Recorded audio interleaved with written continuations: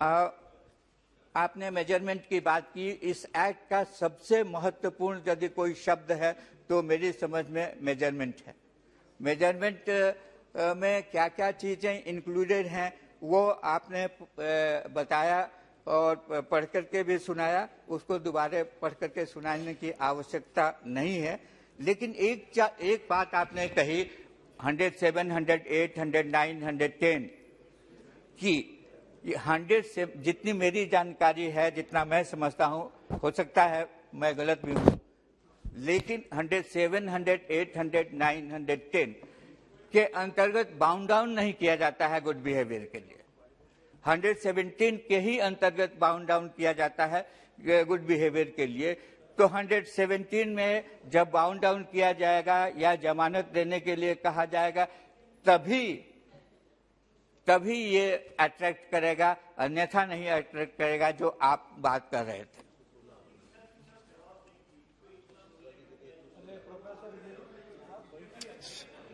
आप बोलिए। किन किन व्यक्तियों का नमूना लिया जा सकता है, जो कन्विक्ट हैं उनका नमूना लिया जा सकता है, और जो जिसकी चर्चा अभी मैंने की उसका नमूना लिया जा सकता है, जिसने भी कॉग्निजेबल ऑफेंस किया है उसका नमूना लिया जा सकता है, या जो प्रिवेंटिव सेक्शन में अरेस्ट हुआ है उसका भी नमूना लिया जा सकता है।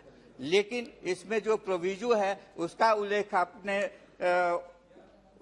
विस्तार से नहीं किया। प्रोविजो में यदि कोई महिला या किसी बच्चे के विरुद्ध अपराध नहीं किया गया है या ऐसा अपराध नहीं किया गया है जिसमें 7 साल या 7 साल से अधिक की सजा हो, वैसे व्यक्ति को कंपेल नहीं किया जाएगा बायोलॉजिकल सैंपल देने के लिए। एनसीआरबी को आपने कहा कि 75 वर्ष तक रिकॉर्ड को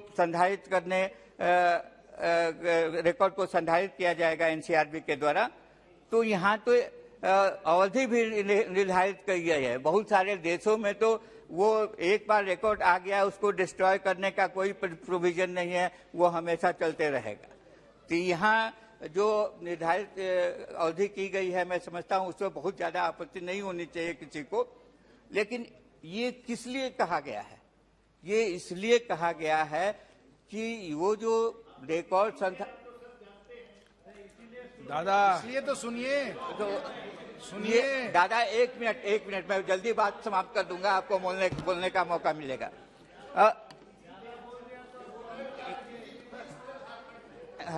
ये दादा 2 मिनट का समय दीजिए बस। पूरा बोलिए। नेशनल क्राइम रिकॉर्ड ब्यूरो अपराध की रोकथाम के लिए, उसके डिटेक्शन के लिए, उसके इन्वेस्टिगेशन के लिए, वो उसके प्रोसिक्यूशन के लिए ये रिकॉर्ड को हासिल करेगा, स्टेट से भी हासिल करेगा, डिफरेंट इन्वेस्टिगेटिंग एजेंसी से भी हासिल करेगा, उसको स्टोर करेगा, प्रिजर्व करेगा, उसको शेयर करेगा, उसको एनालाइज करेगा, ताकि भविष्य में होने वाले अपराधों और अपराध कर्मियों के विषय में ज्यादा जानकारी इस आधार पर जुटाई जा सके। एक बात कह करके अपनी बात समाप्त करना चाहूंगा कि लॉ कमीशन ने और सुप्रीम कोर्ट ने जो दिशा निर्देश दिया और राज्यों से जो विचार विमर्श हुआ, उसमें पाया गया कि बहुत सारे प्रोविजंस में चेंजेस की आवश्यकता है, और जो विभिन्न राज्यों के द्वारा इस में संशोधन किया गया उसमें भारी अंतर है। इसलिए ये कॉम्प्रिहेंसिव और यूनिफॉर्म लॉ बनाने के लिए इस बिल को सदन में उपस्थापित किया गया है, जिसमें ये भी प्रावधान किया गया है कि एक हेड कांस्टेबल या एक वार्डन रैंक का पदाधिकारी ये मेजरमेंट ले सकता है। अंत में सिर्फ इतना ही कहना चाहूंगा कि मुझे पूरा विश्वास है, और मैंने निश्चित रूप से 38 साल की पुलिस के कार्यकाल में बहुत अवसरों अवसरों पर देखा है। उस आधार पर मैं ये बात कह रहा हूं कि जांच एजेंसियों को आपराधिक मामलों को सुलझाने में इस बिल के पारित हो जाने के बाद बहुत ज्यादा सुविधा मिलेगी, और बहुत दफा जो सालों से न्यायालयों में उचित साक्ष्य या सबूत के अभाव में कांड लंबित रहते हैं उनमें उनको गतिमान बनाने में यह बिल मील का पत्थर साबित होगा। इसी धारणा और इसी विश्वास के साथ मैं अपनी बात समाप्त करता हूं। बहुत बहुत धन्यवाद। श्री दयानिधि मारण जी। So thank you, Speaker, sir, for giving me the opportunity to talk on this bill. Sir, I rise to oppose the bill and strongly vote against the bill in the current form. So I feel this is anti-people and anti-federal. Sir, I would have appreciated that if the Home Minister had brought the law en masse to ensure that all the antique logs which were brought by the Britishers are being given a new offence. But they seem to be cherry-picking, sir. Cherry-picking whichever laws they want to change. That too, if they feel they can terrorize the country. If they terrorize the country, sir, the reason I'm saying, sir, right now, sir, I have a data which was published, the Prison Statistics of India report of 2020, sir, which was released on 31st December. Sir, the total capacity of the prisons is 4,14,033, sir. The present occupancy is at 4,88,511, sir. Whereas we have nearly 120% capacity, 20% over capacity, sir. Out of this, sir, the convicted people are only 1,12,589. The people are going under trials is 3,71,848. Literally, sir, 70% of the people who are in the prison are under trials. Basically, sir, they have not got an opportunity to go argue for themselves. And preferably, sir, the punishment for the offences committed for them would have been petty. They are still overstaying in the jail. But our Home Minister is not worried about that, because to get them out and bring the law, because they are all under the antique law, because which will also save money for the government and also bring about an order in the prison system, sir. Sir, I will also appreciate if the Home Minister had come out with data by bringing this criminal procedure identification bill, that he will improve the efficiency of the police department and say that we will be able to identify the crime within 24 hours or 48 hours or 56 hours of the crime is done. No, sir. It is not that. So, basically, sir, this bill is against the fundamental rights to privacy of the citizen, and which has been guaranteed by the Honorable Supreme Court in the case of Justice case Puttaswamy. Sir, the Union government is always, I sometimes wonder whether the Home Minister, the Prime Minister forget where they are coming from. Sir, you all coming from Gujarat. Sir, you were the Home Minister of the state of Gujarat. Our Prime Minister was the Chief Minister of Gujarat. At that time, you were against the Union government taking over the rights of the state governments. So, but the moment you come and sit in the center, sir, you want all the powers to yourself. Sir, let me tell you, sir, there's always a saying, you can't be a king throughout your lifetime. So the political cycles keep changing. So what happened to the Congress will also happen to you. But do not feel that you will always be in power and taking all the powers from the state. Sir, we feel that you're getting into the state, sir. Sir, again, sir, this is a fundamental rights, privacy, sir. Sir, I would like to ask you, sir, are we trying to create a surveillance state? Sir, we have seen that in this present government, that there's a fear which is put amongst the civilians to do that. Sir, first of all, sir, the data protection bill is still yet to be tabled in this House. Before the data protection bill is being tabled, sir, what is the rush for the Home Minister to come with this bill? Sir, I'll also say, sir, any bill that collects data has to comply with rights to privacy. This is a decision of the Supreme Court, sir. Sir, the bill is neither of those. Sir, I would like to say, sir, when the honorable member from the ruling party spoke that this bill is like the USA, we are trying to do what the UK is doing. Sir, there is no fundamental rights in our bills, in our laws. Let me tell you, sir, in every prisoner, when he is arrested for a petty crime, he is made to sit in his underwear in the jail. Sir, have we tried to change that? Sir, there are custodial deaths which are taking place throughout the country, irrespective of whichever state government is ruling. Have you tried to address that, sir? No, you're not worried about that. Sir, but one thing, we fear that when you try to collect a large amount of data of this kind, sir, this brings a fear amongst us. Sir, you say the bill is needed right now, but it will solve the crisis. Sir, why do you want to hold it for 75 years? Sir, the charging section of the bill provides that any police officer may insist on measurements to be taken of any person who is convicted or who is just accused of an offence. It is an open-ended. It does not even prescribe any classification on basis of the gravity of the crime or the nature of the crime, the length of sentence. every citizen is entitled to privacy and in any manner. Sir, the thumb impression, signature, everything is being taken off.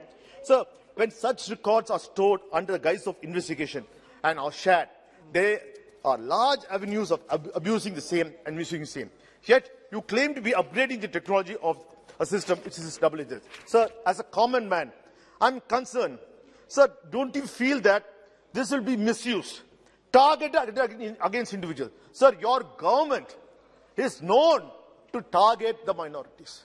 Any law you break, the first abuse is done to the minorities. Sir, we feel that this will be used by you, by your government, to do it. Sir, when you are bringing this law, I would like to ask the Home Minister, sir, what about Lalit Modi, sir? What about Nirav Modi, sir? What about Mehul Choksi, sir? What about Vijay Mallya, sir? They all went under your nose, through the airports, through your own airports which are guarded by you. What law did you do to bring them back? And how did you send them? You have not changed. Sir, you still now, sir, for Lalit Modi, your own former ministers, your former chief ministers have given statements to the UK government for their political asylum, for his political asylum. Sir, this has been recorded. You can't bring Lalit Modi back to India because you can't, every time Lalit Modi name comes, you will bring Vijay Mallya. But what about Lalit Modi? Who are the BJP leaders who are given statements in support for his political asylum in the United Kingdom? There is no law. So you may say anything, but sir, end of the day, you always believe in distraction. Whenever there's a major price rise or a fuel price rise and people are talking about fuel price rise, you want to throw this and derail and distract the entire Indian population so that we keep talking about this. Sir, I would like to ask, sir, in your law, sir, the Delhi government, police comes under the Union Home Ministry. Sir, the recent Chief Minister of Delhi government's house was vandalized. What happened, sir? How many people were arrested? None. There are cameras there, and nothing could happen. Sir, you yourself, in a union territory which is governed by the Home Ministry, can't do anything. Sir, what about the JNU rights or the Delhi rights? Nothing. There are so many cameras, and you decided to keep quiet. Sir, always, sir, you are in a hurry to bring laws. Sir, when the COVID situation came in, you accused the minorities. You wanted to blame someone.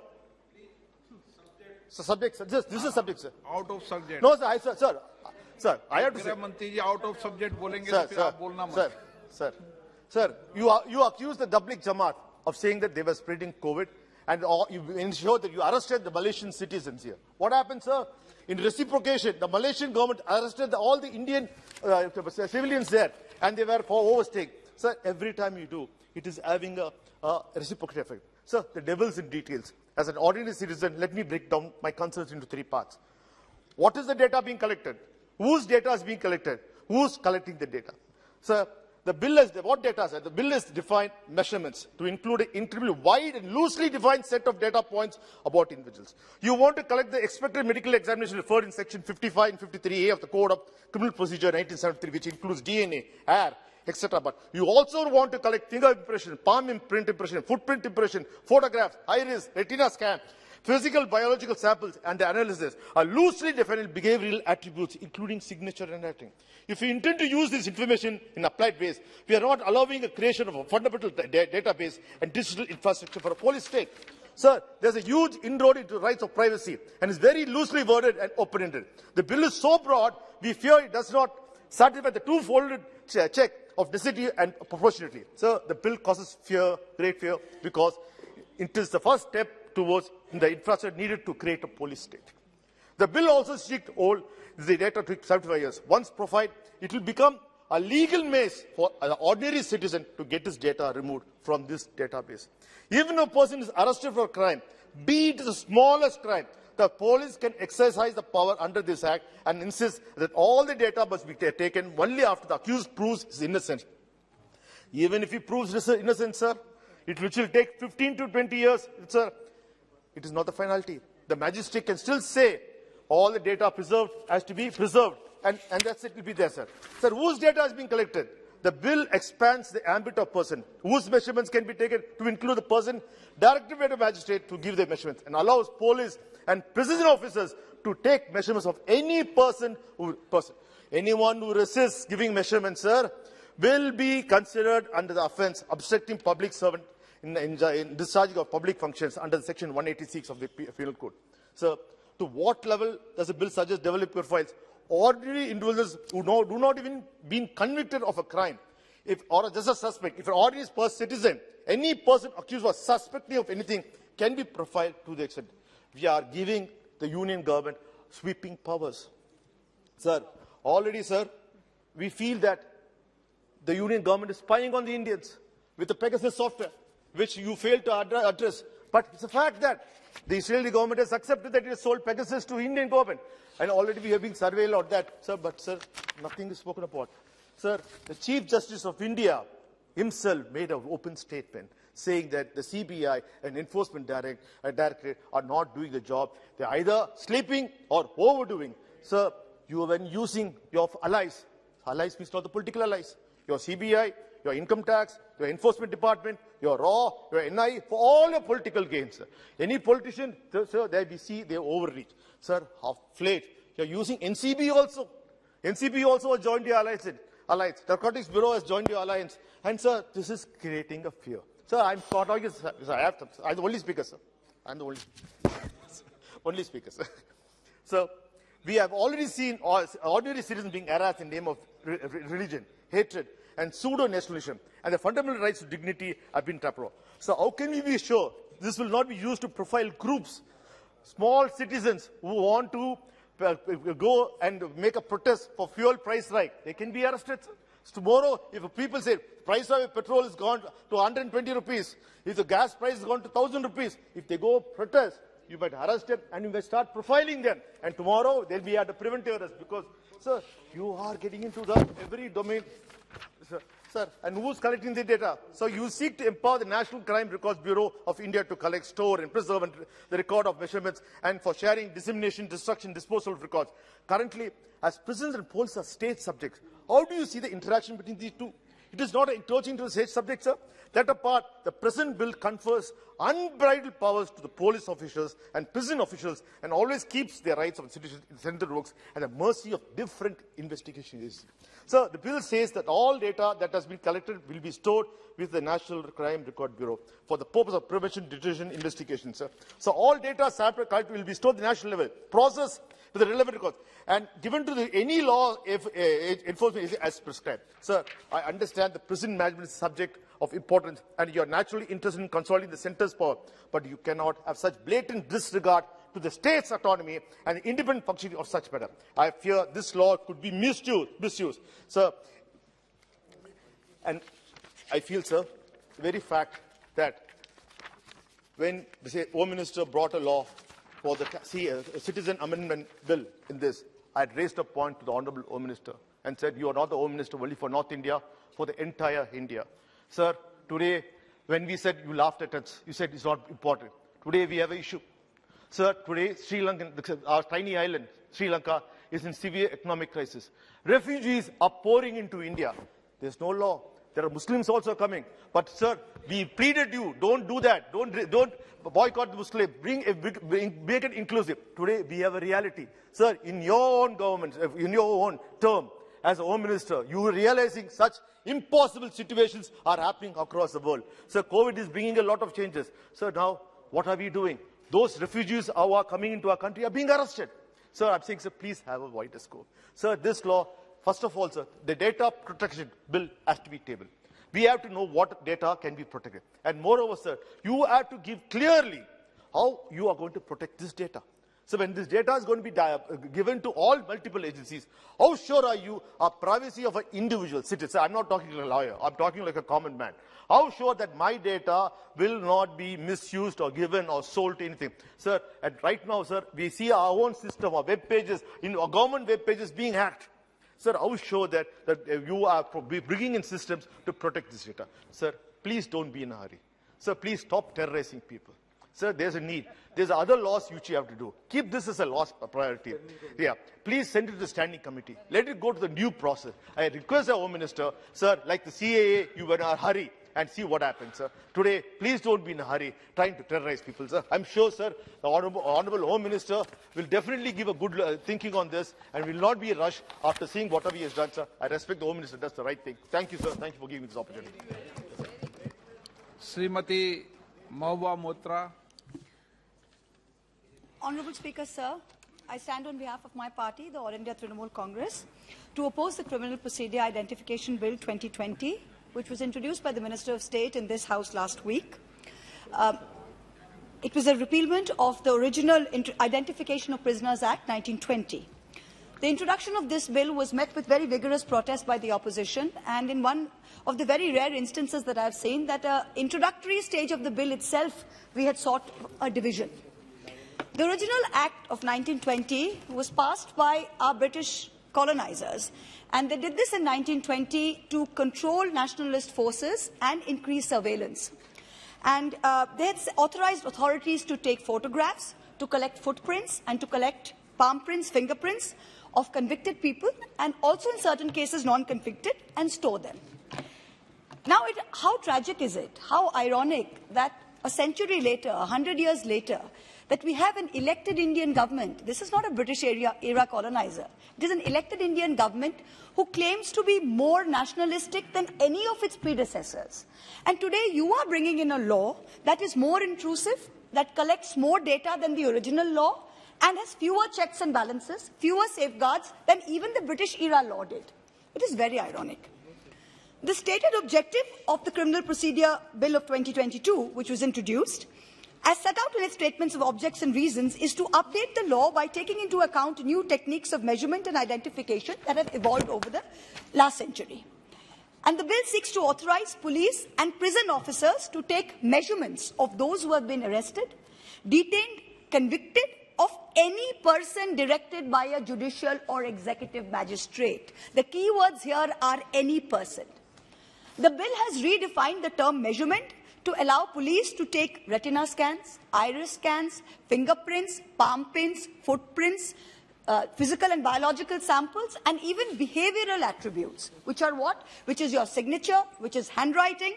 So anything that is referred to under Section 53 or 53 of the Code of Criminal Procedure 1973 falls within its ambit. The original Act, remember, was only photographs and palm prints and fingerprints. This has increased the ambit.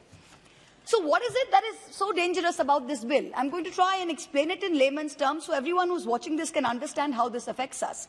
Because I remember opposing the UAPA bill, in those days a bill, standing here, and the Honourable Speaker told me that, why are you getting so excited about this? Ye to aatanwadiyon ka liye hai.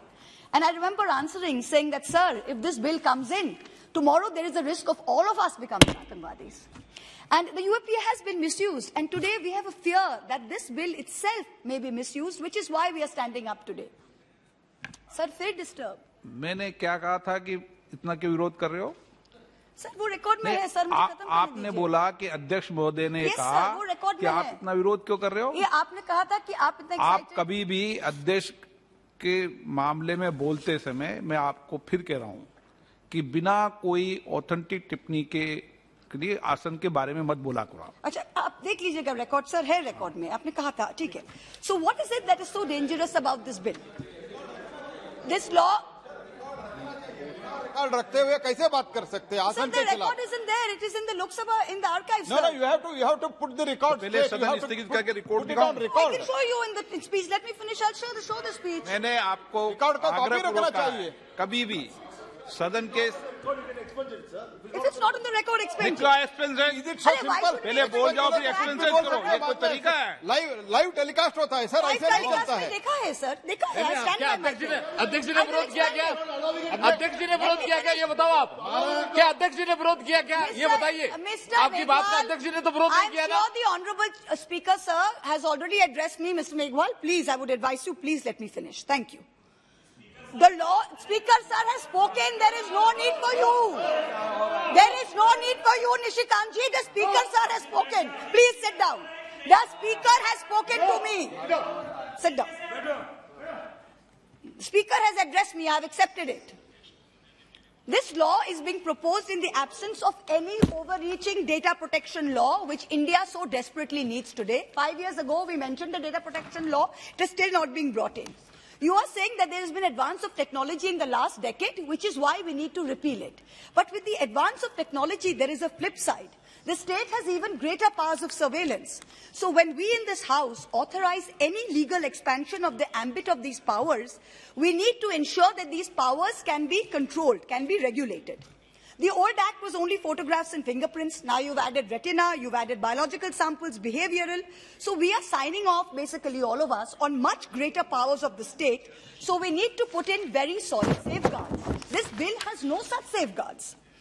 The malefides of this bill are apparent not only in the unconstitutional provisions it seeks to enforce, but it seeks to blur out all distinction, any and all distinction between an under trial, a detainee, a suspect, and a convict.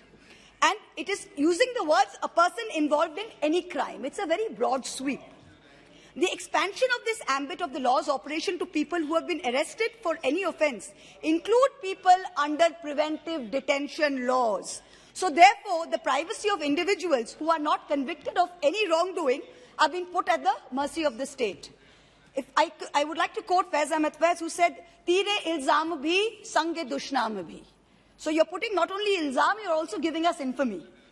The 1920 law enabled the taking of measurements from convicts sentenced to a present term of at least 1 year, and anyone arrested on a charge that attracted a prison term of only 1 year, and thirdly, one who has furnished a bond for good behavior. This present bill includes all convicts and anyone arrested under any law or detained even under preventive detention. It is increasing the offences from minimum of 1 year to 7 years imprisonment under Section 3. But as Mr. Tiwari pointed out, the proviso to Section 3 has been very poorly drafted. If it is intended to mean that a person who has been arrested with a connection with an offence punishable with less than 7 years, it is a good thing. However, the use of the word may in that section itself is an escape route, because when you use it with the power of the magistrate to order the taking of measurements, it is nullifying this beneficial aspect of this proviso. So if Section 3 read with Section 5 and the introduction of preventive detention is making this far more draconian than the existing law, I would really request you to look into this. So I suggest that the word may in Section 3 be changed to shall. And it be clarified that under Section 5, the magistrate has no power to direct a person arrested for offences punishable with less than 7 years. Otherwise, Section 3 is completely nullified. Another dangerous thing about this bill, the average life expectancy of Indians is 69.6 years. You are permitting the retention of records for 75 years. And you're allowing the National Crime Records Bureau, the NCRB, to share and disseminate personal data with any law enforcement agency. This violates the best practices of data protection, which is the principle of purpose limitation, which means that you can collect data legitimately for one purpose, but it must be used for that purpose. It cannot be used for another purpose. There's a very vague term in this bill. It says investigation and prosecution of crime. So you can have agencies all over the country with no purpose limitation having access to your personal data. And the collection of data for personal data for some crimes may be very necessary. We understand that. But there is no distinction between those crimes and other crimes. It's a very wide sweep, which can be very dangerous. Now, this bill will make the dreaded Thanedar, even more dangerous. It gives virtual carte blanche to the police for sample collection. The old 1920 Act authorized police officers of the rank of sub-inspector and above. This new bill is letting police officers not below the rank of a head constable and prison officers not below the rank of a head warden to take measurements. So it's lowered the threshold. And if you refuse to take these measurements, that is an offence under Section 186, which is obstruction of duty for public servant, as Mr. Maran pointed out, of the IPC. Now, this bill is allowing police and prison officials to collect measurements regardless of the refusal. This is a violation of fundamental rights, and this is going to shut out any dissent. This is the vagueness and overbreadth of several provisions is extremely concerning. Now, there's no appeal mechanism. If the magistrate says directing it, there's no appeal mechanism against the decision of the magistrate. The most dangerous and insidious aspect of this proposed law is the grouping of those booked for preventive detention. So Indian citizens, like all of us sitting here in the opposition, we can be arrested or detained even before the commission of any act of criminality. You may think we will do something, you may think we will say something, and we could be put under preventive detention. So before doing anything, you can take me and I will be grouped with those arrested for serious offences and convicts. So if this bill becomes a law, I mean, we are entering a full-fledged police state. Any opposition will be brutalized into silence. Now, that is something we must safeguard against. The Home Ministry says, trust us. Yes, we would like to trust you, Mr. Home Minister, but even in UAPA, look at its misuse. You brought in this bill, look at its misuse. I was looking at Mr. Kishan Reddy, who was our Minister of State for Home, putting out the numbers. And if you look at the increase in the number of UAPA cases, from 16 to 19, 5,000 cases were registered and 7,000 people were arrested in the period 16 to 19, but only 2.2% of cases were resulting in a conviction. Preventive detention, 177 politicians arrested in Kashmir after revocation of Article 370, 71 from National Conference, 35 from PDP. When the CAA protests happened, 1,100 people were under arrest, 5,500 kept in preventive detention. There was a 28% increase in the number of sedition cases filed each year. Each year, 28% increase between 14 and 20. So if you look at the arrest of journalists, detentions of journalists in India, I was reading a report by the Free Speech Collective, and it said in the last 10 years, 154 journalists in India were detained, arrested. 67 of these were in 2020 alone. I'm going to now read a quote from the Supreme Court judgment, the state of Andhra Pradesh versus Chala Ramakrishna Reddy, year 2000. The right to life is one of the basic human rights. It is guaranteed to every person by Article 21 of the Constitution, and not even the state has the authority to violate that right. A prisoner, be he a convict or under trial or a détenu, does not cease to being a human being. On being convicted of crime and deprived of their liberty with the procedure established by law, prisoners still retain the residue of constitutional rights. Our democracy, however flawed, seeks to give each Indian equal rights as human beings. Our laws are based on the principle of innocent till proven guilty. I will quote the poet Javed Akhtar, and he says it very nicely. He says, "मुझे दुश्मन से भी खुददारी की उम्मीद है, मुझे दुश्मन से भी खुददारी की उम्मीद है, किसी का भी सर, कदमों में सर अच्छा नहीं लगता, कदमों में सर अच्छा नहीं लगता." This bill places the privacy of individuals at the mercy of the state, allows for the retention of personal data with no framework for data protection whatsoever. I appeal to the government and to the Honourable Home Minister, please send this bill to a standing committee for further deliberations if you don't take it back. Thank you very much. Shri Vinayak Rawat ji. धन्यवाद अध्यक्ष महोदय।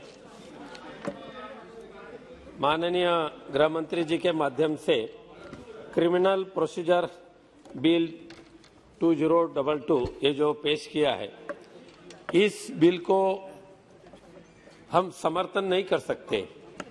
साथ साथ विरोध करते हुए हम माननीय गृह मंत्री जी से प्रार्थना करूंगा कि इसके पहले वक्ता ने जो अपने विचार व्यक्त किए उसकी तरफ अगर ध्यान देते हैं और इस बिल का भविष्य काल में जो दुरुपयोग होने वाला है उसके तरफ अगर गंभीरता से अगर आप देखें तो इस बिल को आप स्टैंडिंग कमेटी के पास रेफर करें, उस स्टैंडिंग कमेटी में पूरी तरीके से बहस होने दो और उसके बाद आगे कुछ करना हो उसका निर्णय फिर एक बार लेने के लिए आप इस सदन में आ सकते हैं।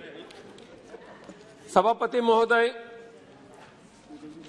बिल पेश करते वक्त माननीय गृह मंत्री जी ने जो कहा है कि कानून को मजबूत करने हेतु और दोष सिद्ध होने के लिए मदद हो, ऐसे हेतु से यह विधेयक लाने की कोशिश केंद्र सरकार के माध्यम से हो रही है। लेकिन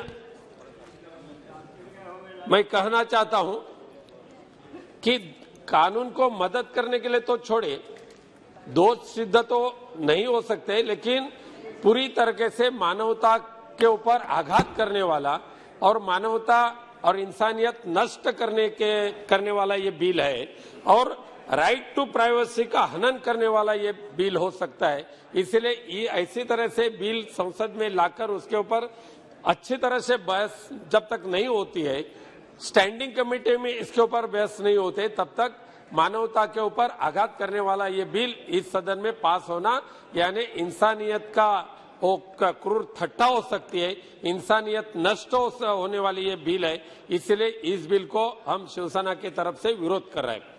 सभापति महोदय, एक मौलिक अधिकार संविधान के माध्यम से अपने देश में सारे इंसान को प्राप्त हुआ है, लेकिन आजकल एक मौलिक अधिकार जो है वो रहे नहीं है। मौलिक अधिकार के ऊपर हर एक तरीके से आक्रमण करना, अतिक्रमण करना, कई एजेंसी का दुरुपयोग करके लोगों को परेशान करना, जिस तरीके से आज हो रहा है, और इसीलिए अधिकार में या कानून में जब बदलाव करना चाहते सरकार के माध्यम से, तो उसके दुष्परिणाम जो होने वाले उसकी भी चिंता करने की आवश्यकता है सभापति महोदय। दुर्भाग्य से इस बिल में उसके दुष्परिणाम की चिंता हुई नहीं है, उसके तरफ ध्यान नहीं गए। आज पूरे देश में जितने भी आरोपी यानी पकड़कर जेल में रखे, उसमें से 71% अपराधी अनट्रायल अपराधी है। उनके ऊपर आज तक कोई भी आरोप साबित न हो चुका है, लेकिन बरसों से वहां पड़े रहे। 2 दिन पिछले हफ्ते में सर्वोच्च न्यायालय के न्यायमूर्ति ने भी चिंता जताई है कि लाखों की करोड़ों की संख्या से जो अपराधी पिछले 10-15 बरस से अंडर ट्रायल है, उनका भविष्य क्या है, ये चिंता सर्वोच्च न्यायालय ने तो व्यक्त की है। इसीलिए मैं कहना चाहता हूं कि जो जिनके ऊपर कुछ न कुछ शक से या कोई अपराध थोड़ा सा हो, लेकिन उसके ऊपर उनको पकड़ने के बाद उनको सही वक्त में उनके ऊपर कोर्ट में मामला न चलने की वजह से उनका पूरा जिंदगी बर्बाद हो रही है यानी जेल में, तो ऐसे अपराधियों को कुछ राहत देने के लिए सोचना चाहिए था। ऐसे अपराधियों को कुछ उनकी जिंदगी कैसे सुधार सकते इसके बारे में सोचने की आवश्यकता थी। लेकिन ऐसा हुआ कि हमारे मराठी में एक कहावत है, आगीतून उठून फुफाट्यात टाकलं, वैसे हो रहा है कि उनको ऐसे आरोपियों को कुछ मदद करने के बजाय सर्वोच्च न्यायालय ने जो कुछ चिंता व्यक्त की उसका ध्यान देने के बजाय और कानून कैसा ज्यादा से ज्यादा परेशानी कानून के माध्यम से हो सकते, इसके तरफ इस बिल के माध्यम से ज्यादा ध्यान दिया गया है। सभापति महोदय, the criminal procedure identification bill 2022 के माध्यम से अभी पुलिस अथॉरिटी है या प्रिजनरी अथॉरिटीज है, उनके माध्यम से फिजिकल एंड बायोलॉजिकल सैंपल्स, उसमें से including retina and iris scan, आप ये भी ले सकते हैं। और ये लेने का अधिकार किसको दिया है सभापति महोदय? एक पुलिस स्टेशन का सादा कांस्टेबल अपने दिमाग से पकड़े हुए सारे आरोपियों को ये कानून के माध्यम से परेशान कर सकता है। और इसलिए जो अथॉरिटी होनी चाहिए थी, जैसे आइरस हो, रेटिना हो, ऐसे या बायोलॉजिकल आप सारे टेस्ट या सैंपल इकट्ठा करने जा रहे हैं, तो उसकी अथॉरिटी फाइनल करनी चाहिए थी। वो न करने की वजह से एक सादा पुलिस स्टेशन का हेड कांस्टेबल उनके दिमाग से जो आए वो ऐसा कर सकेंगे और सबको दम देना चालू करेंगे, हम ये करेंगे वो करेंगे। आज नार्को टेस्ट करने के लिए भी जाते हैं तो भी उस आरोपियों का सम्मति मिलना आवश्यक है, उसके बजाय नार्को टेस्ट नहीं होते। लेकिन इस बिल के माध्यम से चाहे सम्मति हो या न हो, इजाजत हो या न हो, लेकिन उस पुलिस स्टेशन का हेड कांस्टेबल वो बोलेंगे चलो हम आपको ये सबकी जांच करने के लिए अस्पताल लेके जा रहे हैं। और कितनी तरीके के जांच हो और कितना सैंपल इकट्ठा करने जा रहे हैं। आज सभापति महोदय, इस कानून के अंदर यानी सबसे आज हम सारे पॉलिटिशियंस हो, सारे सामाजिक कार्यकर्ता हो, अलग अलग तरीके के आंदोलन में उनका हिस्सा तो रहते ही है। अभी महंगाई बढ़ चुकी है, डीजल पेट्रोल के भाव बढ़े और कई महंगाई इतनी आसमान से छूने के लिए जा रहे, उसके खिलाफ कई सोशल वर्कर आंदोलन में आते हैं, सामाजिक कार्यकर्ता आंदोलन में आते हैं, राज्य के कार्यकर्ता आंदोलन में आते हैं। और ऐसे सारे कार्यकर्ताओं के ऊपर चाहे वो दंगा फसाद करे या न करे, पुलिस वाले आते हैं, पुलिस स्टेशन में लेके जाते हैं, उनके ऊपर 144 के अंदर उनको केस दर्ज करते हैं, 107 उनके ऊपर नोटिस देते हैं और नोटिस देने के बाद उनको जमानत देनी पड़ती है। सबसे बुरा असर इस बिल के माध्यम से होने वाले सभापति महोदय, जिनके ऊपर 107, 108, 109 और 110 ऐसे सामान्य धारा के माध्यम से भी प्रिकॉशनरी एक कुछ सावधानता लेने के लिए जो पुलिस स्टेशन के माध्यम से एक्शन लेने की जो अभी की जो प्रोविजन है, ऐसे लोगों के ऊपर भी इस कानून के माध्यम से उनका रेटिना लेने की व्यवस्था है, आयरस ले लिया जाएगा और भी कुछ ना कुछ उनके ऊपर जो भी जितने पर्सनल डिटेल्स डाटा कलेक्शन करना है वो सारे के सारे करने के लिए उस पुलिस स्टेशन का हेड कांस्टेबल हमेशा तैयार रहेगा। सभापति महोदय, आज 107 हो या 110 हो, जैसे मनीष तिवारी जी ने कहा, कोई एक चाल में सामयिक नल के ऊपर झगड़ा हुआ तो भी पुलिस वाले उनको 110 की नोटिस देते, 107 की नोटिस देते। क्या ऐसे जिनके ऊपर 110 की नोटिस देकर शांतता भंग न होनी चाहिए, ऐसी वार्निंग जिस नोटिस के माध्यम से मिलते उनके ऊपर भी उनका भी ये सब डाटा कलेक्शन करने का काम उस पुलिस स्टेशन वाले करें तो भविष्य में इस भारत माता के सुपुत्रों की जो निजी आजादी है, ये निजी आजादी का रक्षण कौन करेगा सभापति महोदय? अगर इस सभागृह में ऐसे बिल पास हुआ, मंजूर हुआ तो निजी आजादी रहेगी नहीं है, कुछ भी नहीं हो सकता है। ये अमानुषता है, एक क्रूरता है ऐसे बिल पास करके। इसके लिए हम तो इसका विरोध करते ही है। और साथ साथ में और बताना चाहता हूं सदस्य महोदय, जो संविधान के माध्यम से हम सारे देशवासियों को जो मौलिक अधिकार मिला है, ये संविधान के माध्यम से मिला है, किसी की मेहरबानी से मिला नहीं है। इस संविधान को ही तोड़ने फोड़ने का काम इस बिल के माध्यम से करने की सरकार विचार कर रही है क्या?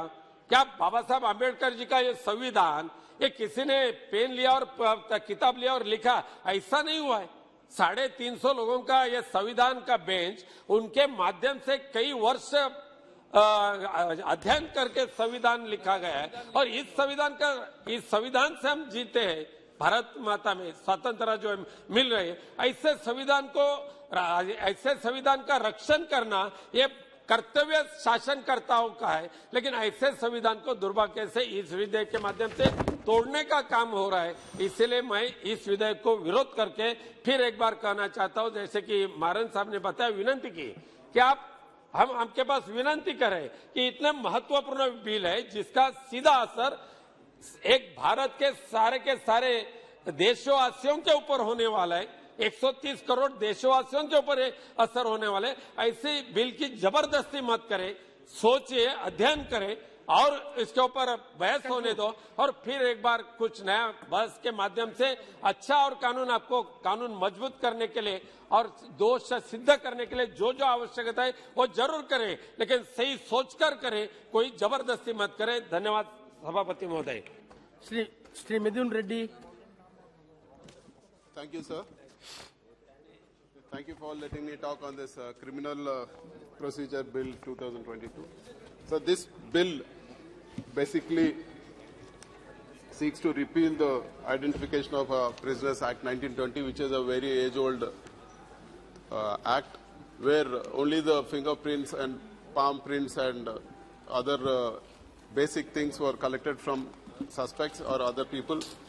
And basically, it is a very basic law which we have in the Identification of Prisoners Act 1920. And this bill, sir, Criminal Procedure Bill 2022, for us to be in line with the global standards, for our investigation agencies to be on par with other countries, other advanced countries. So this bill has been brought in, sir, and it basically provides the necessary statutory backing for the agencies to go ahead with this investigation. And basically, one thing we can understand from this is that it can also protect the innocent people. It can save the money of the government, it can save resources, and it will save time in the investigation, because we have seen cases not solved for more than years and years. We have seen cases abroad where, because of this various advanced techniques, they are able to catch offenders even after 10 years, 15 years. They are able to easily nab the culprits. So I think we have to be in line with the global standards. We should adopt modern strategies. And in clause 2B of the bill mentions biological samples and their analysis in the definition for measurements. And this clearly, it can be inferred that DNA falls under this definition of measurement. Almost around 70 countries around the world have central DNA database, and it is not something new, sir, or something which is only for India. I think we should go ahead with this central DNA database. We should collect samples, because with this, the repeat or the serial offenders will deter them from committing more heinous crimes, and it will also solve the cases faster. And also, sir,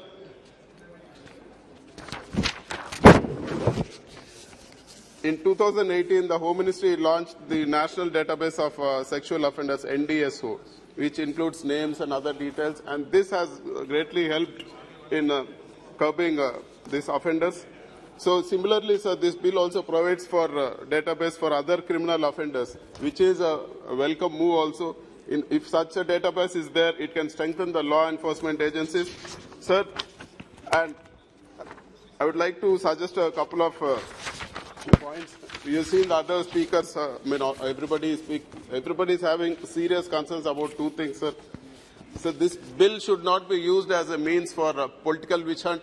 The government should give proper comfort. It should convince, the Honorable Home Minister should convince the whole House that this bill will not be used for political witch hunt. And also, the DNA profiling also, which is a sensitive thing, should be purely used for serious crimes and other counter-terrorism purposes only. And there's another important question, sir. How safe is the data which is being collected? The data should not be misused, and Honorable Home Minister should give a proper methodology or a way where he can assure that this data will not be misused. And with these suggestions, I would like to support this bill on behalf of YSR Congress Party, sir. Thank you very much.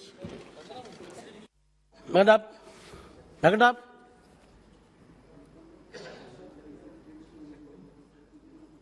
Sir? Oh, thank you. I'll just come. You gave your name, na? I was waiting for my predecessor from JDU to speak, but thank you, sir. Okay.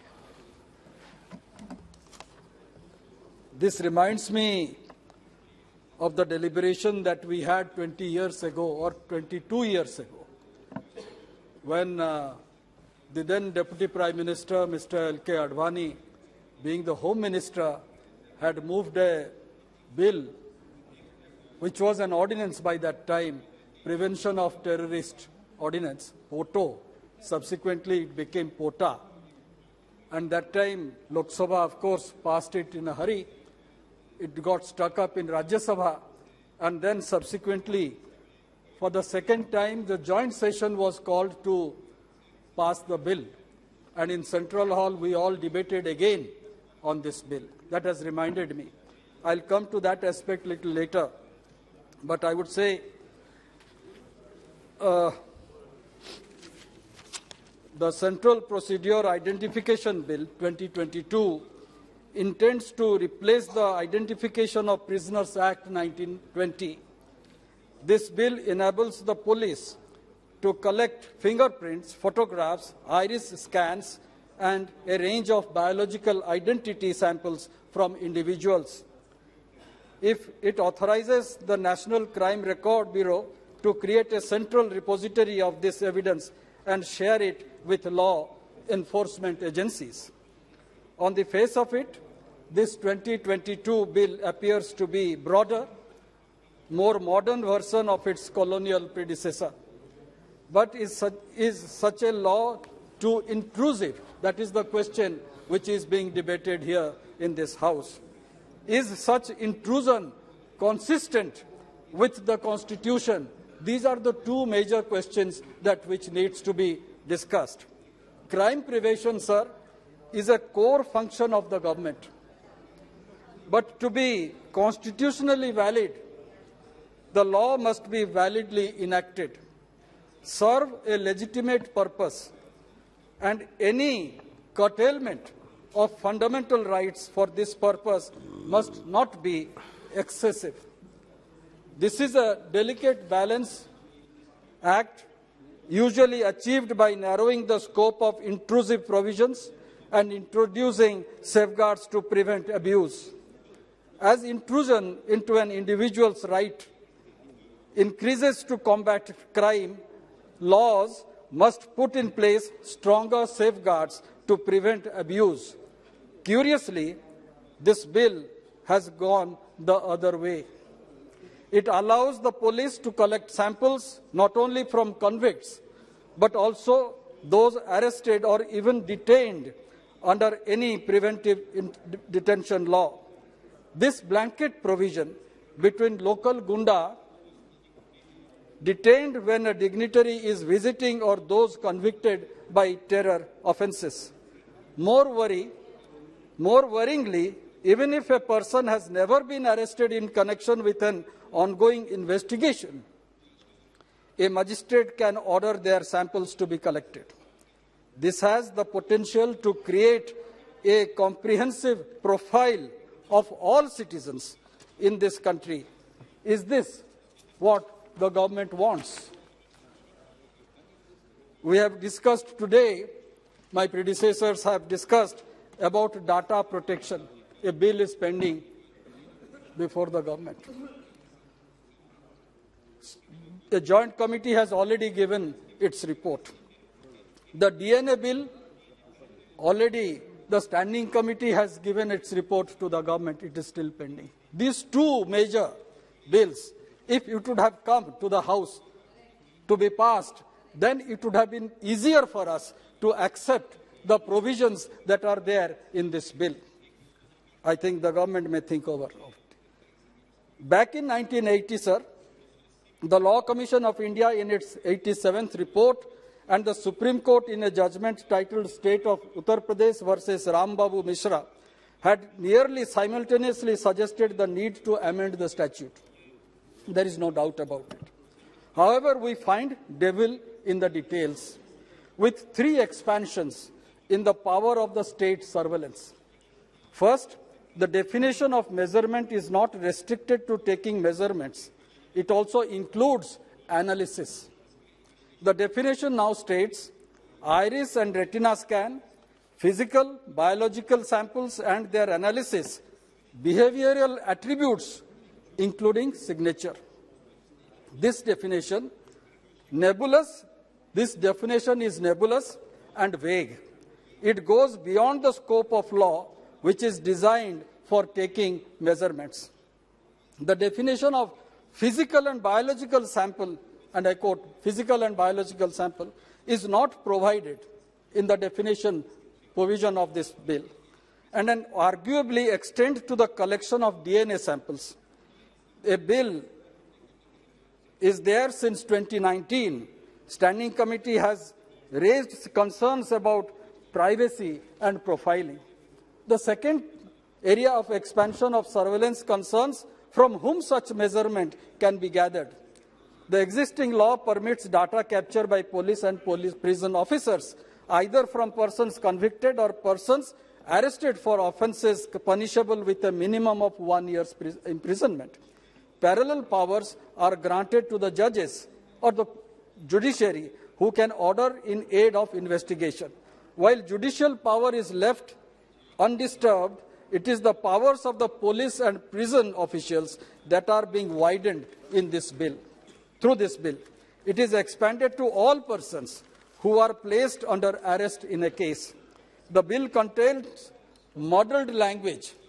Mark my words, it contains muddled language stating that a person, and I quote, may not be obliged to allow taking of his biological samples. Repeatedly, I think Nishikant Dubey will agree with me. He has heard me saying this many a time.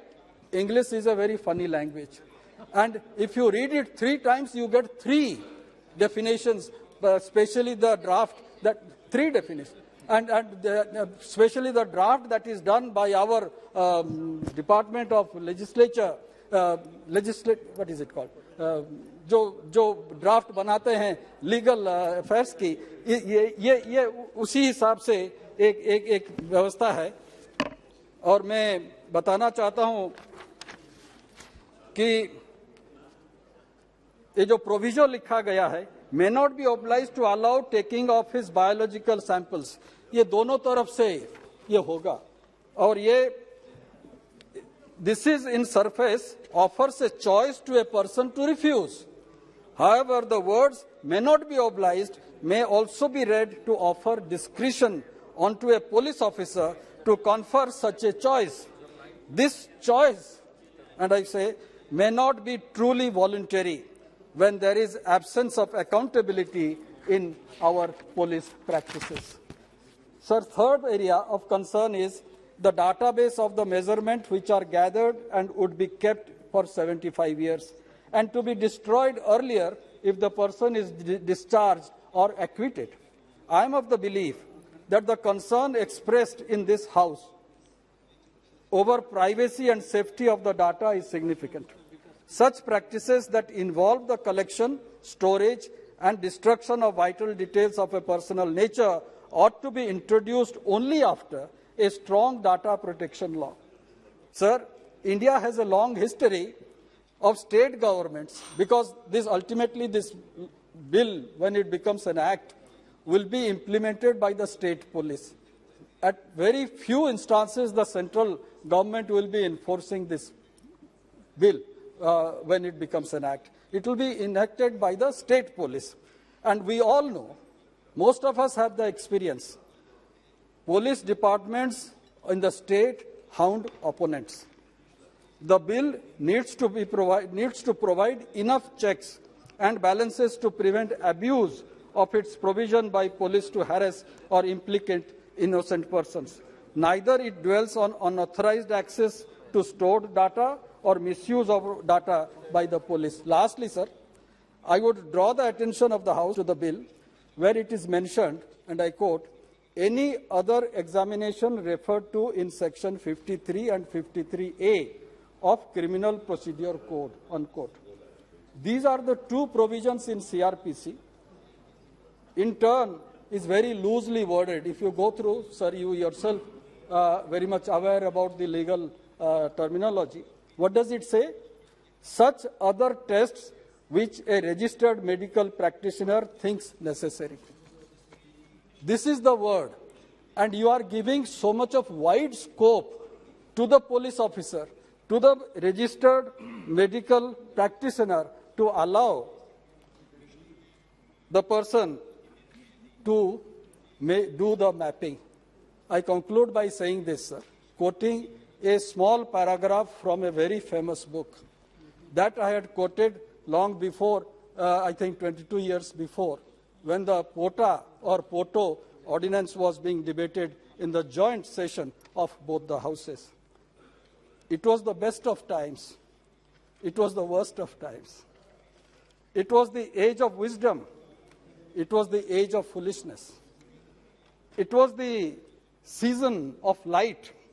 It was the season of darkness. It was the spring of hope. It was the winter of despair. We were all going directly to heaven. We were all going the other way. These were the first few lines of a famous novel, Tale of Two Cities, describing of 1789. Are we in that situation today? Something is not dark or white. It's a mixture. Yes, we are fighting against terrorists. We want to control them. But at the same time, are we doing something which will protect innocent citizens? There, actually, the crux of the issue lies. We have to bring a balance. And here in this bill, that balance is lacking. Thank you, sir. Srimati Supriya Sole. Thank you, sir. Sir, I would like to begin my speech by quoting the father of the nation, Sri Mahatma Gandhi, which did the value of truth. And with his conviction is, I quote him, sir, that it was not impossible to practice law without compromising truth. With a cautionary note, even truthfulness in the practice of profession cannot cure it of the fundamental defect that vitiates. So law and order, as we are all aware, is a state subject. And the state that I come from is a very peace-loving state. I respect what Mehtabji said, but normally the state where I come from, laws are not used against opponents politically. That's the culture that we come from. And I hope we all live like that, because politics is about ideological differences, not about personal decisions. But from what you read or what's happening, or most of my colleagues have spoken before me, what really worries about this criminal procedure identification bill, I'm not completely against it. Let me put it on the record. हमारा राज्य इसके खिलाफ नहीं है, लेकिन we have concerns. Let me raise. Carte blanche, I can't say, अरे बहुत अच्छा bill है, we support it 100%. The answer is no. We have concerns of it. The concerns are, sir, which earlier, so I'll say that in a very small trait, that the concerns are this violates Article 20, Part 3 of the Constitution of India. The concerns are it violates the Article 21 of the Constitution of India. It violates the right to be forgotten and the violation of right of prisoners. These are the serious concerns which the Honourable the Home Minister in his beginning of his speech mentioned that he will definitely clarify. So these are my pointed questions, that if these are the concerns raised, if he could kindly clarify them. The other concern is, sir, that the present bill is in the dictum that is laid down by the Honourable Supreme Court, sir, in a case Selvi versus State of Karnataka. Sir, now, this has already been objected by the Supreme Court. The Supreme Court is not even a mile away, sir. I hope we don't make some legislation which in a few days is struck by the Honourable Supreme Court. So I think let's make legislation. I'm not taking away from the intention of this government. I'm sure that the intention is very, very good. And even from the state where I come from, we are completely open to doing these identification tests. We support it. But how far we want to go is the question we need to ask ourselves. Sir, the other point which most people have made is about the data protection law. I totally agree. We have put the horse before the cart. So unless we get the data protection act, which all my earlier speakers have said, I am not going to talk about it, but this is something I'd like to raise. Then, again, detainees. Now, you're presuming, sir, that people are guilty. And I want to put this on record, sir. There are two laws like this which we have brought in. I mean, Mawa Moitra ji spoke about UAPA. She had serious concerns, but I would like to bring in a law of the PMLA. That was a law. We were a part of that government. And I still remember the BJP was in the opposition and Mr. Dubey is sitting here today. I would like to remind this whole House about the speech that he made, that you're bringing in PMLA as a law. It's a draconian law. Do not do it. It can be misused. And, sir, unfortunately, I hate to say this, but with full humility, I say today PMLA is a law which is misused in this country. Innocent people, I'm not saying guilty must be punished, but according to the Constitution, everybody is innocent till he's proven guilty. So to arrest somebody without having even finished the entire inquiry, is that a fair law, sir?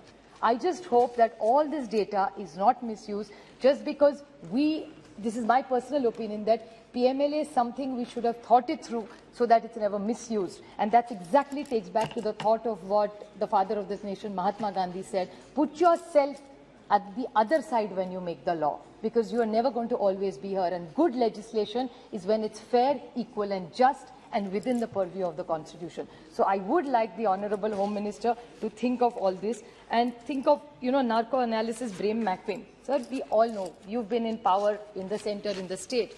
Brain mapping and narco analysis are not necessarily good acts. It's not necessarily, it's always the truth comes out. You will be saving all such data. You will be misusing such data. I'm not saying just this government. Any government in the country can misuse this. There are selective leaks in this country, sir. Media sometimes knows more about inquiries than we do. How does these things, so if these can leak without having so much information, can you imagine, sir, with this kind of data available and the leaks that happened and with no data protection law, what can it be? It will be completely crazy, sir, in this country. People will misuse it all the time. So I'm not against what they are trying to do. Let me put it on record. But we have to draw a line. Like Mehtabji said is absolutely true, that where are we going to draw the line of who and how? Otherwise, they're from a terrorist to a petty thief who has probably robbed 100 rupees from your wallet. You're going to use the same law for both of them. You're going to again fingerprint it, and do we have the labs and the technicians to do it in the first place? So I think this entire government should think about what they are, and there are two small stories I'd like to share. Sir, I come from a state where police do exceptionally good work. And the relationship between citizens and police is not about fear. It's about love and respect. उस वर्दी का हमको अभिमान है. हमको हमेशा लगता है कि जैसी तुम्हारी फैमिली है उसका एक्सटेंशन हमारी पुलिस है महाराष्ट्र की. And I would like to put it on record, 2-3 very good success stories without any such lab. I would like to bring Ankit Goyal and Somay Munde. These are our officers in Gadchiroli, sir. They went into this Naxal area. It's an area called Martin Tola. Over there, they are both SPs and additional SP in Gadchiroli. They killed 26 Naxals, sir. It had Chhattisgarh, Madhya Pradesh, and these two young officers with young families, young children. What outstanding work. We have worked together with this government. I would like, this is on 12th of November in 21, this Naxal area where in aspirational districts, even the Home Ministry gives us funding to improve. So what more can we do for each other is what we should be discussing, sir. There's another case, Nirbhaya Fund, जो केंद्र सरकार हर राज्य को देती है. How well we have used it, sir. I say this with lot of pride in my heart that the Maharashtra police, especially in Mumbai, Nasik and Pune, we have started a Nirbhaya squad. In this Nirbhaya squad, it's a surveillance squad, which the response time is about 10 minutes. And within half an hour, she gets help, she's taken to a police station, and there are 200 officers and 800 lady constables, and we have counseling for them, we have covered beggars, children, and all the vulnerable people in all these, whether it's women, whether it's children, whoever needs help in the Nirbhaya Fund, we have walked an extra mile, and it's a great success story. This is what we want to discuss and expect the Home Ministry to work with us. So there's another story of Tejasvi Satputhe, one of our women leaders who is an SP in Solapur, sir. Illicit liquor, which is such a big challenge. And in Solapur, she did something called Operation Parivartan. Sir, all these women over there and men, families who were involved in illicit liquor for years, उनका पूरा परिवर्तन कर दिया है. She used the entire infrastructure, she gave them guidance, she gave them loans, she used the skill development machinery, and all these people who would be booked as criminals before, just by a good social impact and an economic impact, the story has changed. So you don't necessarily need acts all the time, sir. So why are we putting this fear in people by bringing in so much legislation? Legislation is here to serve the people. Government is here to give good law order and protection to these people, not put fear of God in people. So I would like to ask this government just 2 pointed questions. These are few success stories without much legislation where the police and the state have absolutely delivered superior results in my state. So why can't we expand on these instead of bringing more micromanaging into people's lives without any protection of data for them? Sir, I would like to ask why, Teni ji, आप यहाँ हैं, आप उस दिन bill ला रहे थे, उस दिन आपने कहा था कि ये बिल का purpose modernisation of criminal investigation और कन्विक्शन बढ़ाने के लिए किया है आपने, और दूसरा आप कहा जो बॉटल नेक्स्ट कन्विक्शन में आते हैं उसमें इससे सुधार होगा. तो जस्ट डेटा बढ़ाने से conviction कैसे बढ़ेगा? How did you come to this conclusion, or how did the department come to the conclusion that just by bringing in more data, how are we going to solve the cases? Anyway, he's identified or she is identified. And how will women be protected, sir? There are young children. There are women with this kind of micromanaging of their data, taking their DNA samples, doing their brain mapping, narcos testing. Sir, how can you help and how will you give the confidence to these people? सब डर जाएंगे जितना ज़्यादा legislation हम लोग home ministry में आते हैं, लोगों को डराने, पुलिस डिपार्टमेंट लोगों को डराने के लिए, लोगों को सपोर्ट करने के लिए. हमेशा हमारे यहाँ कहते हैं कि जब पुलिस स्टेशन में एक औरत जाती है उसको लगना चाहिए उसका मैका है यहाँ. जब डोमेस्टिक वायलेंस की केस आती है उसको लगना चाहिए कि मुझे अगर कहीं न्याय मिलेगा तो मुझे पुलिस देगी. तो इस हिसाब से जब आप इतना सब मैपिंग करोगे, उनको डराओगे, उनका डीएनए करोगे, इतना सारा जब करोगे तो लोग भय से थोड़े डर जाएंगे पुलिस से. वर्दी का हमने प्यार करना चाहिए, उसका सम्मान करना चाहिए, उससे डरना नहीं चाहिए. Thank you. Honorable member, you are having another member to speak in your party. So thank you very much, Honorable Chairperson, sir, for allowing me to speak on the Criminal Procedure Identification Bill 2020. सभापति महोदय, मुझे वो दिन याद आ रहा है जब इस लोकसभा में ही टाडा और पोटा डिस्कस हुए और फिर इसी सदन ने अपनी गलती मानी और उन दोनों एक्ट्स को रिपील किया. लेकिन तब तक बहुत देर हो गई थी। बहुत सारे बेगुनाह लोग उन ड्रैकोनियन लॉस का शिकार हुए। इस सदन में भी एक सदस्य हैं, आज दिखाई नहीं दे रहे हैं मुझे, शंभू शरण सिंह जी, बृजभूषण सिंह जी, कि वो भी इस टाटा लॉ का दुरुपयोग हुआ था, उसके शिकार वो हुए। सभापति महोदय, हम पुलिस में रिफॉर्म्स हो, मॉडर्नाइजेशन ऑफ पुलिस फोर्सेस हो, एजेंसीज हो, इसके विरोधी नहीं है। आतंकवादियों पर, देश विरोधी ताकतों पर सरकार अंकुश लगाए, उसके हम पूरी तरीके से समर्थन में हैं। और जब जब कोई भी सरकार रही है, इस सदन ने एकमत होकर फैसला किया है। लेकिन ये जो बिल लाया जा रहा है आइडेंटिफिकेशन का, हम तो क्योंकि छात्र आंदोलन से निकल करके आए हैं और हमें याद नहीं, हम इस पार्लियामेंट स्ट्रीट के पुलिस स्टेशन में कितनी बार जिंदाबाद मुर्दाबाद करते हुए, आंदोलन करते हुए अरेस्ट हुए होंगे और डिटेन हुए होंगे और रिलीज हुए होंगे। और बहुत सारे लोग यहाँ ऐसे उच्च पदों पर बैठे हैं जो 19 महीने मीसा में भी रहे। ऐसा नहीं है। लेकिन ये जो कानून लाया जा रहा है, ये जो बिल लाया जा रहा है सर, इसके दूरगामी परिणाम बहुत घातक होंगे। मैं आपके माध्यम से सभापति महोदय यही कहना चाहता हूं, आप क्या इसको पुलिस स्टेट बनाना चाहते हो? आप क्या पुलिस स्टेट बनाना चाहते हो भारत को? आप किसको आप पावर दे रहे हो? एक इसमें बिल में जो कहा है कि एक हेड कांस्टेबल जो है वो अगर चाहेगा तो आपका पूरा जो है प्रोफाइल, आइडेंटिफिकेशन प्रोफाइल वो कर सकता है। अरे डाटा प्रोटेक्शन बिल अभी आया नहीं, आज कंट्रडिक्शन है। मैं तो देखता हूं सब डाटा प्रोटेक्शन की क्या हालत है। मेरे ख्याल से मेरा, क्योंकि मैं एक मोबाइल रखता हूं और वही सरकारी है, वही प्राइवेट है, उसी पे सबसे बात होती है। पता नहीं दिन में कितनी कॉल मार्केटिंग कॉल आ जाती है। तो ये हाल तो डाटा प्रोटेक्शन की है इस देश में। और आप जो है डाटा कलेक्ट कर रहे हो, उसका कौन जिम्मेदार होगा? और जहां तक सुप्रिया जी ने कहा कि महाराष्ट्र में राजनीतिक द्वेष से कार्रवाई नहीं होती, अच्छी बात है, आई कॉम्प्लीमेंट। लेकिन सुप्रिया जी, सारे राज्य ऐसे नहीं हैं। मैं जानता हूं कि किस तरीके से पुलिस का दुरुपयोग राजनीतिक स्कोर सेटल करने के लिए होता है, और ये सब जानते हैं। मुझे मालूम है कि आपने भी एक अच्छी अपने ऊपर से दिल से ये बात कही है, लेकिन जो सच्चाई है वो हम सब लोग जानते हैं कि दुरुपयोग क्या होता है।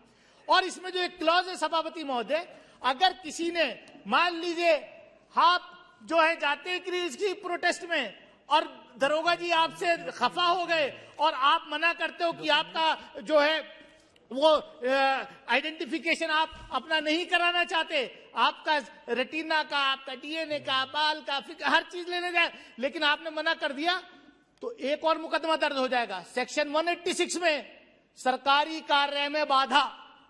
तो ये तो वो वाला हो गया, गए थे नमाज पढ़ने, रोजे भी गले लग गए।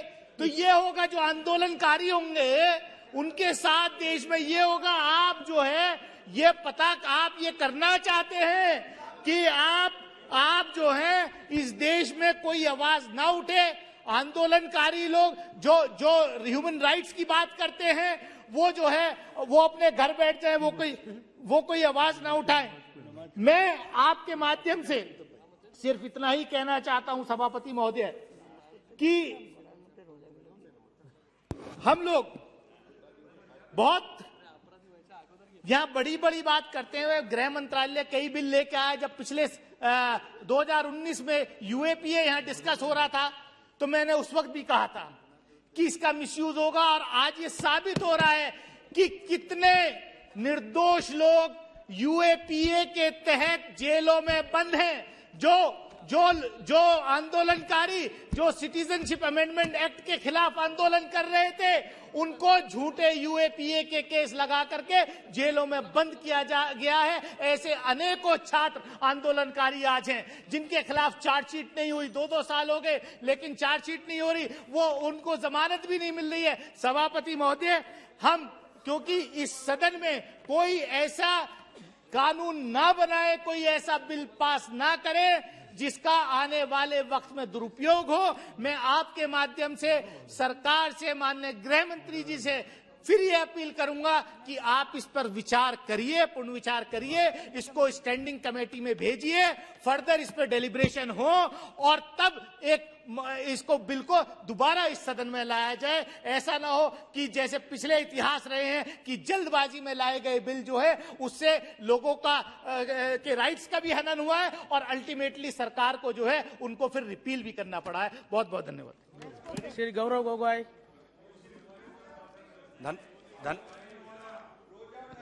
No cross talks, please. Order, please. No cross talks.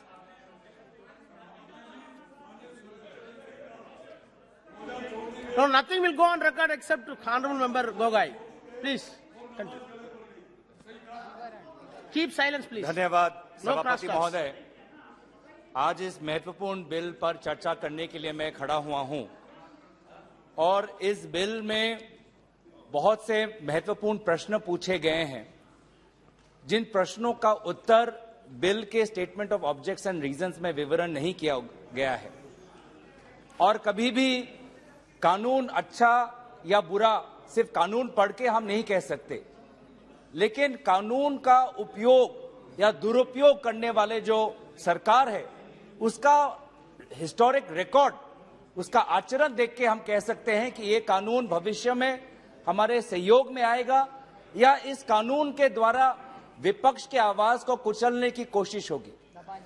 आज ये कानून में बहुत से खामियां हैं और बहुत से प्रश्न हम उठा सकते हैं। सैद्धांतिक रूप से हम प्रश्न उठा सकते हैं, संवैधानिक रूप से हम प्रश्न उठा सकते हैं, सुशासन के रूप आधार पर हम प्रश्न उठा सकते हैं। सिद्धांत के रूप में सर, लोकतंत्र का मंदिर 4 स्तंभ पर खड़ा होता है: executive, legislative, judiciary and media, and we want all 4 pillars to be strengthened, but only if the executive strength is strengthened. Without proportionate strengthening of legislation, judiciary and media, then the temple of democracy is vulnerable. And therefore what is this bill is a classic case where the executive is giving itself more power, but the same proportionate power is not given to legislature. And that is why when checks and balances are not there, that is when a democratic country or a democratic state can be an autocratic state. And that is something that we have to be careful of, because with the advent of technology, with advent of new tools, a government has much more powers than what it did in 1920. With the hordes of surveillance technologies, including technologies like Pegasus, this government has powers that no other government in the past has seen. And therefore, the question of checks and balances and legislative scrutiny and parliamentary scrutiny become that much more important. And that is why I make my party's demand right at the onset that send this bill to the standing committee for it to be evaluated at a comprehensive level. This question, there is also the constitutional questions, which has been outlined by my senior member of parliament, Manish Tiwari, on Article 14, Article 21, Article 16 and Article 23. Also, sir, on the Puttaswamy judgment outlined the 3 basic principles of proportionality and necessity. Please tell us, how has that 3 test been implemented in the bill of proportionality, of necessity, when you're talking about storage of records? One second, Gaurav. 1 minute. अध्यक्ष महोदय, सभापति महोदय, सैद्धांतिक रूप से प्रश्न है, संवैधानिक रूप से प्रश्न है और सुशासन के रूप से भी प्रश्न है, जिसका उल्लेख हमारे वरिष्ठ सांसदों ने किया है कि यहाँ पे डेटा प्रोटेक्शन लॉ नहीं है, यहाँ पे डेटाबेस मैनेजमेंट क्या होगा, चाहे सेंट्रल लेवल, स्टेट लेवल, उसका विवरण नहीं है, और तीसरा, आज के तारीख पे डीएनए लॉ भी मिसिंग है। तो जब सराउंडिंग इकोसिस्टम नहीं है तो ऐसे बहुत से प्रश्न उठ सकते हैं। इसीलिए हम चाहते हैं कि आप इस बिल को लेके जल्दबाजी मत करिए। हम सब चाहते हैं कि हमारी पुलिस कर्मचारी उनके हाथ में और ताकत दे। हम सब चाहते हैं कि पुलिस कर्मचारी आज बहुत कठिन परिस्थिति में काम करते हैं, उनको मदद की जरूरत है, लेकिन उनके इतने समस्याएं हैं। आज कानूनी व्यवस्था में इतने समस्या हैं, लेकिन उस समस्याओं का समाधान करने के लिए आप बिल नहीं लेके आए हैं। आज there is a high level of acquittals, the large volume of under trials not facing their trials and they are suffering in jails. There is a lack of fatigue amongst police officers.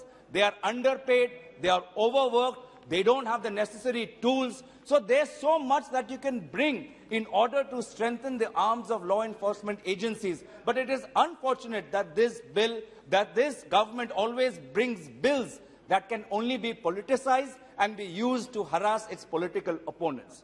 We've talked about the UAPA bill. Please, in your reply today, give how many hardcore terrorists have been caught under UAPA, and how many students and petty activists have been caught. Please tell us, under Sedition Act, how many hardcore sedition acts have you arrested? Unfortunately, sir, they are ministers who talk about shooting people. गोली मारने वाले, slogan देने वाले लोग हैं, लेकिन उन पे कोई कार्रवाई नहीं होती। जेएनयू के उल्लेख किया गया है, विभिन्न और उल्लेख किए गए हैं। सर, इसलिए मैं जानना चाहता हूं कि आज मूल प्रश्न क्या पूछ रहे हैं? हम कानून को लेकर मूल प्रश्न नहीं है।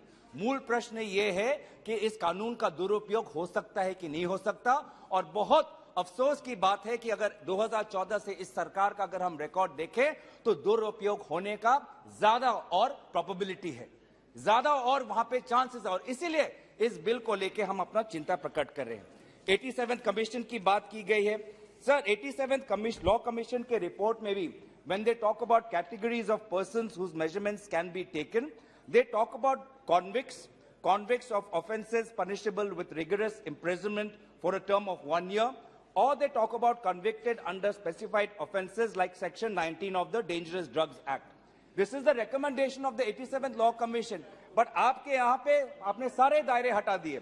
कोई भी कॉन्विक्ट हो सकता है, किसी भी ऑफेंस के लिए अरेस्ट हो सकता है, या प्रिवेंटिव डिटेंशन लॉ के अंदर भी उसको इस कानून के अंदर लाया गया है।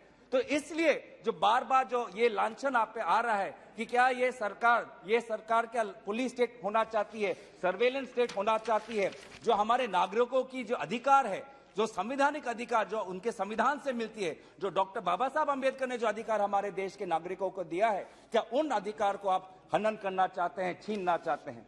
अगर दूसरा, there was a measurement that the magistrate could order in the old bill, in the 1920 bill, the magistrate could order that no order shall be made under this section unless the person has at some time been arrested in connection with such investigation or proceeding.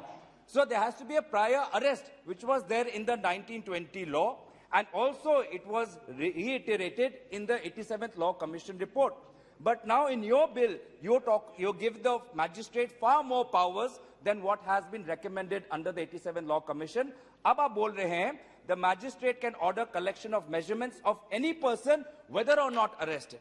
तो इसीलिए आप हमें बताइए कि 87 law commission का आप जरूर जिक्र करिए, लेकिन उन्होंने जो रिकमेंडेशन दिए उससे आप और बाहर क्यों गए हैं? एग्जीक्यूटिव ओवररीच क्यों हो रहा है? तीसरी बात आई है ये सेंट्रलाइजेशन, ये पूरा डाटा आप चाहते हैं कि नेशनल क्राइम रिकॉर्ड्स ब्यूरो में ये पूरा डाटा रिकॉर्ड होना चाहिए।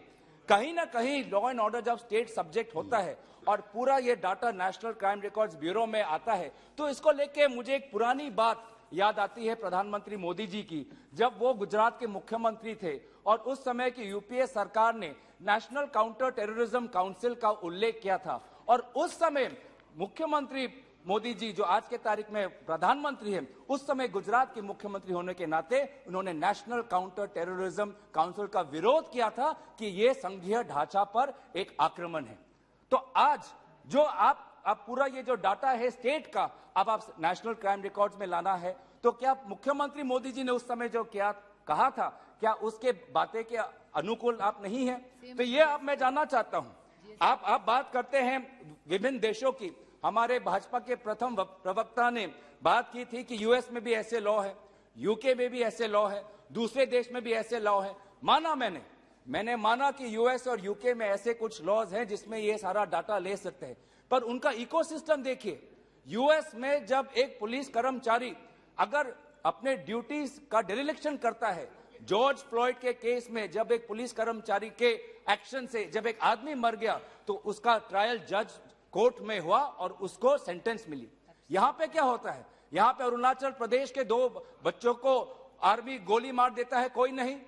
मोन डिस्ट्रिक्ट नागालैंड में 14 लोग मारे जाते हैं, कोर्ट ऑफ इंक्वायरी बैठी है, लेकिन कुछ नहीं। तो इसीलिए आप यूएस और यूके की बात करते हैं, लेकिन वहां का इकोसिस्टम, वहां के ऑफिसर्स की ट्रेनिंग, वहां के ऑफिसर्स पे सुपरविजन यहां पे कहां है? आफ्पा के अंदर आप देख सकते हैं कि अरुणाचल प्रदेश में 2 शूटिंग हुआ है, कोई हमें पता नहीं। मोन डिस्ट्रिक्ट के शूटिंग में कुछ नहीं पता। कितने सारे कस्टोडियल डेथ हुए हैं, आपने कितने सारे ऑफिसर्स को पकड़ा।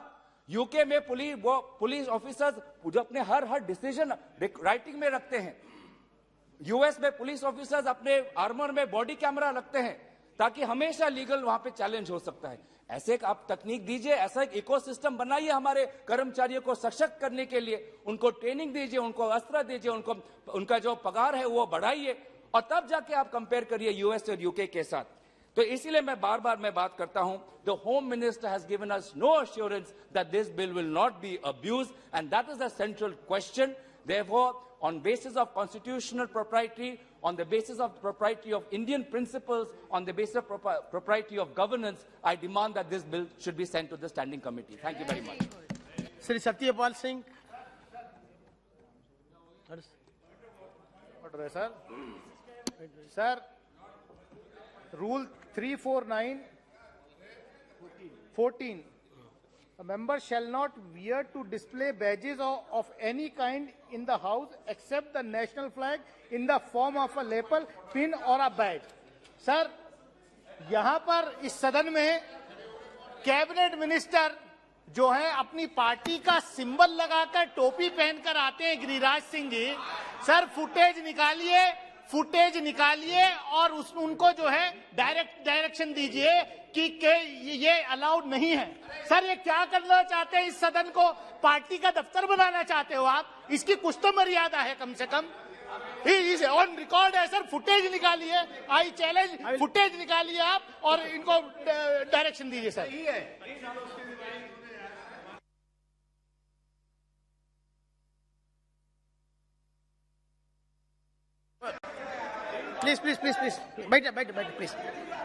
Please. Please take your seat. No. Sir, we are discussing about the bill. So during the No. No, wait. No. No.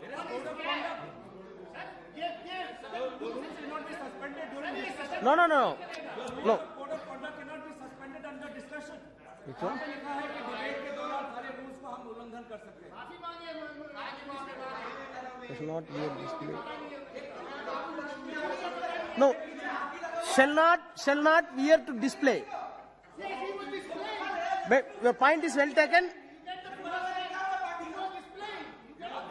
No. Display. Okay. Oh, we will discuss later after this. No. However, he removed it. Oh, removed it. Your point has been honored by the member himself. No further discussion. Please. Satyapal Singh. अध्यक्ष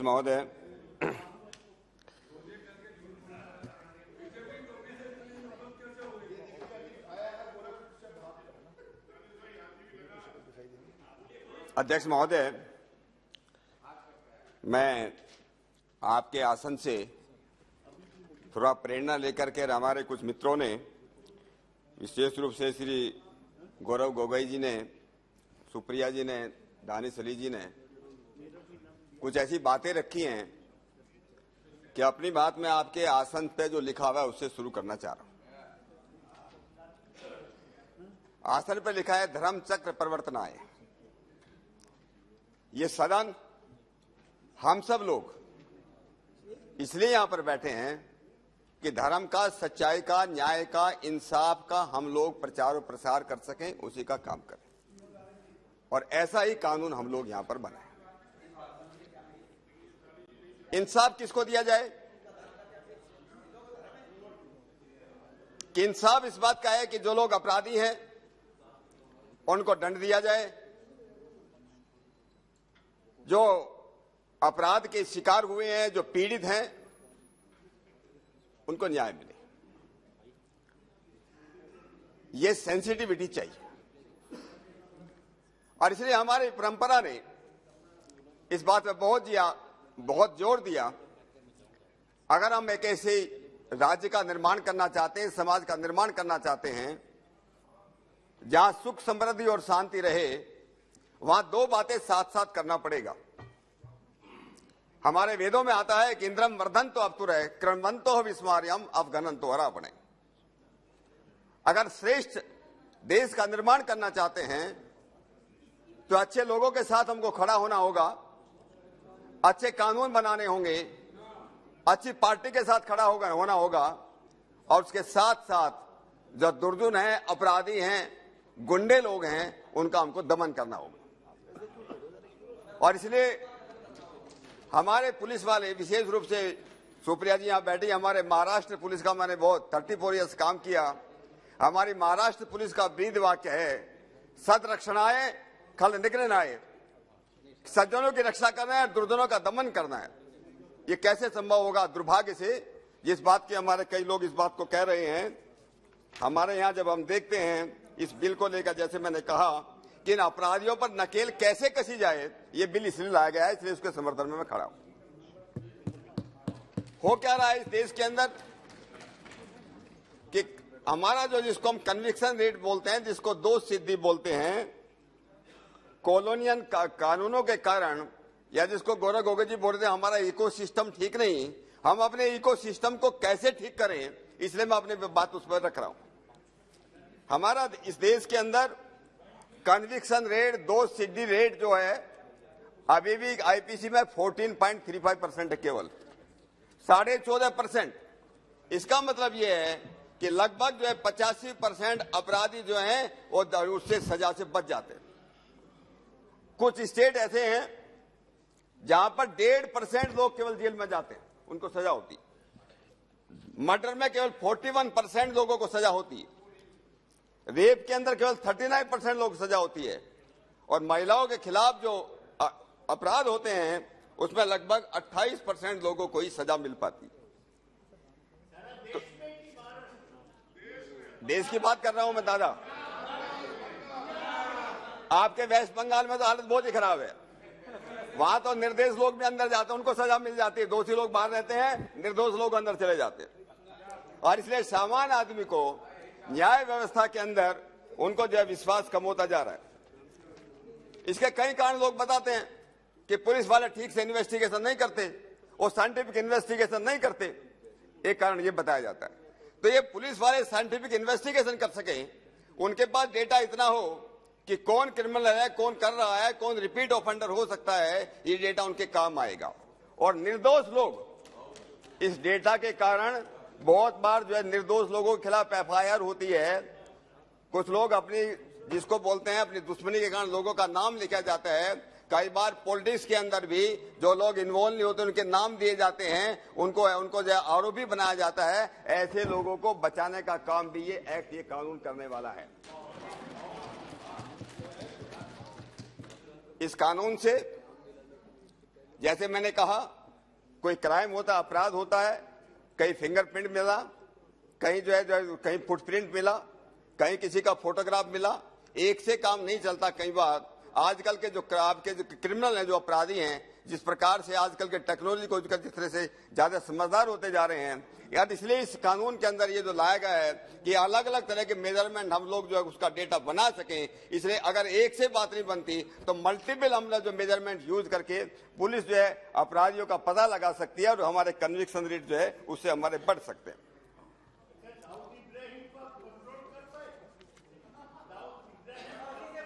उसी के लिए बोल रहा हूँ, इसीलिए बोल रहा हूँ। Please address the chair. Honorable member, please don't yield to anybody. Please address the chair. तो मेरा कहना, मेरा सदन से मेरा निवेदन है कि हम लोग जितना ऐसा हो रहा है कि हमारा जो कॉलोनियल सिस्टम है, हमारा क्रिमिनल जस्टिस सिस्टम है, जिसकी बात हम बार बार कह रहे हैं कि लॉ कमीशन ऑफ इंडिया ने जो रिपोर्ट दी थी 87, तो इस रिपोर्ट की बात करते हैं, उसने अगर आप उसको ध्यान से पढ़े, उसमें बड़े ध्यान से उन्होंने बोला है कि इस देश का जो क्रिमिनल जस्टिस सिस्टम है वो बहुत ही कॉलोनियल है और ये एक्यूज के फेवर में, अपराधियों के फेवर में बहुत हेवीली टिल्टेड है। अपराधी से पीड़ित उनके फेवर में नहीं, अपराधियों के फेवर में, और उसकी बात हम लोग कर रहे हैं। दुर्भाग्य की बात यह है कि हमारे सदन से लेकर के जुडिशियल तक हम लोग जो है अपराधी जो है, जब तक हम लोग ऐसा मानते हैं कि अपराधी जो है he is innocent unless proved guilty, जब तक उसका दोष सिद्ध नहीं हो जाता, हमारे इस देश के अंदर कभी भी ये जिसको हम एडवर्सेरियल सिस्टम बोलते हैं कि एक जो है एक प्रकार से हमारे पब्लिक प्रोसिक्यूटर होते हैं, हमारा प्रोसिक्यूशन होता है, और दूसरी साइड से हमारे जो है डिफेंस काउंसिल होते हैं, ये जो है इस प्रकार का जो सिस्टम था, और दोनों क्या करते हैं इस देश के अंदर, क्यों इतना गड़बड़ होता है, क्यों कन्विक्शन इतने कम है, उसके पीछे एक बहुत बड़ा कारण है। और वो कारण ये है, मैं एक बोलना चाहूंगा, हमारे एक पूर्व राष्ट्रपति जी ने एक बहुत अच्छी बात कही है। उन्होंने कहा कि हमारे जो कोर्ट हैं, court is not cathedral but casinos. वो कहते हैं कि हमारे जो कोर्ट हैं वो न्याय के मंदिर नहीं बस जुआ घर है। ये मैं जो कह रहा हूं ये हमारे पूर्व राष्ट्रपति ने बोला है, के.आर. नारायणन ने, while addressing the judicial officers of this country। उन्होंने कहा court is not cathedral but casino where so much depends on the throw of the dice. पास से कैसे कौन फेंकते हैं उसके ऊपर डिपेंड करता है। Where so much depends on through, mysterious are the ways of justice. यहाँ जो है जो इंसाफ होता है उसके बड़े रहस्यमय तरीके हैं।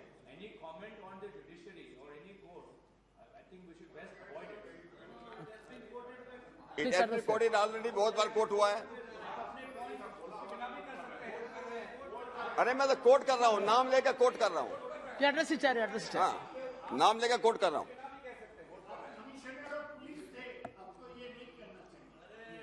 बैठ जाओ दादा। ये चिंताएं हैं। देखिए, मैं बात जो गौरव जी ने आपने बताई है कि इकोसिस्टम, अध्यक्ष महोदय, मैं उस बात को ले रहा हूँ जिस बात की गौरव गोविंद ने खुद चिंता व्यक्त की है कि हमारे यहाँ इकोसिस्टम नहीं है, हमारा कन्विक्शन रेट बहुत कम है। इसके पीछे कारण क्या है? और इसी के लिए मैं इस बात को कोट कर रहा हूं कि हमारे पूर्व राष्ट्रपति ने कहा जजेज are not here to do justice. यहाँ जज जो है जस्टिस करने के, न्याय करने के लिए नहीं है, but to decide cases according to evidence on record. न्याय के लिए नहीं है, तो उसके हिसाब से इट इज नॉट एलिगेशन। अरे बैठ जाओ,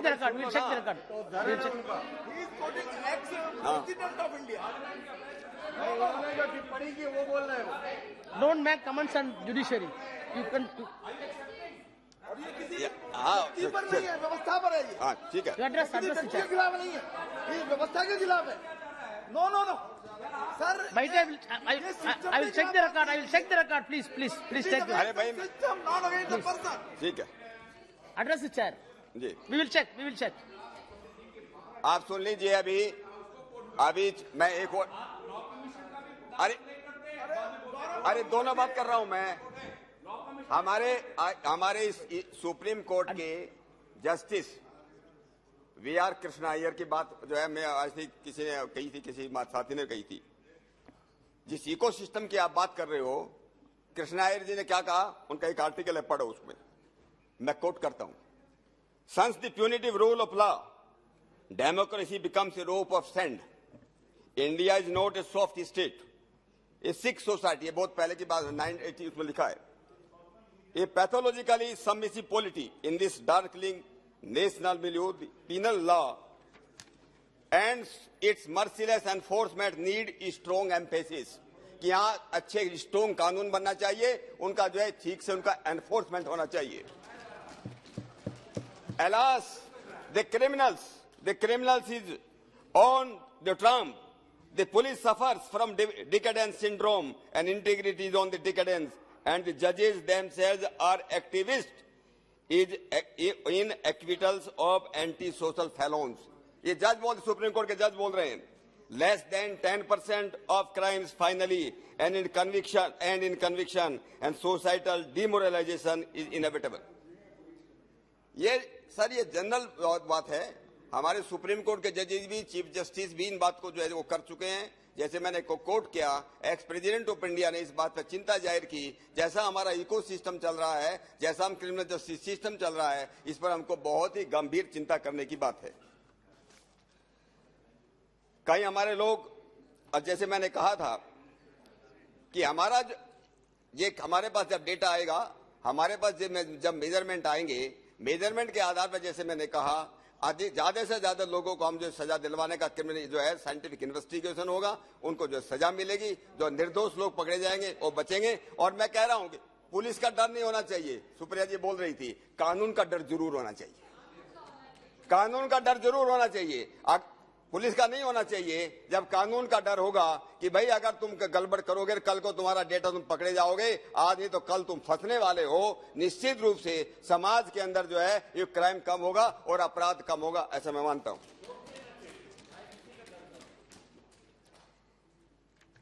मैं एक और बात इसी सदन की कर रहा हूं, इसी इकोसिस्टम की बात कर रहा हूं। दादा, आपके पश्चिम बंगाल से श्री इंद्रजीत गुप्ता जी इसी सदन में बहुत सीनियर थे वो, और यहीं के उस समय के माननीय गृह मंत्री थे, गृह मंत्री जी। उनके बाद मैं कोट कर रहा हूं। उन्होंने कहा, देयर इज एन एक्सेस, 1997 की बात है ये, इसी सदन में बोलते उन्होंने कहा, there is a nexus between politicians and criminals and bureaucrats, and I see no hope, as there are criminals everywhere in different colors. We can pass the enactment but will not be able to implement it. पर वो उस समय की बात है, 1997 की। Instable थी government, political instable थी, निराशा थी, हताशा थी। और अब हमारे प्रधानमंत्री मोदी जी है। अब ये हताशा निराशा नहीं, मोदी जी है तो मुमकिन है, ऐसा हम मानते हैं। अमित शाह जी हमारे गृह मंत्री हैं, तो हम कानून का जो है उसका एनफोर्समेंट कर सकते हैं। और इसलिए हमारे आने के बाद, मोदी जी के आने के बाद, जो कानून पिछले 32 ईयर्स से पेंडिंग थे, बेनामी एक्ट जिसको हम बोलते हैं, बेनामी transaction act, 32 years, prevention of corruption act, वो नहीं कर रहे थे। 70 साल से 370 को हम खत्म करने की बात कर रहे थे। ये जो है ये पॉलिटिकल विल चाहिए, उस समय पॉलिटिकल विल नहीं थी, अब पॉलिटिकल विल है कि हम इसको मिसयूज नहीं करेंगे। कि देखिए, कानून को ये बार बार बात की जा रही है कि कानून का मिसयूज होगा। मुझे एक बात बताइए, कौन से कानून का मिसयूज नहीं होता है, मुझे बताइए। एक भी कानून आप बता दीजिए जिस कानून का मिसयूज जो है हमारे देश में नहीं हुआ। ये कह रहा हूं प्रेमचंद्र जी, केवल ये कह देना कि इसका मिसयूज होगा कि जो है गंदे पानी के साथ, टब के पानी के साथ बच्चे को बाहर फेंक देना, इसमें कौन सी बुद्धिमत्ता है कि हम कानून ही नहीं लाएंगे? अरे मिसयूज अगर कहीं हुआ, हमारा काम यह है कि मिसयूज न होने दे। हमारा काम यह है कि हम उसके लिए, अध्यक्ष जी please honourable member address it. मैं नहीं कह रहा हूं, मैं ये कह रहा हूं कौन से कानून का मिसयूज नहीं हुआ और होता नहीं, कौन सी बात कर रहा हूं जिसका। अरे 2006 में, आप 2006 में आपकी यूपीए गवर्नमेंट थी, 2006 में यूपीए की गवर्नमेंट थी। No cross talk please, honourable member, no cross talk. No, please address it. No, there cannot be a parallel debate. Mr. Gogoi, don't yield. There cannot be a parallel debate. Please. अध्यक्ष महोदय, 2006 में UPA government थी, उसमें CrPC में संशोधन लाया गया कि हम एग्जामिनेशन करेंगे और ये डेटा, ये मेजरमेंट हम एक्यूज के लेंगे, तब तो किसी ने विरोध नहीं किया, हमारी पार्टी ने भी कोई विरोध नहीं किया। जो हम लोग चाहते हैं कि अपराधियों को सजा मिले, उनको दंड मिले, इसलिए तब हम साथ थे, किसी ने इस बात का विरोध नहीं किया। जब जो है 2006 के अंदर आपकी सरकार ने ये परिवर्तन लाए, संशोधन लाए थे सीआरपीसी के अंदर। और ये अभी दानिश अली जी बोल रहे थे कि ताड़ा का वो हुआ, पोटा का वो हुआ। देखिए हम लोग जब करते हैं, ये देश केवल मात्र इंडिया ऐसा है, हमारा देश ऐसा है कि जहां अपराध, आतंकवादियों के खिलाफ, अपराधियों के खिलाफ हम कानून में कुछ कमी छोड़ने की बातें करते हैं, उनको बचाने की हम लोग बातें करते हैं। क्या जरूरत थी टाड़ा और पोटा को उसको खत्म करके? ये केवल इस देश के अंदर हुआ, सारी दुनिया के देशों के अंदर एक उससे सख्त से सख्त कानून बनाए गए। केवल यहां पर ऐसा हुआ कि टाड़ा और पोटा को खत्म करके यूपीए के पुराने उसको हम चले गए। आज हमको जरूरत इस बात की है कि please conclude now. Satyapal ji please conclude now. अध्यक्ष महोदय, डैनिश डोंट अध्यक्ष महोदय, प्लीज कंक्लूड। 1920 का कानून, 1920 के कानून के बाद 102 वर्षों के बाद आज साइंस में, टेक्नोलॉजी में इतना जो है एडवांसमेंट हो गया। आज का हम ये देखेंगे सारी दुनिया के अंदर इस टेक्नोलॉजी का यूज किया जा रहा है। क्या हम अपने पुलिस वालों को रखेंगे कि हमारे पुलिस वाले उसका यूज ना कर सके, हमारे जो है प्रिजन वाले उसका जो है यूज ना कर सके? क्या हम चाहते हैं कि हम अपराधियों के खिलाफ शिकंजा न कर सके? ये केवल इस देश के अंदर डिस्कस हो सकता है, ये दुनिया के किसी पार्लियामेंट में ऐसे डिस्कस नहीं हो सकता जहां पर जो अध्यक्ष जी कि हम बोलते हैं कि अपराधियों के खिलाफ ऐसा नहीं होना चाहिए। मेरा कहने का मतलब ये है कि हर एक आदमी का जो शरीर है, ये सब लोग जानते हैं, वो खत्म कर रहा हूं सर, प्लीज एकदम यूनिक है। हर एक आदमी जो है नहीं प्रैक्टिकल है। मैं कह रहा हूं दादा, हर अध्यक्ष महोदय, आदमी का शरीर जो है दिखता है लेकिन सब एकदम अलग है। उसके बाल अलग हैं, उसकी जबान अलग है, उसकी वॉइस अलग है, उसकी स्किन अलग है, उसके फिंगरप्रिंट अलग है, ये सब कुछ उसका अलग है। और इसी साइंस का इस्तेमाल, इसलिए हम कई बार कहते हैं कि हर एक आदमी जो है वो भगवान का यूनिक सिग्नेचर है, भगवान का है, वो कोई फैक्ट्री की प्रोडक्ट नहीं है।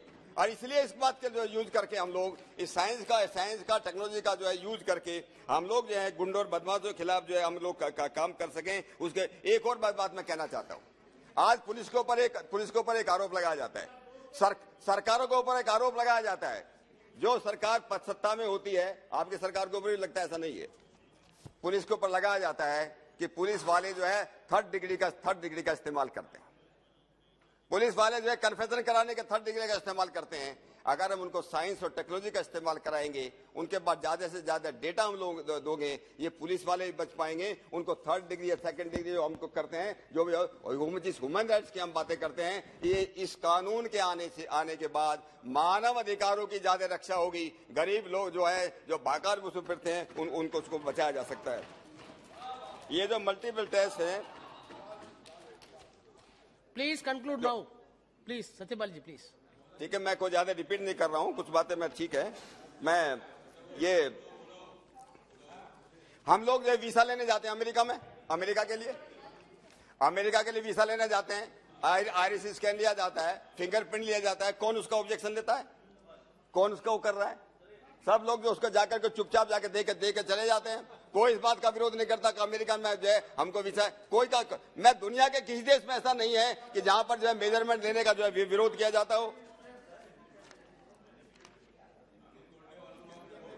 और दूसरी बात अध्यक्ष महोदय, कई स्टेट गवर्नमेंट ने 19 से 20 के कानून में, चाहे वो केरला रहा हो, चाहे वेस्ट बंगाल रहा हो, महाराष्ट्र रहा हो, कर्नाटक रहा हो, सबने अमेंडमेंट लाए, सबने संशोधन लाए हैं। सब लोग चाहते थे इस 1920 के कानून को जो बदला जाए, और जो है लॉ कमीशन की रिपोर्ट के बाद, स्टेट गवर्नमेंट के अमेंडमेंट के बाद नेशनल लेवल पर पहली बार ये कानून लाया जा रहा है, जिसकी बहुत ज्यादा जरूरत थी। Please conclude now. मैं कंक्लूड करने की बात करूं। मैं अध्यक्ष महोदय ज्यादा नहीं, 5 मिनट लूंगा। अध्यक्ष महोदय, नो, अध्यक्ष महोदय, somebody has to speak from your party again. अध्यक्ष महोदय, मैं आपके माध्यम से इस सदन से भी मैं निवेदन करूंगा और माननीय गृह मंत्री से भी निवेदन करूंगा।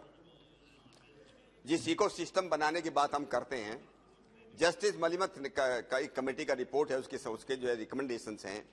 उन्होंने कहा कि अपने देश में जो क्रिमिनल जस्टिस सिस्टम है, जो अपराधियों के फेवर में ही ज्यादा काम करता है और जो है जिसको जो पीड़ित लोग हैं उनको विक्टिम्स को भूल जाते हैं। The plights and rights of the victims are forgotten in this country in criminal justice system. और ओवरऑल उसके जो है उसको लागू करने की बात करना चाहिए। नंबर 2 बात, हमारी जो है जो adversary now 3 more members are there from your party. They have to speak. अध्यक्ष महोदय, हमारे देश के अंदर जैसे मैंने कहा था, कॉलोनियल सिस्टम जो चला, जिसके अंदर एडवोकेट्स बने, और आज हम लोग जो है स्पीडी ट्रायल की हम लोग बातें करते हैं। स्पीडी ट्रायल होगा तो कन्विक्शन रेट बढ़ेंगे। कन्विक्शन रेट उसके लिए जरूरी है कि हमारा जो एडवर्सरियल सिस्टम है, जो एक एडवोकेट जो है, एडवोकेट किस तरह से अपॉइंट होते हैं, किस तरह से करते हैं, आप लोगों को मालूम है। हमारे जितने डिफेंस काउंसिल्स हैं वो एडजोर्नमेंट आफ्टर एडजोर्नमेंट मांगते हैं। They don't accept any judgement as final, और अपील अगर करते हैं। हम इनको भी यहाँ पर हम लोगों को अमेंडमेंट लाने की जरूरत है, चेंज करने की जरूरत है। मैं एक और बात करना चाहता हूँ कि हमारे देश में इंसाफ का, न्याय का जिसे कोई आदमी जो है 100 रुपए मोहम्मद बशीर, मैं खत्म कर रहा हूँ, एक जस्ट गिव मी 1 मिनट। मैं ये कह रहा हूँ कि हमारे यहाँ हमारी जो है बिचौलियों को खत्म करने की बात है। तो क्या न्याय व्यवस्था के अंदर बिचौलिया हम खत्म कर सकते हैं क्या? कि हम लोग डायरेक्ट जो है, इसलिए मलिमत कमेटी की रिपोर्ट की मैं बात कर रहा हूँ, और इसलिए मैं हमारी संस्कृति के अंदर कि हम किस प्रकार से जो है हम लोग जो है अपराधी को जो है हम लोग उनको दंड दे सकें, उनको सजा दे सकें, इस बात की हम लोगों को बहुत ज्यादा जरूरत है। और पुलिस को हम लोग आरोप से बचा सकें, साइंटिफिक इन्वेस्टिगेशन कर सकें, नागरिकों को सुरक्षा दे सकें, उनकी जिसकी प्राइवेसी और अपराधियों की बात हम लोग करते हैं, एक संतुलन बनाने की जरूरत है। अंत में सभी एक बात कह के, I think you have heard him right. The translation perhaps has not come out correctly. He has mentioned about bicholia in न्याय व्यवस्था, in judiciary. बिचौलिया का क्या होगा? That should be deleted. That should be deleted. You see the records. I will see the record and find place. We will do according. Please. अध्यक्ष महोदय, मैं केवल एक बात कहकर अपनी बात को खत्म कर रहा हूं। महाभारत में विदुर जी धृतराष्ट्र को समझाते हुए एक बात कहते हैं, विशेष रूप से दादा के लिए बोल रहा हूं मैं।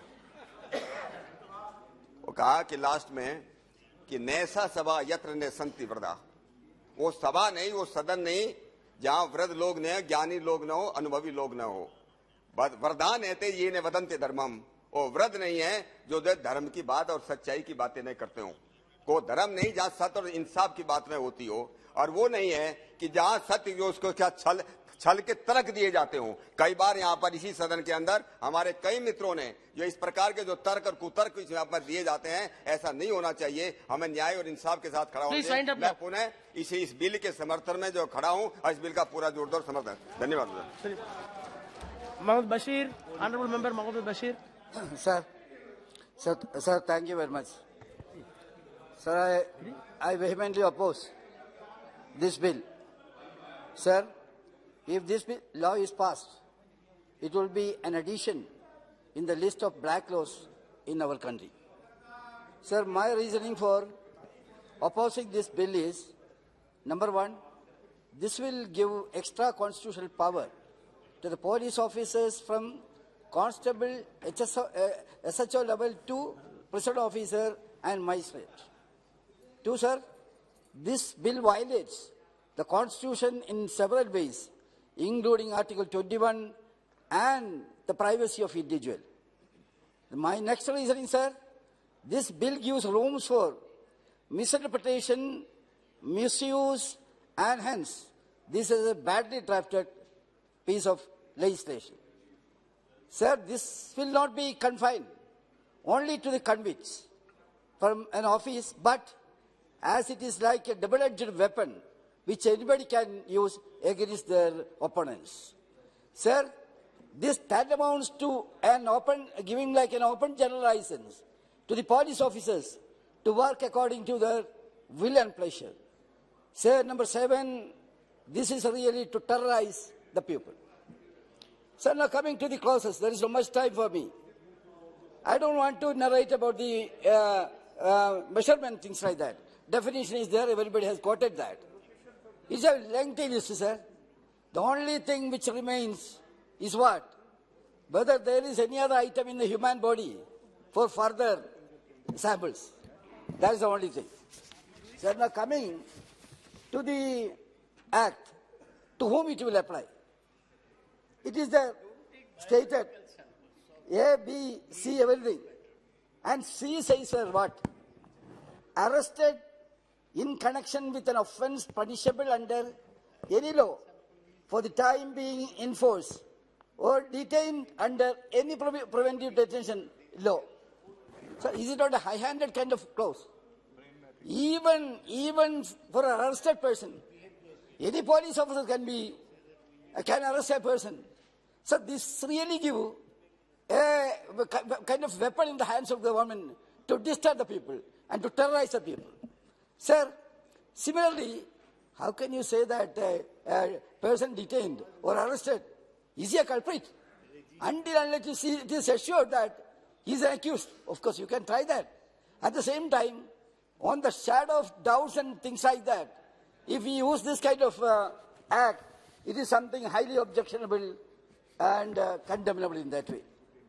And another thing, after collecting all these kind of things, to whom you are circulating that?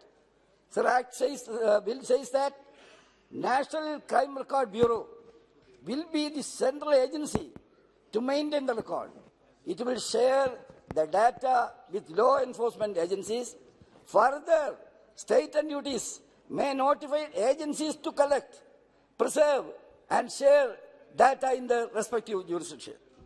Sir, such a provision, I'm asking you, will it not open a floodgate of troubles in this country? Without thinking the far-reaching consequences of this bill, you have brought it here. Sir, now coming to the other things. My friends are saying, when you are making a law, you should be honest. What for you are making this law? You are making this law to disturb others or to victimize others. As an example, my friends were saying about the present laws. What is happening in this? When you make a law with bad intention, it will have reflection throughout. As an example, my friends were saying about UAPA. Now, sedition charges. Even Supreme Court has said, sir, sedition charges should not be imposed in a simple way like this. Similar as a national security kind of legislation, that also is misused in a wide way. Sir, conversion law. Now what is happening, sir? In that account also, a lot of kind of harassment is going on. Cow protection laws. What for all this law you made? I would like to ask you, what was your intention? Your intention was to create enmity among the people. That is what it's done. This law was really laws of prejudice, sir. Laws of lawlessness and laws of what is happening? Innocent people are languishing in Indian jails, sir. Even without trial. These kind of things are going on in this country. You are now adding fuel in the fire and making such a legislation also. Towards the end, sir, I would like to say only one thing. That is heart of the law. What is that? Article 14. Equality before law. That can be treated as heart of the legislations. Now, what is happening, sir? This equality before the law, is it there?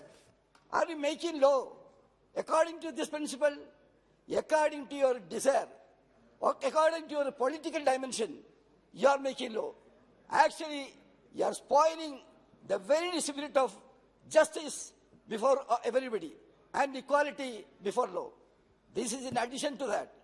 That's why I am saying that we oppose it vehemently. If government is honest, and if you have got even an iota of sincerity, I would like to tell you to send it to the committee of Standing Committee of the Parliament. With this few words, sir, I conclude. Thank you very much. Thank you. Sir N.K. Bremchand. Thank you very much, Mr. Chairman, sir. Sir, I rise to oppose the bill. Even at the time of the introduction of the bill, I have vehemently opposed the introduction of the bill, and I have demanded a division in this House, and there was a division also. At that juncture also, we were under the impression that the Honourable Minister and the government may rethink their political position so as to send this bill to the Standing Committee for close scrutiny. Unfortunately, the Honourable Minister now comes and moving the bill for consideration and passing the bill. It is quite unfortunate because this is a very contentious bill by which the constitutional provisions are involved, human rights violations are involved, and so many ramifications, repercussions are there. Such a controversial, contentious bill have to be gone through the parliamentary scrutiny by a committee, either by a select committee or a standing committee, but without sending that bill, even after having a division in the House, 120 in favor and 58 against the bill, such a division was there in the House. Even after that, the government is not willing to send the bill to the scrutiny of a standing committee. Is quite unfair on the part of the government. That is the first point which I would like to make. Sir, I am opposing the bill mainly on three grounds. Number one, this is the total clear violation of the fundamental rights enshrined in Part 3 of the Constitution, number one. And number two, the right to privacy ensured by the Supreme Court in Puttaswamy's case is totally violated, totally abrogated, number two. And number three, the human rights violation or the human rights which has been declared in the UN Declaration of Human Rights, that is also not being respected in this case. These are the three main grounds by which I strongly oppose this bill, and again I request the Honourable Government, the Minister, please have a close scrutiny of the bill by sending to Standing Committee or Select Committee or Joint Committee, whatever be according to the women's funds of the government. Sir, what is this bill? The Criminal Procedure Identification Bill is to replace the identification of Identification of Prisoners Act of 2020. Sir, the 2020 Act of the British India government law is more liberal than this. I'm corrected. 1920 bill is more liberal than that of this bill. And when we are in the reformed democratic era, we are making the law more rigorous and stringent and giving unfettered authority to the police officials, especially the law enforcement agencies, and in respect of data collection and analysis, and that too at a time when the data protection bill is pending for consideration before the Parliament, and the scrutiny is over. The Standing Committee has already submitted the report. Unfortunately, the government is not coming with the data protection bill for consideration passing. Sir, violation of right to privacy, Puttaswamy judgment, it has already been stated. In the judgment, it is very clear that the Puttaswamy judgment made it clear that the law must be tested on the grounds of necessity and proportionality, purpose limitation, storage limitation, etc.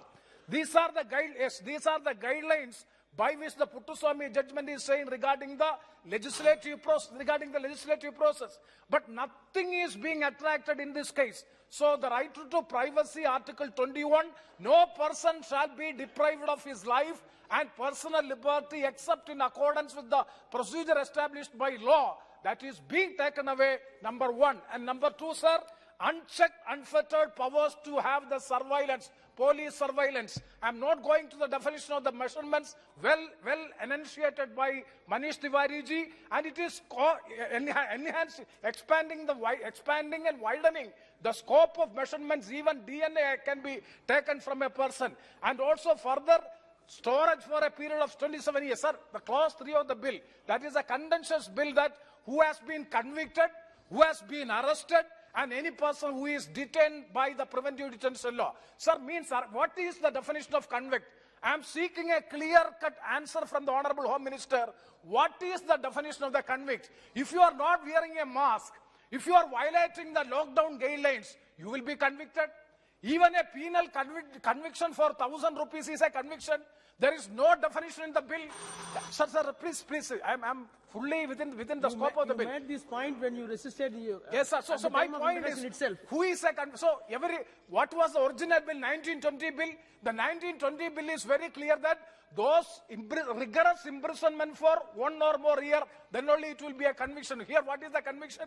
Even if you are not wearing the mask, you are being convicted for 3,000 rupees as the fine, then your DNA can be taken. Sir, the police officer, head constable is the officer, and the jail warden is the officer, for which also I have given the amendment. And last point, sir, excessive rule-making power is given in the delegated legislation by virtue of clause 8 of the bill. Manner of taking measurements, collection, storing, and sharing of all these things, and also this is also excessive delegated legislation, sir. And also it is against the recommendation of the 87. The Law Commission's recommendations has not been considered to. In all these aspects, I would once again urge upon the government. This is a draconian legislation to take away the democratic, individual, fundamental rights of the citizens or persons of our country. So please send this bill to the standing committee, and I strongly oppose with this. Thiru K. Subrayan. Thank you, sir.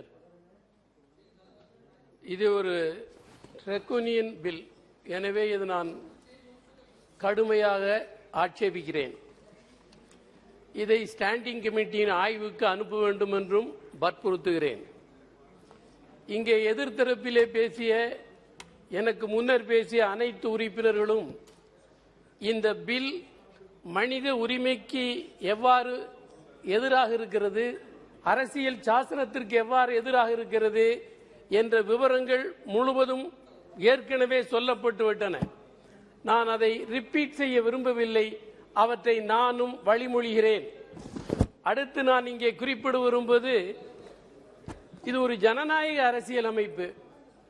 ஜனநாயக அரசியல் அமைப்பில் ஆளுகிற தகுதி பிஜேபிக்கு இல்லை என்பதைத்தான் அவர்களின் ஒவ்வொரு பில்லும் அழுத்தம் திருத்தமாக வெளிப்படுத்திக் கொண்டிருக்கின்றன. இந்த பில் எவ்வளவு கடுமையானது என்பதற்கு இதனுடைய இன்ட்ரோடக்ஷன் ஸ்டேஜிலேயே எதிர்க்கட்சிகள் வலிமையாக எதிர்த்தன, ஆட்சேபித்தன. அதை உணர்ந்தவற்றை திரும்ப பெறக்கூட இவர்கள் தயாராக இல்லை என்பது இவர்கள் ஒரு ஜனநாயக அரசியல் அமைப்பை நிர்வகிக்க தகுதியற்றவர்கள் என்பதைத்தான் நிரூபித்துக் கொண்டிருக்கிறார்கள். இன்னொரு விஷயத்தை நான் இங்கே குறிப்பிட விரும்புகிறேன். 75 ஆண்டுகளுக்கு அது சேமிக்கப்பட்டு வைக்கப்படும் என்று சொன்னால், மனிதன் இயல்பு என்ன? குற்றம் செய்வது மனிதனுடைய இயல்பா? இல்லை. மனிதன் குற்றம் செய்கிற இயல்பை கொண்டவன் அல்ல. குற்றம் செய்ய இன்றைய சமூக அமைப்பு நிர்பந்திக்கிறது. எனவே குற்றவாளி சமூக அமைப்பை தவிர மனிதர்கள் அல்ல. எனவே இவ்வளவு நீண்ட காலம் அவற்றை வைத்திருப்பதும் பொருத்தமானதல்ல என்பதை நான் இங்கே குறிப்பிட விரும்புகிறேன்.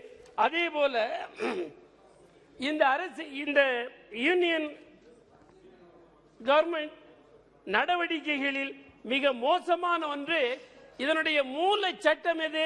1920 கலோனியல் லா. இன்னமும் கலோனியல் கான்செப்டில் இருந்து பிஜேபி விடுபடவில்லை என்பதைத்தான், அந்த மூல சட்டத்தில் இல்லாதவற்றை கூட இணைக்கிறார்கள். இதில் அதற்கு என்ன இவர்கள் லூப்ஹோல் சொல்லிக் கொள்கிறார்கள்? டெக்னாலஜி அட்வான்ஸ் ஆகி இருக்கிறது என்று. வெறும் டெக்னாலஜி அட்வான்ஸ் ஆகி இருக்கிறது என்பதல்ல, பிற்போக்குத்தனமான முறையில் மக்களை நிரந்தரமாக அச்சுறுத்தி வைத்துக் கொள்ள வேண்டும் என்பதும், எதிர்க்கட்சிகளை மிரட்டுவதற்கும் இவற்றை பயன்படுத்துவது என்பதுதான் இந்த அரசாங்கத்தினுடைய அப்பட்டமான உள்நோக்கம். எனவே இதை நான் கடுமையாக எதிர்க்கிறேன். அதே மாதிரி இப்பொழுது இந்தியாவில் விசாரணை கைதிகள் என்ற பெயரால், விசாரணை சிறைவாசிகள் என்று நூற்றுக்கணக்கான இஸ்லாமியர்கள் சிறை வைக்கப்பட்டிருக்கிறார்கள். ஜனநாயகவாதிகள் வலியுறுத்தினார்கள், சிறை வைக்கப்பட்டுள்ளவர்கள் வெறும் விசாரணை கைதிகள். 10 ஆண்டுகள் 20 ஆண்டுகளா விசாரணை கைதிகளாக? ஏன் அவர்களை விசாரணை கைதியாக வைத்திருக்கிறீர்கள்? அவற்றை விடுவிக்க வேண்டும் என்று வலியுறுத்தினால், ஜனநாயக பண்பற்ற இந்த ஆட்சியாளர்கள் அவற்றை ஏற்க தயாராக இல்லை, நிராகரித்திருக்கிறார்கள். அதே மாதிரி இன்னொன்றை நான் சொல்ல விரும்புகிறேன். முடிச்சிருங்க. within a minute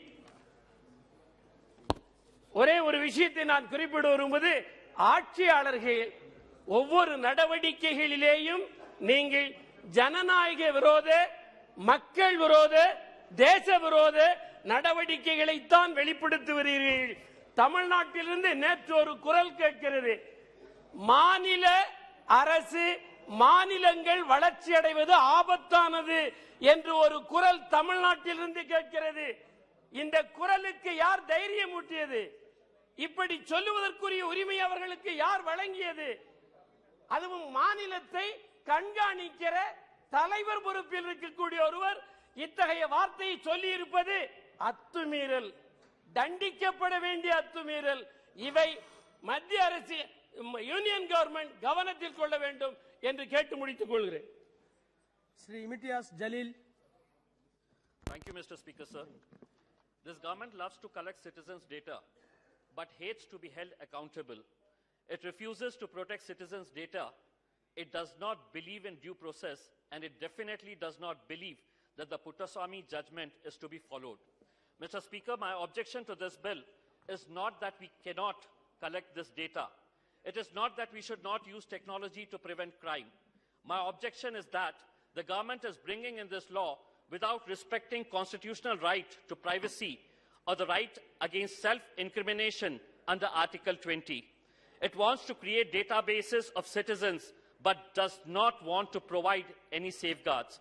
For example, Mr. Speaker, NCRB is being empowered to maintain a database of measurements collected under this bill. What is NCRB? The National Crime Records Bureau. It was created by a notification. It is not even a statutory body. How can a legislation empower a board that has no statutory existence itself? Secondly, under Section 4, no parameters have been provided on who has the power to access this data, what police officer, of what rank. Mr. Speaker, I have certain questions for which I would like the Honourable Home Minister to answer. Under what circumstances can a cop be allowed or denied access to this database? What are the permissible uses of this database? What punishment happens if a police officer uses this database in violation of extant law?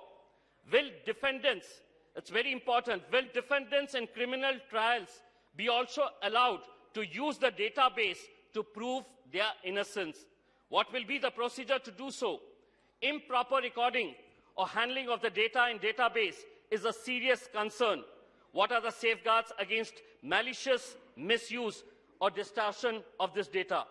Mr. Speaker, sir, my question is, what safeguards exist? One cannot be forced to provide a DNA sample or other information simply because they have been arrested or detained.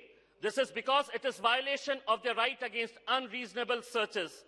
After Puttaswamy judgment, the police have to follow this standard. In short, collection of DNA or other measurements is only permissible if it is justified, and it cannot be a general practice. Similarly, when searching a database of fingerprints, DNA or other measurements, the police officer will have to show a probable cause for this search. It cannot be based on the mood of the cop or just a gut feeling. He has to demonstrate why he specifically searched the database. Was there any evidence? Have all other leads been extinguished? What is the basis of his suspension? This bill, Mr. Speaker, fails because it does not provide any of these rules. Is NCRB prohibited from connecting these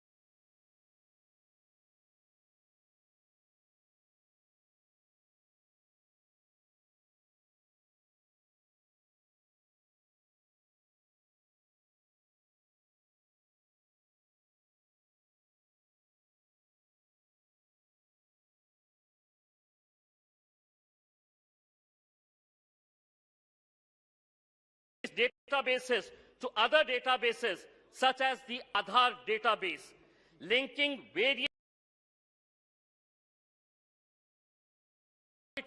What is included in behavioral attributes? Does it include gait and facial recognition? These technologies are very unreliable and heavily biased. It is concerning that the government is not even clearly saying what it wants to do. Similarly, why are biological samples being collected? Is it not a way to bypass DNA bill and bring it through the back door? Preventive detention, suspects and arrestees are not criminals. Just 1 minute, sir. There is a presumption of innocence. On what grounds are you collecting their information? Under Section Clause 4, are you saying that this data will be expunged if the person is discharged or acquitted? A person in preventive detention is neither charged nor convicted of any crime. So how will their data be removed? We need these answers. Lastly, Muslims, Adivasis and Dalits are predominantly detained and arrested and hardly convicted. This means that your database will have a significantly large number of such people. And before I quit, I would like to, मैं सत्यपाल जी जो जिस महाराष्ट्र राज्य से आते हैं और वो मुंबई शहर के पुलिस कमिश्नर थे, मैं उनसे एक सवाल करना चाहता हूं। अगर आप ये बिल लेकर आ रहे हैं तो उसी महाराष्ट्र राज्य की एक सीनियर आईपीएस ऑफिसर रश्मि शुक्ला जी, जिसका मैटर अभी कोर्ट के अंदर गया, अपने विपक्ष के नेताओं के खिलाफ वो किस तरह से गैर कानूनी तरीके से फोन टैपिंग का मामला सामने आया है। अगर आपको यही करना है तो ऐसे कानून लाने की जरूरत क्या है? आपकी सरकार तो जो चाहे जिसे चाहे अंदर करने का अगर तय कर ली है तो वो कर रही है, तो ऐसे कानून हमारे को ये यहाँ पर अपराजिता सारंगी, श्रीमती अपराजिता सारंगी।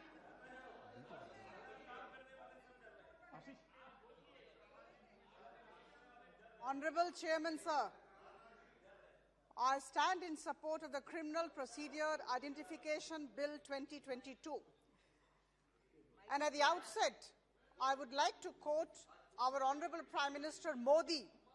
He had said, "Convergence of technology and the judicial system is the need of the hour. We need to go digital. The dissemination of legal knowledge to the common man will go a long way in improving the law and order situation in the country." Sir, I would like to emphasize here in this August House that the USP of Prime Minister Modi's government is its ability to keep pace with the changing times. This is a government with new approach, with new thinking. यह अभिनव सोच वाली सरकार है, यह नई सोच वाली सरकार है, यह समय बदलते हुए समय के साथ कदम मिलाकर चलने वाली सरकार है. And therefore, sir, I stand here to argue in favor of the Criminal Procedure Identification Bill 2022. As we are all aware, and everybody has been saying this, at the cost of being repetitive, I would say that this is a new and expanded form of the Identification of Prisoners Act 1920. We are all aware of the Act of 1920. Its objective was to facilitate the identification of criminals and suspected criminals through procurement of evidence. It talked of three kinds of measurements, three kinds of evidence: footprints, fingerprints, and of course, photographs. Sir, it's pertinent to mention here that the Law Commission, in its 87th report, in fact, candidly said that the Act of 1920 deserved amendment or replacement. Sir, it was of the view that there are only three kinds of measurements, and this was a British law, 102 years old, and it was not in line with digitization and the new age technology. So the obsoleteness of the law can be gauged by the fact that there has been increased crime rate in the country and marginal increment in the conviction rate. Sir, I would just like to bring in some figures from the National Crime Record Bureau. NCRB brings up reports, and as per the NCRB report, I would like to inform this August House, that 7,50,000 cases in a year had been closed by the police in the last 5 years, had been closed by the police every year on an average due to want of evidence, due to lack of evidence. So I come from Odisha, and I would definitely like to quote figures pertaining to Odisha that we got from the NCRB report. Sir, in 2020, 244% increase was registered in Odisha alone with regard to the number of cases which had been closed by the police because of lack of evidence. And this figure was 38%. This percentage was just 38 in 2019. So a leap from 38% to 244%, 2019, 2020. This is the NCRB report. Because of lack of evidence, the police had to close the cases. The Act of 1920 is very rigid and narrow, and therefore the need to have this particular act, this bill, once it becomes act, the Act of 1920 will stand repealed, and we are not going for any amendment, we are going for replacement. Sir, we are aware of the main features of the proposed bill of 2022. I would just take 2 minutes to talk about those features. Number one, of course, this bill seeks to, number one, define measurements to include finger impressions, palm print, footprint impressions, photographs, iris and retina scan, physical, biological samples and their analysis, behavioral attributes, etc. Number two, it seeks to empower the NCRB to collect, store and preserve the record of measurements. Number three, it seeks to empower a magistrate to direct any person to give measurements, and it seeks to empower a police or prison officer to take measurements of any person who resists or refuses to give measurements. Sir, I would definitely like to bring to the knowledge of the House, or rather remind them as to what our Honorable Home Minister just said. He said that there had been massive consultations with the states. Stakeholders' consultations have taken place. So this kind of feeling that there has been no consultation preceding the formulation of this draft is absolutely far from the truth. All concerns have been taken on board. The state governments have been consulted. All suggestions have been taken. The 87th report of the Law Commission has been looked into. The Supreme Court judgment has been looked into, and thereafter this particular bill has been formulated. And we must commend the efforts of the officials, the team of Honorable Home Minister and the officials of the Home Ministry for having gone so meticulously into drafting this act. Sir, the fifth part, I will not take much time. This is not a very big bill, very large bill. The fifth thing, sir, this particular bill is not just coming up in India. This act is not just coming up in India with the expansion of the list of measurements. This is there in UK, US, Australia and Canada. So we have drawn upon those countries also. Sir, number 5. The proposed law aligns with the interoperable criminal justice system project of the Ministry of Home Affairs. I would like to reiterate, this particular bill aligns with the ICJS, the Interoperable Criminal Justice System project of the Ministry of Home Affairs. Sir, I would like to inform this august House and my esteemed colleagues that ICJS is a national platform for enabling integration of the main IT system of the Home Ministry used for delivery of criminal justice in the country, with 5 major pillars: police, e-forensics, e-courts, e-prosecution and e-prisons. Just 2 minutes, sir. Member, Sir, carrying Janta in its heart. The House agrees to extend the time of the House in order to reply the Minister. We will, yes. Till passing the bill, time is extended. Sir, this is a people-oriented government. Antyoday is the mool month of this government. Honorable Prime Minister has been focusing on the last person in the queue. We want the delivery system of justice to be strengthened. keeping all our objectives in view, the mandate of the government in view, the proposed Bill 2022, coupled with the ICJS project of the Ministry of Home Affairs, affirms our commitment, Prime Minister Modi's government commitment, to strengthen the criminal justice system of the country, to use the technology in the best possible manner and ensure speedy delivery of justice. So I stand here to request all my esteemed colleagues to come forward and support this bill wholeheartedly. Thank you so much. Sri Ravindranath Kumar. Sir, thank you, sir, for the opportunity to speak on the Criminal Procedure Identification Bill 2022, sir.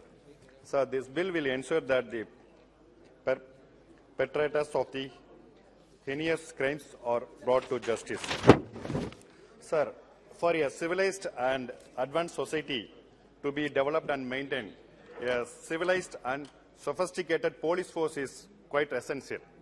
As our Honorable Prime Minister Sri Narendra Modi ji has rightly envisioned, I am confident that the new India will see a tech-savvy, humane, law-abiding, responsible and accountable police force. I am also hopeful that to much-needed police reform will certainly deliver the Indian police force out of the colonial hangover and play a key role in the economic and overall growth of our nation. Sir, I wish to thank our Honorable Home Minister, Sri Amit Shah ji, for ensuring the extension of the modernization of state police forces scheme for 5 more years until 25-26 with a total outlay of 26,275 crore. I wish to request that Home Ministry, through you, sir, may ensure the proper utilization since there are reported claims of huge underutilization and diversion of these funds. Sir, in this regard, I wish to mention here the Tamil Nadu Police, which ranks first with regard to diversity in its police force, was also the state which extensively implemented the all-women police station. The first all-women police station was inaugurated in Tamil Nadu by Honorable former Chief Minister and our beloved leader, great Purachi Thalavi Amma, in 13th April 1992.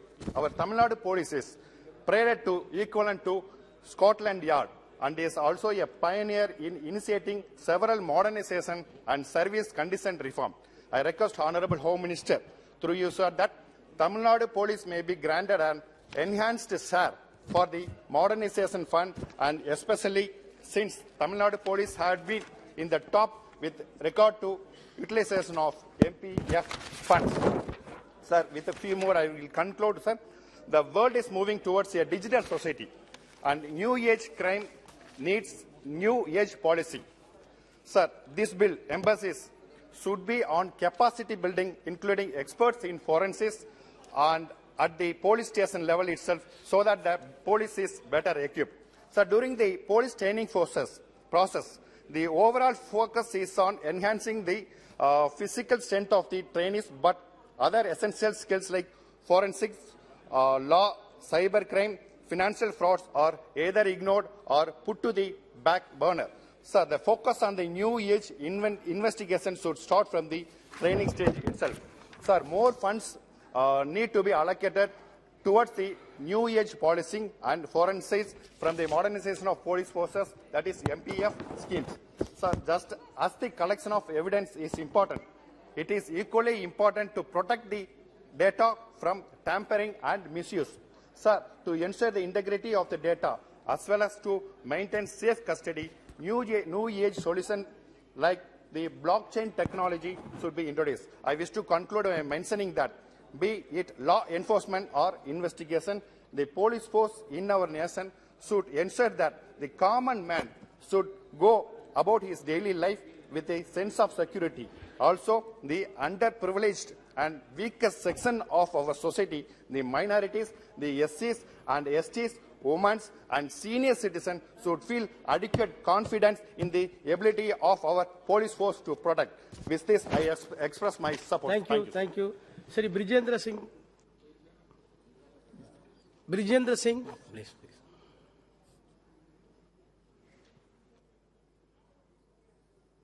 you, sir, for allowing me to speak on the Criminal Procedure Identification Bill 2022. The speakers before me from my party, it happens to be a sheer coincidence that though we are all members of Parliament in the LokSabha, all of us also belong to the community of civil servants. The first two speakers come from the IPS, and then my senior from the Indian Administrative Service, Srimati Aparajita Sarangi. But I must confess that when I realized that my first two speakers were from the IPS, by instinct and training, the idea is to restrain the police. That's what one has learned during training, and then in 21 years of service, out of which 12 were in the field. But when I read this particular bill and the provisions therein, I have to confess that it was a case of der aaye durust aaye. The Law Commission, as early as 1980, had recommended widespread changes.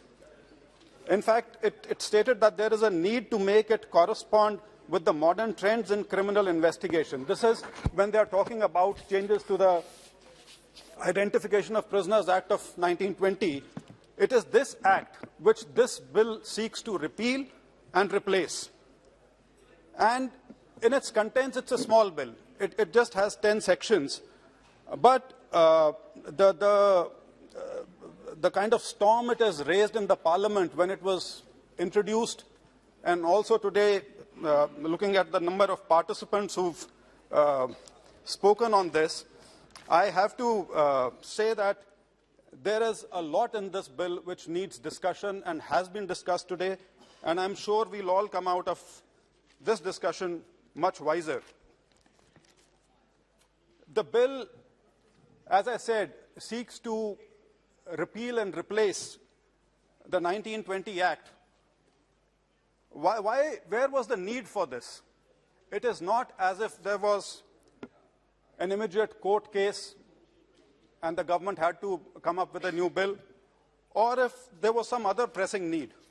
The thing is, it just had been waiting, and it had been in the waiting for far too long. Many states tried to bring about piecemeal changes or amendments to the Identification of Prisoners Act of 1920. These states include West Bengal, Gujarat, Karnataka, Maharashtra, Tamil Nadu. And the last case was of Karnataka in 2021, when they did seek to expand the definition of measurement and to include DNA and voice and iris scans. However, this bill was reserved by the governor for consideration of the President of India, because it was felt that this bill was repugnant with the Act of 1922, which is a central act. And so we are where we are right now. And it has been said as if everything in this bill is new. 1920 Act provided for three things in terms of measurement. It provided for fingerprints, it provided for footprints, and if the magistrate so desired, photographs could also be taken. But then it had to be, but we also have the provisions from the CRPC under 53(1) and also 53A and 54, especially these two. The explanation provides as under, and I quote, examination shall include the examination of blood, blood stains, semen, swabs in case of sexual offenses, sputum and sweat, hair sample, and fingernail clippings by the use of modern and scientific techniques, including DNA profiling and such other tests which the registered medical practitioner thinks necessary in a particular case. Why I bring this up is because a lot has been made about the legislative competence and how perhaps it violates the issues of privacy.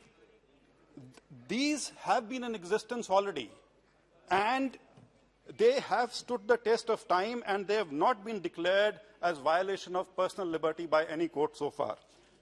This bill, however, takes it a little further and includes certain other things wherein the 1920 Act was found to be inadequate. And I must say that most of us in our younger days have read detective novels of Arthur Conan Doyle about Sherlock Holmes and what a bright man he was, what uncanny sense of perception he had. But a Sherlock Holmes in today's day and age, with his magnifying glass, would look like an investigative dinosaur. A 1920 Act, which provides for only fingerprints, footprints, and photographs, is not the way to deal with crime and criminals of the 21st century. We cannot expect our police to be equipped with tools of early 20th century to deal with crimes and criminals of the 21st century. The modern techniques, the modern technology which is available to all of us, it provides for a triangulation that is now possible, which was unthinkable a century ago. Now joining the dots using different identification techniques greatly facilitates and enhances the quality and quantity of the criminal investigation. As our Home Minister said in his opening remarks, the idea is to get the conviction rates up. And those cannot happen unless scientific methods are adopted and used by our police forces and prison authorities and in the overall criminal justice system. Only then such an improvement is possible. The previous Act of 1920 was also limited in its ambit, and the present bill seeks to expand it further by including what is referred to as other persons. It is, though most of it is from the previous Act, where a convicted person, his measurements can be taken, then someone who's been ordered to give security for his good behavior, he can be asked to give his measurements, and someone who's arrested for any offense existing under the law. But yes, the police powers in the present bill have been increased. The magisterial powers remain the same. They have not been tampered with. But the police powers have been increased. But in this day and age, when you have multiple sources available as far as data is concerned, you have the banks. Through KYC, they have almost all your data. You have the Aadhaar. It has your biometrics in any case. You have the Election Commission. It has a lot of your details. And all these private players, whether it's Google or Microsoft or whichever company is dealing with these meta databases, they all have data. So just to restrain the police from not collecting data, which will be useful for them in an investigation and execution of cases before the court, somehow seems to be just a measure which one has to do away with, and we must move with the times, and we must use the modern techniques and technology which is available to us. Sir, I will point out just two things, because a lot has been made about privacy. Sir, just 2 minutes, sir. There are two provisos which are very important. They've been mentioned. Proviso under Section 3, where the person is given a choice. No one used this word, because otherwise this is a very, this is the word in common parlance as far as the liberal world is concerned, choice. A person is given a choice where it is said that he may not be obliged to allow taking of his biological samples, and there are conditions with this. So there is a choice given to a person. It's not as if it is not given. And in any case, there's a plethora of judgments wherein criminal jurisprudence may is generally read as shall. So it is almost a given in this. Similarly, proviso under Section 4, it provides that the measurement will be destroyed. It will be destroyed if the person has not been convicted before and if now has been discharged or acquitted by the court of law. So that is to be destroyed. So when we say that under trials and political protesters or activists, and when they are arrested for something, then they are clubbed with the hardened criminals or those who are committed with those who are charged with serious crimes. So that does not hold, because if the person is not convicted or if the person is discharged before that, so the data which has been collected in that case will be destroyed. Lastly, sir, since I don't have the luxury of time, one point which has been very conveniently missed out by everyone is that this bill provides for a great amount of legislative oversight, because ultimately this bill and its effectiveness and efficacy will come from the rules which will be framed under this act by the central government and by the state governments. And these rules, each and every rule, will have to be brought before both houses of parliament and before the state assemblies. आपका बहुत-बहुत धन्यवाद. The Criminal Procedure Identification Bill 2022. The present bill is introduced by the Government of India to authorize for taking measurement of convict and Please conclude. Please conclude. Let me conclude by saying that no society is perfect, nor is ours. There are deeply held biases and prejudices embedded in our social consciousness. Our police is a product of its social milieu, and as such is far from being perfect. However, that does not mean that we do not empower it with requisite powers and instruments. There is an undeniable need to strike a balance between protecting an individual's privacy and giving the police the tools they need to keep us safe. With these words, I support this bill and I urge this House to pass it in the right spirit. Thank you. Procedure Identification Bill 2022. The present bill is introduced by the Government of India to authorize for taking measurement of convict and other persons for the purpose of identification and investigation in criminal matters and to preserve the record and same it needs of our. बहुत जब से हम ये bill pay चर्चा कर रहे हैं, it is a very small change. अभी तक जो क्रिमिनलों के साथ होता है या जो जिसके साथ ऐसा हुआ है उसके अगेंस्ट क्रिमिनल को सजा देने के लिए जो भी प्रोसीजर करी जाती है, सब बिखरी चीजों को एक जगह लाकर ये बिल में उतारा गया है. इसमें कोई नई चीज ये देश में करना, और आज हम बोलते हैं कि अब्रॉड के बड़ी बड़ी कंट्रियों के साथ हमने compete करना चाहिए, कंपटीशन करना चाहिए, उनके लेवल में आना चाहिए. तो इस चीज में क्यों लेवल में नहीं उतरना चाहिए? इस चीज के लिए भी उनके मुकाबले हमने खड़ा रहना चाहिए और क्रिमिनल को सजा होनी चाहिए. पहले कहावत हम सुनते थे कि चोर की दाढ़ी में तिनका, यही वाला हाल है यहाँ पर इस हाउस में कि जो डरता है वो ये चीज को अगेंस्ट में बोलता है. मुझे लगता है डर के कारण ये सब चीजें बाहर निकल रही है. Because in recent times, Mahua, my friend, she spoke in a very aggressive this thing. She was very against for this bill. पर मुझे लगता है अगर कुछ चीजें लोगों को न्याय देने के लिए ये देश में अगर काम करना चाहिए, कुछ रिस्ट्रिक्शंस आनी चाहिए, कुछ सख्ताई आनी चाहिए, तो हर नियम और कायदे में ये सख्ताई लानी बहुत जरूरी है. तब जाके क्राइम और क्रिमिनल्स हमारे देश में कम होंगे. ये इसका सबसे बड़ा उदाहरण है. जो कुछ करेगा नहीं उसे कुछ डर नहीं. तो मुझे लगता है जो नहीं कर रहा वो ये सब चीजों में फेवर में बात कर रहे हैं, और जहां जहां डर है उनके शब्द ऑटोमेटिक निकल रहे हैं. So many accused personally came to be released on bail during pendency of trial of convict. Convict was released on parole or parole, were not tracked out, and they successfully flew away from the clutches of law by changing their visible appearance. They started to live life of another identificant and evade the penalty imposed upon them, evades the expected penalty which is expected to impose upon them. The present bill is an advanced step to the legislative intent to decrease the workload of court and investigation agencies. The bill is opposed on the count that it is unconstitutional as it affects the right to privacy, but the right to privacy is altogether a different thing than the intent act of government. There is no reason to create hangama on this. Against this bill, because even previously if is accused is convicted by the trial court, then the said accused was under obligation to give fingerprints before sending him to jail, and there was no choice with the accused to refuse the same. So now there is no justification to oppose the bill by saying that it contains force. The proposed bill is nothing but the advanced form of identification with availability of advanced technologies. मुझे लगता है कि technology अगर नई चीजें लाएंगे नहीं तो देश आगे कहां बढ़ेगा. नहीं तो 70 इयर्स से हम जहां पे थमे हैं वहां पे ही हम रुके थे.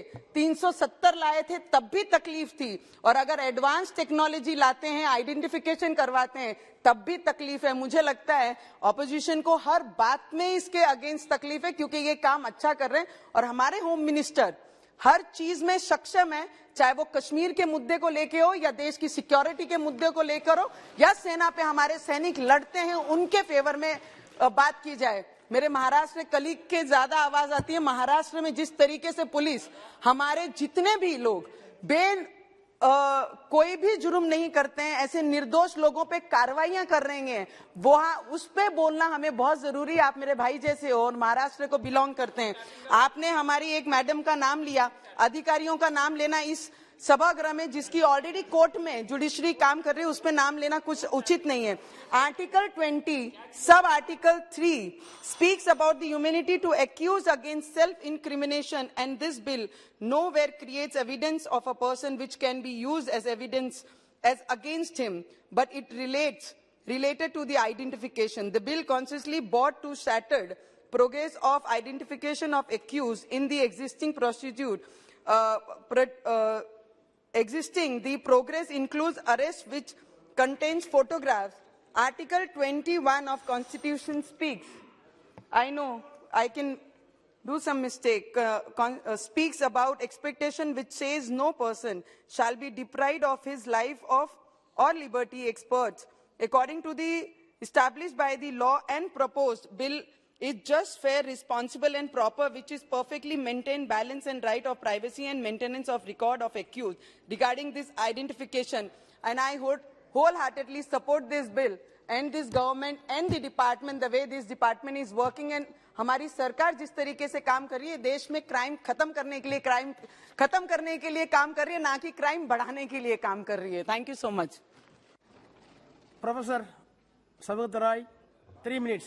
Sir, I have very little time, and hence I shall not make a speech. I speak on the Criminal Procedure Identification Bill 2022.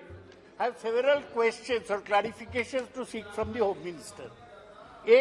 He mentioned about the Law Commission, 1980. Why is it not mentioned anywhere in the bill in the statement of objection? I do not know. Why did it take 42 years for you to act on a law commission? There is no reply. My second question is, he has spoken of in measurements, in 2B, he has spoken of biological samples. My question is, does the biological samples include microbiological samples?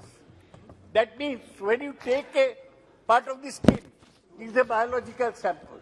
When you do a DNA test, find out what the deoxyribonucleic acid is, then you do a microbiological test. What are you wanting to do? Biological, take a piece of skin, or actually do a DNA mapping? Can you afford to do DNA mapping for a patient? Third, he has said that behavioral attitudes, including blah blah, and any other examination, does it include macro mapping? Does it include brain scan? That is not clear. That's why, sir, this bill is very badly drafted. Neither is biological sample clear, nor is behavioral attributes clear. This is possibly the first bill which deviates from Criminal Procedure Code. Criminal Procedure Code, an officer of the rank of sub-inspector can lodge an FIR. He is trying to give power to head constables to do measurement. And in prison headquarters, is it wise to give this power to non-gazetted employees, which has never been done in so many years of independence? He will kindly clear it. There are only 2 redeeming features in the bill, that for people who are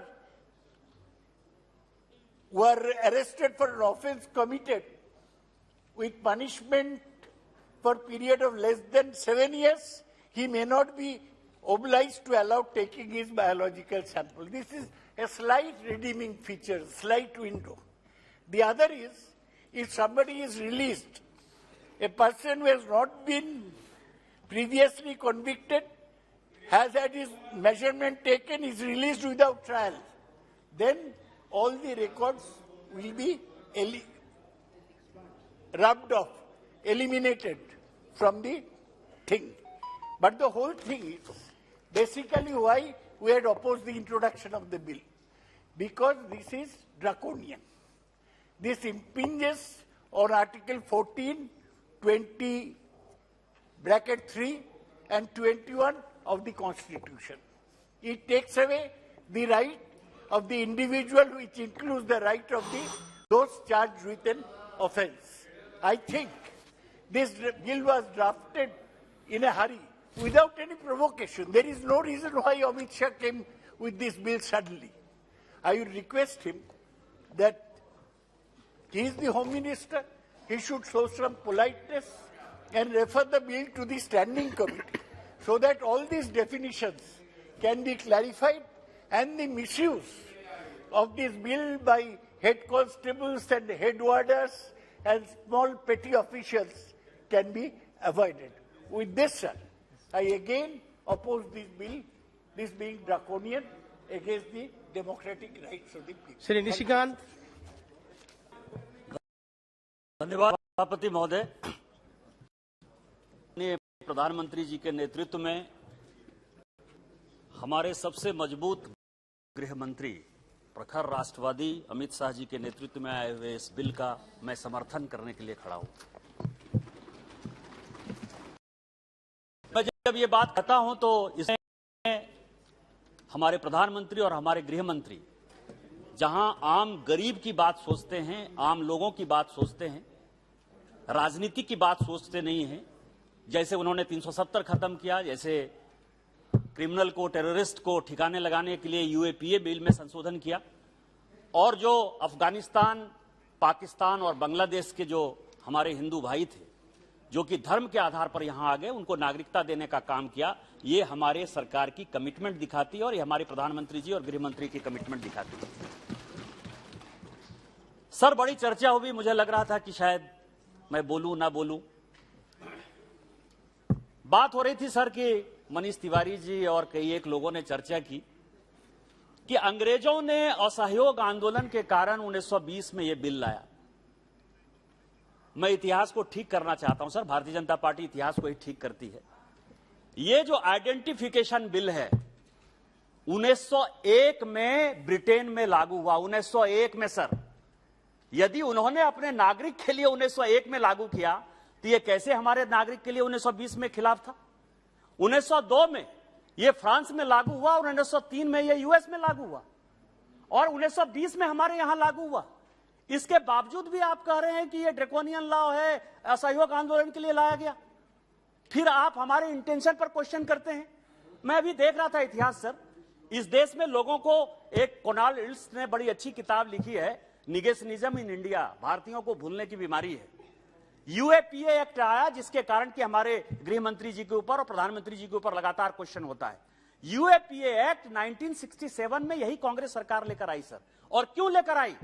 7 नवंबर 1966, दिन याद करिएगा, 7 नवंबर 1966 को गाय आंदोलन के लिए, गौ माता की रक्षा के लिए, उसकी सुरक्षा के लिए जो संविधान में अधिकार दिया गया है, जब उसके लिए साधु संतों ने यहां आंदोलन किया, गोली चली, सैकड़ों साधु संत मारे गए, उसके खिलाफ यह कांग्रेस सरकार यूएपीए लेकर आई। आप यहां के नागरिकों के लिए एक कानून बनाने की बात करते हैं। टाडा क्यों आया सर? टाडा लेकर यह आए। टाडा 1985 में आया। क्यों आया? 1984 में सिख दंगा हुआ था। यहां के नागरिक रिजेंटमेंट में थे, यहां के नागरिक विरोध कर रहे थे। आप नागरिकों का, यहां के नागरिकों को दबाने के लिए, बात करने के लिए आप 1984 के सिख दंगे के बाद 1985 का टाडा एक्ट लेके आए। लेकिन हम क्या लेके आए? हम 2002 में पोटा लेकर आए। क्यों लेकर आए? इसी पार्लियामेंट में अटैक हुआ, पाकिस्तान के टेररिस्ट थे। हम पाकिस्तान के, हम विदेशी टेररिस्ट जो इस देश को खत्म करना चाहते हैं, कमजोर करना चाहते हैं, उनकी साजिश का भंडाफोड़ करने के लिए यदि हम पोटा लेकर आए तो आप हमको कहते हैं कि हम गलत काम करने के लिए आ गए। आपने पोटा और टाडा सबको रिपील कर दिया 2004 में, लेकिन हमारा कानून सही था। और यही कारण है कि जब आप एनआईए की बात करते हुए आज नजर आए तो 2008 में आपको उसी टेररिस्ट एक्टिविटी के लिए 2008 में एनआईए लेकर आना पड़ा। आए कि नहीं आए? यदि इंटरनेशनल टेररिज्म को खत्म करना है, यदि क्रिमिनल को खत्म करना है तो लेकर आए कि नहीं आए? मैं केवल 2-3 पॉइंट कहूंगा सर। ये राइट टू इंफॉर्मेशन की बात करने वाली कांग्रेस और अपोजिशन आज राइट टू प्राइवेसी की बात करती है। जितने लोग अपोजिशन में बोले सर, राइट टू इंफॉर्मेशन के वो सबसे बड़े पैरोकार हैं।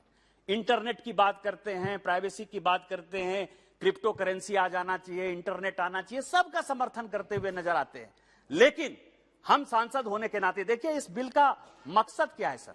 जो कन्विक्ट है और जो क्रिमिनल है, क्या ये इस पार्लियामेंट में डिबेट में हम उसको बचाते हुए नहीं नजर आए? राइट टू प्राइवेसी में मैं कह रहा हूं कि हम सांसद होने के नाते जब हम अपना हलफनामा दाखिल करते हैं तो सारा कुछ देते हैं कि कौन सी संपत्ति है, कहां है, कौन सा बैंक अकाउंट है, कौन सा पैन नंबर है। क्या हमारे ऊपर राइट टू प्राइवेसी लागू नहीं होती है? क्या सांसद के लिए अलग कानून और दुनिया के लिए अलग कानून, क्रिमिनल के लिए अलग कानून? आप अपने आप को डिस्क्रिमिनेट कर रहे हैं। सांसद के लिए अलग कानून। आज आप मोबाइल लेने के लिए जाते हैं, सिम कार्ड लेने के लिए जाते हैं, क्या आप पैन नंबर नहीं देते? क्या आधार नहीं देते? क्या आप अपना फोटो नहीं देते? क्या आपकी प्राइवेसी? कौन ऐसा आदमी इस हाउस में जिसके पास की अपना मोबाइल नंबर नहीं है, सिम नंबर नहीं है? आप देते हैं। आप साधारण आदमी, हम आम आदमी जिसके ऊपर कोई क्रिमिनल केस नहीं है, उसके लिए आप पैन नंबर, आधार नंबर, फोटो सब देने की बात करते हैं, तब आपको मोबाइल मिलता है। आपको उस वक्त डाटा प्रोटेक्शन नहीं नजर आता है। लेकिन यदि कन्विक्ट के लिए और क्रिमिनल के लिए यदि दिया जाएगा तो उसके लिए पूरी पार्लियामेंट में है कि आपने ड्रैकोनियन लॉ डाल दिया। क्या यही इसी तरह से हम बात करेंगे? और यदि टेक्नोलॉजी की यदि बात करें, मैं आपको बताऊं कि सर इस टेक्नोलॉजी से कितना बेनिफिट हो सकता है। 1992 में एक इनोसेंस प्रोजेक्ट जो है चलाया बेंजामिन स्कूल लॉ अमेरिका ने, और वहां उन लोगों ने, दो लोग थे सर, पॉल न्यूफेल्ड और बैरी सॉक। उन्होंने ये सोचा कि ये डीएनए जो लिया जाता है क्रिमिनल का, इसका क्या फायदा है और क्या नुकसान है। इसका एक पॉजिटिव एंगल भी देखना चाहिए क्योंकि टेक्नोलॉजी की तरफ हम जा रहे हैं। और आपको आश्चर्य होगा कि बेंजामिन स्कूल लॉ न्यूयॉर्क ने एक बड़ा अच्छा शोध और रिसर्च पेपर 1992 में तय किया कि उसने 500 लोगों का यदि सैंपल लिया और 500 लोगों पर यदि इस तरह के टेक्नोलॉजी के आधार पर क्या कन्विक्शन हुआ है, तो आश्चर्य लगेगा कि 350 लोग यदि निगेटिव थे तो 150 लोगों को इस टेक्नोलॉजी के नाते कन्विक्शन से अलग किया गया, उनको बरी किया गया। कि आप नहीं चाहते कि इस टेक्नोलॉजी से हम जो है उसी तरह का पॉजिटिव पॉइंट, हमेशा निगेटिव पॉइंट सोचते हुए हम यदि आगे बढ़े तो ये अच्छा नहीं होगा। हमको वो भी देखना चाहिए। दूसरा मैं बताऊं कि आप बिना नियम कानून के यूआईडी लेकर आ गए। आपको उस वक्त प्राइवेसी नहीं दिखाई दे रही थी, फिंगरप्रिंट। इस पार्लियामेंट में और इस देश में एक बड़ा इतिहास है। यहां भर्तरी महताब साहब और यहां शिव कुमार उदासी साहब बैठे हुए हैं। हम लोग सब फाइनेंस कमेटी के मेंबर थे। हमने रिजेक्ट कर दिया, कोई कानून नहीं था। हमारी भारतीय जनता पार्टी की सरकार ने यूआईडी का कानून लगाया। आपने 130 करोड़ लोगों का बिना किसी कानून के जो है डाटा कलेक्ट करने का फैसला किया। और आप यदि दुनिया के प्राइवेसी की बात करते हैं तो मैं एक केस स्टडी लेके आया sir. UK biometrics and forensic ethics group बना था जिसने कि इंग्लैंड में यूआईडी बायोमेट्रिक लागू नहीं होने दिया। लंदन स्कूल ऑफ इकोनॉमिक्स की रिपोर्ट के आधार पर यूके में वो बायोमेट्रिक नहीं बना, और उसने इस कानून के बारे में कहा है जो सिक्योरिटी काउंसिल का रिजोल्यूशन है 2016 का और 2017 का, जिसको कि भारत सरकार इंप्लीमेंट करने की कोशिश कर रही है काउंटर टेररिज्म के लिए, टेररिस्ट को बंद करने के लिए इस कानून की आवश्यकता है। वो खुद रिपोर्ट लेकर आया जिसने कि यूआईडी नहीं बनने दिया यूके में। वो ये कह रहा है कि क्राइम के लिए, क्रिमिनल के लिए, महिला के प्रोटेक्शन के लिए, बच्चों के प्रोटेक्शन के लिए इस तरह के कानून की आवश्यकता है। और आज भारत सरकार मोदी जी के नेतृत्व में और होम मिनिस्टर के नेतृत्व में यह कानून लेकर आई है।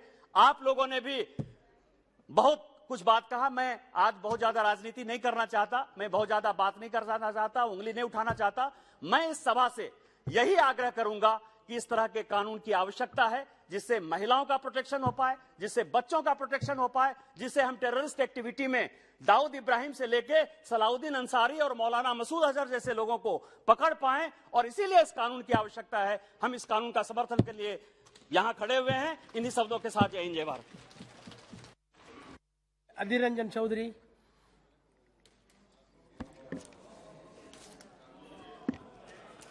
Sir, I rise to vehemently oppose the bill under the nomenclature of Criminal Procedure Identification Bill 2022 because in my view, this legislative document is nothing but offering a carte blanche to the police officials to collect samples according to their whims and fancies. So this bill is fraught with the danger of serious infringement upon the territory of freedom, individual right, and civil liberties. Everybody must understand the tone and tenure of this legislative document. See, हम लोग यहाँ चौक और चीज एक साथ नहीं कर सकते. ओजोन के साथ भोजन करना चाहिए. मैं शुरू में ये सलाह देना चाहते हैं सरकार को कि मोदी जी से लेकर अमित शाह जी के लेकर मैं अधीर चौधरी सब के खिलाफ कभी ना कभी केस दर्ज हुआ था. तो शुरू कीजिए हम सबको ये डीएनए, ये बायोलॉजिकल जो तरह तरह की यहाँ जो प्रोफाइलिंग करने की जो सलाह दिया गया है, ये सारे सलाह हम खुद शुरू करें. जैसे कि कोरोना, हम स्पीकर की नेतृत्व में कोरोना वैक्सीन शुरू किया था. यहाँ भी है प्रधानमंत्री से लेकर होम मिनिस्टर से लेकर अधीर चौधरी से लेकर सब, क्योंकि हम सब के खिलाफ कभी ना कभी कहीं ना कहीं केस दर्ज हुआ था, क्योंकि हम पॉलिटिक्स में बिलोंग करते हैं. तो क्यों ना हम शुरू करें. Charity should begin at home. चलिए हम शुरू करते हैं, फिर दूसरों को हम दूसरों को सलाह देंगे. क्योंकि जब शुरू होंगे तो चलो सब मिलकर करें. क्यों हम हिंदुस्तान के आम नागरिकों को ये सिटीजनरी प्रोफाइलिंग कर रहे हैं?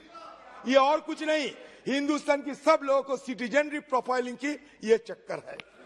मैं इसलिए कहते कि ओजोन से ज्यादा भोजन कर रहे हैं, इसलिए कि अभी भी हमारे देश में जो फॉरेंसिक लेबोरेटरी है, यहाँ हम कितने फॉरेंसिक करते हैं बताइए. कोर्ट में रोजाना हमें फटकार लेना पड़ता है. कोर्ट रोजाना हमें फटकार देते हैं कि लेबोरेटरी की रिपोर्ट कहां गया, हम नहीं दे सकते. आप यहाँ अमेरिका की बात करते हैं, यूके की बात करते हैं, यहाँ तो हिंदुस्तान से ज्यादा बाहर की बात करते हैं. तो मैं अमेरिका की बात करते हैं. अमेरिका में डीएनए इंडेक्सिंग के लिए जो स्टोरेज की एक्सेस है, जो स्टोरेज की फैसिलिटी है, ये बिल में नहीं है, हमारा देश में नहीं है. तो डीएनए इंडेक्सिंग की स्टोरेज की एक्सेस क्या है, ये बिल में कहां ये प्रावधान है बताइए.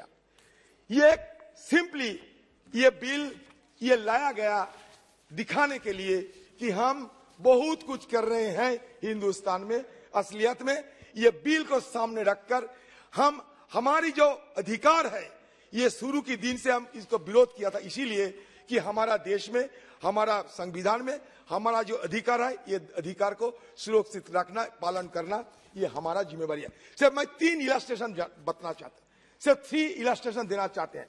मान लीजिए एक व्यक्ति की नाम होता है डब्ल्यू. ये person W is found guilty of rash and negligent driving and fined ₹1,000. He may have his signature collected and stored in a central database for 75 years. The bill permits it. क्या जरूरत है इसका बताइए. मैं और एक illustration देना चाहते हैं कि मान लीजिए एक व्यक्ति की नाम एक्स है. ये person X is arrested for an offence.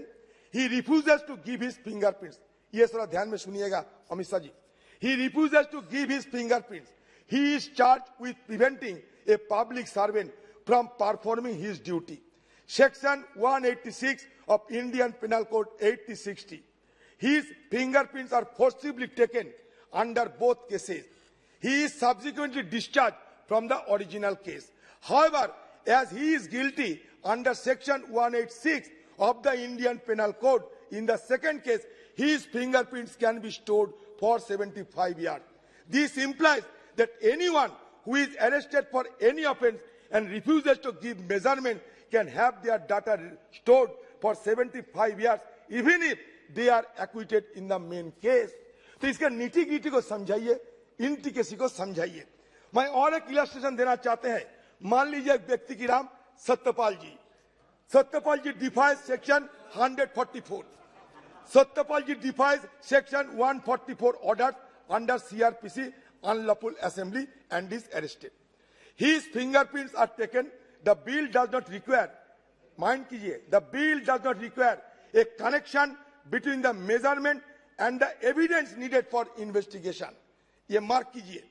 He is found guilty under section 188 of the Indian Penal Code and fined ₹200. His fingerprints will be in the database for 75 years. आपको और एक बात मैं कहना चाहता हूं, बहुत सारे मेंबर शायद इसमें नहीं कहे हैं, कि ये बिल के जरिए एक प्राइवेटाइजेशन के एक चक्कर हमें देख रहे हैं कि प्राइवेटाइजेशन ऑफ क्रिमिनल इन्वेस्टिगेशन होते जा रहे हैं. क्योंकि मैं ये भी बताता हूं, क्लॉज, अब देखिए clause 4 sub clause 3 empower state government and UTs to notify an appropriate agency to collect, preserve and share sensitive personal information of citizens. In the absence of any restriction on the scope of the notification under Clause 4, Subclause 3, it cannot be ruled out that the task of collecting, preserving and sharing measurement may be assigned to a private agency. This would amount to delegation of the sovereign function to conduct criminal investigation and collect evidence for the same, which in turn has implication for the state's obligation to administer justice. Since unguided delegation of a sovereign function to a private and unregulated agency is legally impermissible. That is why, यही तो privatisation, यही तो कह रहा हूँ, ये तो privatisation की तरफ जा रहे हैं। एंड अप करो। हाँ सर, हो गया। सर मैं और एक बात कहना चाहता हूँ कि ये सारे जो आप पुलिस वालों की बात करते हैं ना, जिन्होंने सैंपल कलेक्शन करेगा, इनका कोई स्किल है, इनका ट्रेनिंग है, इनका कोई जानकारी है, इसका का ट्रेनिंग फैसिलिटी क्या है, कुछ नहीं है, फिर ऊपर से ला रहे हैं। इसलिए मैं कह रहा हूं कि ये बिल को लेकर आप ओजोन से ज्यादा भोजन कर रहे हैं। मैं चाहता हूं ये बिल को स्टैंडिंग कमेटी में प्रेरण किया जाए, स्टैंडिंग कमेटी में भेजिए और इसको और ढंग से छानबीन करते, स्क्रूटिनी करते हुए हम दोबारा इस पर चर्चा करेंगे। इसमें कोई जल्दबाजी करना नहीं चाहिए। जल्दबाजी में हड़बड़ी में गड़बड़ी होने का संभावना होते हैं, तो हड़बड़ी मत कीजिए क्योंकि गड़बड़ी हो जाएंगे। नमस्कार। माननीय मंत्री जी,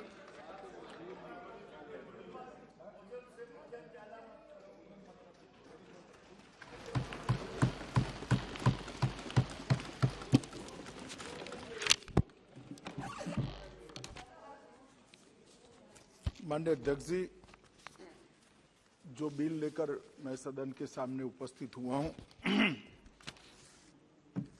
उसमें सदन के पक्ष और प्रतिपक्ष के कुल 21 सांसदों ने अपने अपने विचार रखे हैं।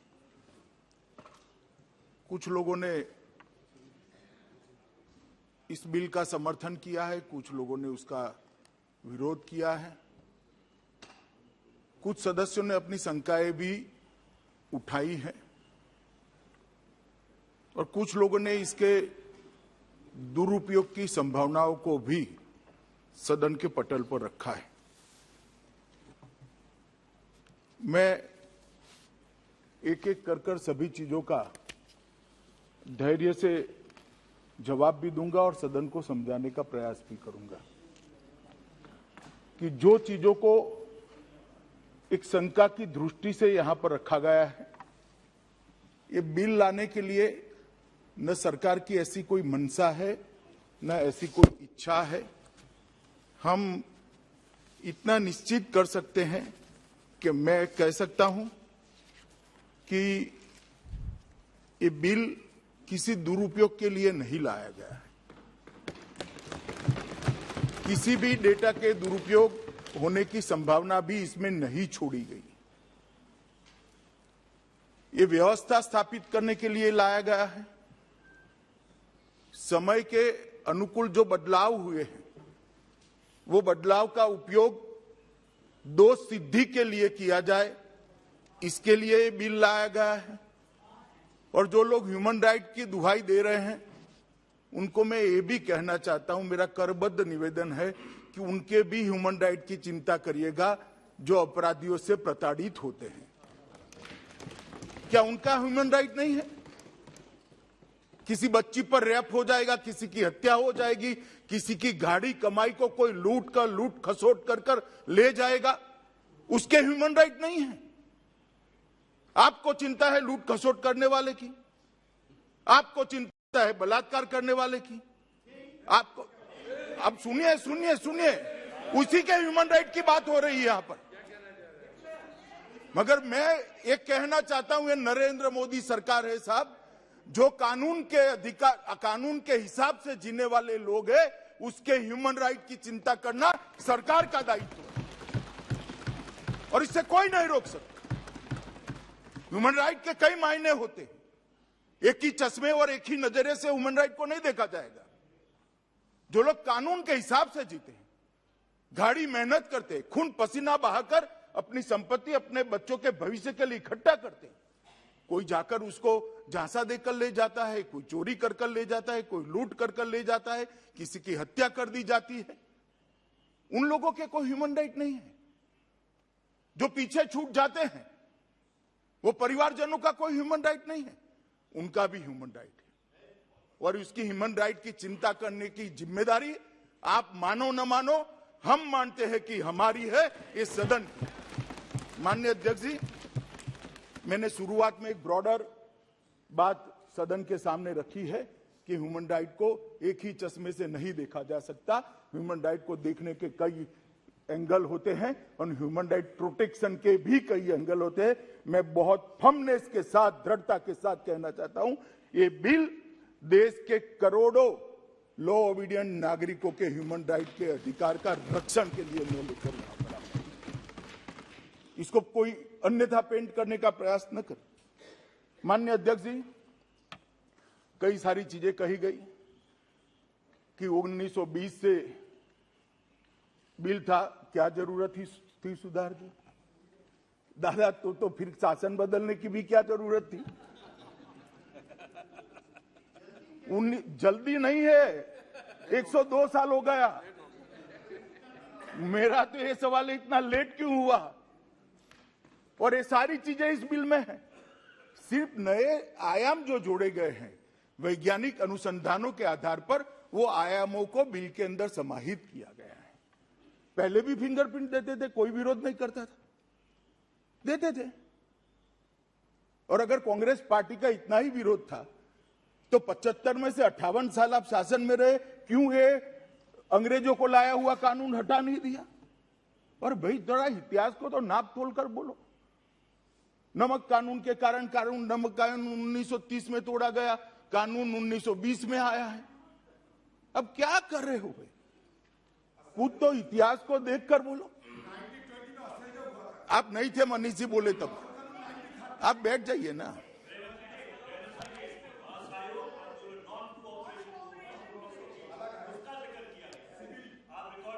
रिकॉर्ड में जरूर चेक करूंगा।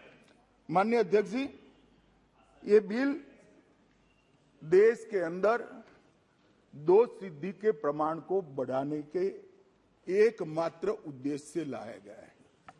यह बिल देश में दोष सिद्धि के प्रमाण को बढ़ाकर गुनाहों की संख्या को सीमित करने के एकमात्र उद्देश्य से लाया गया है। यह बिल एफआईआर को और आरोपों को दोष सिद्धि के माध्यम से जिन्होंने गुनाह किया है उसको सजा कराकर समाज में एक कठोर संदेश भेजने के लिए लाया गया है। ये बिल के पीछे और कोई उद्देश्य नहीं है। माननीय अध्यक्ष जी, पुलिस राज्य का सबसे दृष्टिगत होने वाला चेहरा है, शासन का सबसे दृष्टिगत होने वाला चेहरा है। पहला फर्स्ट रिस्पॉन्डर पुलिस होती है। पुलिस किसी को पकड़ तो लेती है मगर अदालत के अंदर उसके दोष को सिद्ध नहीं कर पाती है, तब इतनी पुलिस की कार्रवाई की असर नहीं होती है जितनी होनी चाहिए। इसीलिए 2014 में मोदी जी ने देश भर के पुलिस फोर्स के सामने स्मार्ट पुलिसिंग का एक कंसेप्ट रखा था। एस से मतलब था सख्त परंतु संवेदनशील, एम से मतलब था आधुनिक, मॉडर्न और मोबाइल, ए से मतलब था चौकन्ना और जवाबदेह, आर से मतलब था भरोसेमंद और प्रतिक्रियात्मक, और टी से मतलब था आधुनिक प्रौद्योगिकी से लैस और प्रशिक्षित। ये टी वाला जो हिस्सा है, ये टी वाले हिस्से की प्रतिपूर्ति करने के लिए बिल में लेकर आपके सामने माननीय अध्यक्ष जी आया हूं। माननीय अध्यक्ष जी, कहा गया कि इसकी जरूरत क्या है, मैं बताता हूं। 2020 में नेशनल क्राइम रिकॉर्ड ब्यूरो का जो डेटा है, ये डेटा के हिसाब से मर्डर करने वाले केसों में सिर्फ 44% लोगों को हम सजा करा पाते हैं। सिर्फ 44%। 44। बलात्कार के केस में सिर्फ 39%। अटेम्प्ट टू मर्डर सिर्फ 24%, डेकोइटी सिर्फ 29% और रॉबरी में सिर्फ 38%। और इसके सापेक्ष में दुनिया भर के डेटा को अगर स्टडी करते हैं तो England 83.6% average, Canada 68%, south Africa 82%, Australia 20-21 का है 97%, यूएसए 93%। ये भी सारे ह्यूमन राइट के चैंपियन देश हैं और ये सब जगह इससे भी कठोर कानून उपलब्ध है। और सुप्रीम कोर्ट के कई सारे जजमेंट्स का आपने जिक्र किया, इसका भी मैं बाद में जवाब देता हूं। सुप्रीम कोर्ट ने भी अपने जजमेंट्स के अंदर एक दूसरा पक्ष भी लिखा है, मगर पूरे जजमेंट को पढ़कर अपने अनुकूल चीजें हैं इसको यहां रख देना और जो चीज हमारी विचार के अनुकूल नहीं है इसको नहीं रखना। इस प्रकार से अगर हम करें तो मुझे लगता है कि सदन को हम गुमराह करने के अलावे और कुछ नहीं कर पाएंगे। माननीय अध्यक्ष जी, मैं इसलिए ऐसा कहता हूं कि जजमेंट अगर पढ़ा ही नहीं है तब तो ठीक है, मगर पढ़कर उसमें से पार्शियल सत्य एक ही तथ्य लेकर सिलेक्टिवली यहां रखना ये सांसद के नाते ठीक नहीं है। ऐसे ही मेरी व्यक्तिगत मान्यता है। माननीय अध्यक्ष जी, क्राइम भी बदल गए, क्रिमिनल भी बदल गए। क्राइम और क्रिमिनल दोनों आधुनिक तकनीक से लैस होकर क्रिमिनल क्राइम करने लगे और पुलिस को हम आधुनिक तकनीक से लैस न करें, किसी को हाथ पैर बांधकर स्विमिंग पूल में डाल दो कि भैया गोल्ड मेडल लेकर आओ। गोल्ड मेडल क्या, वो तो बेचारा डूब जाएगा क्योंकि आपने हाथ पैर बांध दिए हैं। इस प्रकार की व्यवस्था देश में अब नहीं चलती। दादा को भले लगता हो जल्दी हो गई है, मुझे लगता है बहुत देर हो गई। माननीय अध्यक्ष जी, समय आ गया है कि इसको हम बदले और इसके लिए सिर्फ ये बिल नहीं है, ढेर सारे प्रयास भारतीय जनता पार्टी की नरेंद्र मोदी सरकार ने किया। ठीक कहा अधीर रंजन जी ने कि हमारे देश में फॉरेंसिक साइंस का कुशल मानव संसाधन नहीं है, हमारे पास ट्रेन मैन फोर्स नहीं है, परंतु इसको कैसे बढ़ाओगे? किसी ने चिंता किया? हमने चिंता किया। मोदी जी जब मुख्यमंत्री थे गुजरात के, तब विश्व की सबसे पहली गुजरात फॉरेंसिक साइंस यूनिवर्सिटी बनाने का था और मोदी जी जब प्रधानमंत्री बने तब उन्होंने नेशनल फॉरेंसिक साइंस यूनिवर्सिटी बनाने का काम किया। और फॉरेंसिक साइंस की सभी विधाओं में बच्चे बीएससी करे, एमएससी करे, रिसर्च करे, वहां से प्रोफेसर बाहर आए। इस प्रकार की सारी सुविधाओं से lace in university Modi ji ने अभी बनाई है। माननीय अध्यक्ष जी, सिर्फ एक यूनिवर्सिटी नहीं बनाई, 6 राज्यों में इसकी एफिलेटेड कॉलेज, उसके कैंपस खोले गए। सब जगह फॉरेंसिक साइंस की अलग अलग विधाओं के सेंटर ऑफ एक्सीलेंस खोलने का काम भी किया गया है। और ये सारी यूनिवर्सिटी और कॉलेजों से, यूनिवर्सिटी से संबंध कॉलेजों से जो बच्चे फॉरेंसिक साइंस अलग अलग सब्जेक्ट में पढ़कर आएंगे, तब जाकर हमारी 2 सिद्धि का प्रमाण बढ़ेगा। समस्याएं जरूर है, मगर समाधान ही नहीं करना। अब तो कोई ये भी कह देगा कि फॉरेंसिक साइंस यूनिवर्सिटी किसी एक धर्म के लोगों को फंसाने के लिए बना ली है। अरे भाई, हर चीज को, ये कानून को भी कहा। मेरे मित्र दयानिधि मारन चले गए, सुनने के लिए नहीं बैठे, माइनॉरिटी को परेशान। ये बिल में माइनॉरिटी शब्द ही नहीं है कि चश्मा लगाकर मेरे बिल को पढ़ा। मैं ढूंढ रहा हूं मेरा चश्मा खराब है या टेक्निक नहीं है मेरे चश्मे, कहीं माइनॉरिटी शब्द नहीं है। कहां से ले आए? माननीय अध्यक्ष जी, ये जो चश्मा है ना, ये कहीं ना कहीं आपने भी कोई सूचना देकर बदलने की व्यवस्था करनी पड़ेगी, अदरवाइज बड़ा प्रॉब्लम होगा। माननीय अध्यक्ष जी, हमने रक्षा शक्ति यूनिवर्सिटी भी बनाई। रक्षा शक्ति यूनिवर्सिटी, जो बचपन से कोई बच्चा इंजीनियर बनना चाहता है, कोई डॉक्टर बनना चाहता है, कुछ बच्चे ऐसे भी होते हैं जो देश की आंतरिक सुरक्षा और बाह्य सुरक्षा के क्षेत्र में काम करना चाहते हैं। तो आंतरिक सुरक्षा और बाह्य सुरक्षा के साथ जुड़ी हुई सारी विधाओं का उनको पढ़ाई लिखाई करने के लिए एक सुविधा हमने करा है और इसके लिए हमने राष्ट्रीय रक्षा यूनिवर्सिटी भी बनाई है।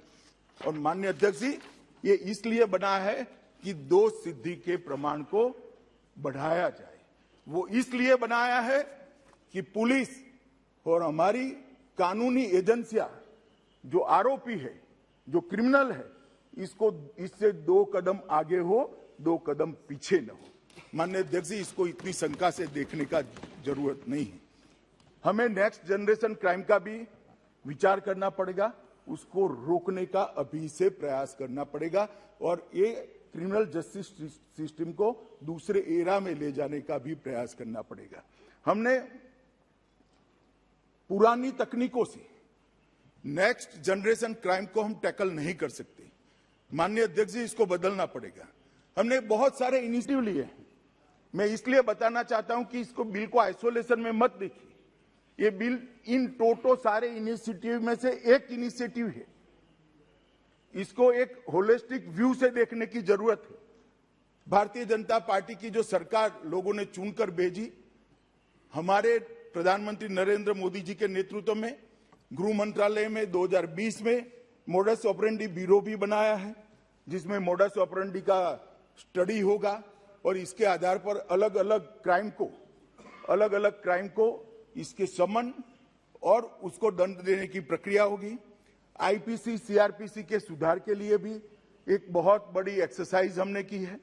मैंने सभी सांसदों को पत्र लिखा है, सभी मुख्यमंत्री को पत्र लिखा है, गृह सचिव जी ने सभी न्यायालयों को पत्र लिखा है, सभी राज्यों के गृह सचिवों को पत्र लिखा है, ढेर सारी लॉ यूनिवर्सिटी को गृह सचिव जी ने पत्र लिखा है।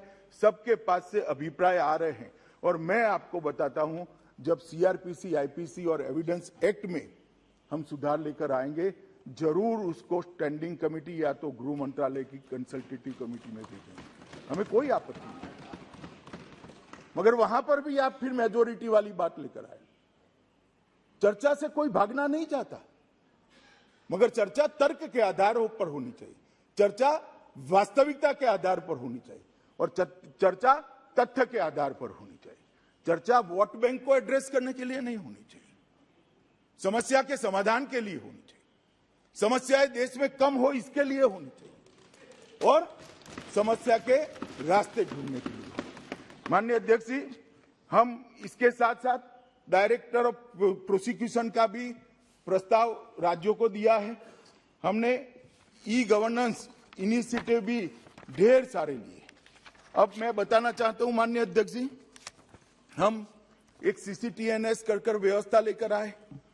क्रिमिनल जस्टिस डिलीवरी सिस्टम के लिए मुख्य आईटी पिलर है वो, और मुझे कहते हुए आनंद है माननीय अध्यक्ष जी, जनवरी 2022 तक 16,390 100% पुलिस स्टेशन में सीसीटीएनएस लागू कर दिया गया है और 99% पुलिस स्टेशन में आज एफआईआर का रजिस्ट्रेशन सीसीटीएनएस के आधार पर होता है। इससे एक डेटा उपलब्ध होता है और वो डेटा के आधार पर पूरे देश के क्राइम का एनालिसिस होता है, क्राइम को रोकने की रणनीति बनती है और उसको ही एडवाइजरी गृह मंत्रालय के द्वारा राज्यों पर जाती है। अब मैं इसलिए कह रहा हूं, फिर कोई खड़ा हो जाएगा कि राज्यों का ही सब्जेक्ट है, मगर केंद्र मदद तो कर सकता है, नहीं कर सकता है, मदद लेनी चाहिए, नहीं लेनी चाहिए। माननीय अध्यक्ष जी, इसके साथ साथ देश के 751 हमने सीसीटीएनएस के साथ ई प्रिजन भी एक मॉडल बनाकर राज्यों को भेजा है, ई फॉरेंसिक का भी भेजा है, ई प्रोसिक्यूशन का भेजा है, ई कोर्ट का भी भेजा है और ये सारे इनिशिएटिव के माध्यम से हम क्रिमिनल जस्टिस सिस्टम को ताकत देना चाहते हैं टेक्नोलॉजी की, और इसका हिस्सा एक बिल है, इसको अन्यथा देखने की जरूरत नहीं है। माननीय अध्यक्ष जी, देश में 751 अभियोजन जिलों में ई अभियोजन, ई प्रोसिक्यूशन लागू हो चुका है। ई प्रिजन को 1259 अलग अलग जेलों में लागू कर दिया गया है। ई फॉरेंसिक एप्लीकेशन को 117 फॉरेंसिक यूनिवर्सिटी ने लागू कर दिया है। मैं इसलिए बताता रहा हूं, ये विषयांतर नहीं है कि ये टोटल जो प्रयास है क्रिमिनल जस्टिस सिस्टम को जकड़ने का, दोष सिद्धि के प्रमाण को बढ़ाने का, इसका एक हिस्सा ये बिल है। मैं सदस्यों को ये बात बताने के लिए ये पूरी बात कह रहा हूं। माननीय अध्यक्ष जी, सीसीटीएनएस के सॉफ्टवेयर में आज 7 करोड़ से अधिक एफआईआर उपलब्ध है। अब ये 7 करोड़ से अधिक एफआईआर जो नेशनल डेटाबेस में उपलब्ध है, इसमें 28 करोड़ पुलिस का रिकॉर्ड उपलब्ध है। और दादा मैं वो भी बताता हूं, आप अब बीच में बोलकर मेरा लय मत तोड़िए। माननीय अध्यक्ष जी, इस डेटा इसके साथ साथ हमने ये सारे ई प्रयासों को एक दूसरे के साथ जोड़ने के लिए हमने एक system, inter operable criminal justice system ICJS भी लाए हैं और उसके माध्यम से सारे इनिशिएटिव को एक साथ जोड़ दिया जाएगा।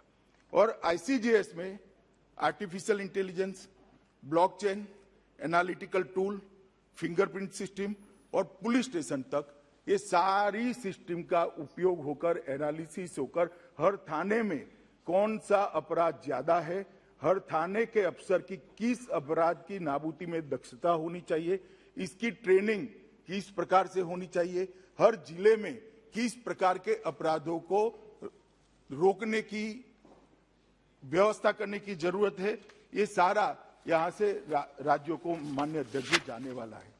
Investigation tracking system for sexual offence, उसका भी हमने शुरुआत किया है। यौन अपराधियों का एक राष्ट्रीय डेटाबेस NDSO भी शुरू किया है।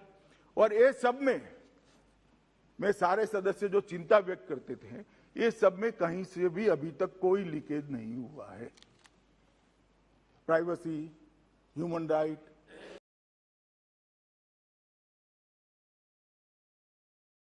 लीकेज, मिसयूज ऑफ डेटा, ये सारा हो चुका है ये 2.5 साल में, और कहीं से कोई कंप्लेन नहीं है।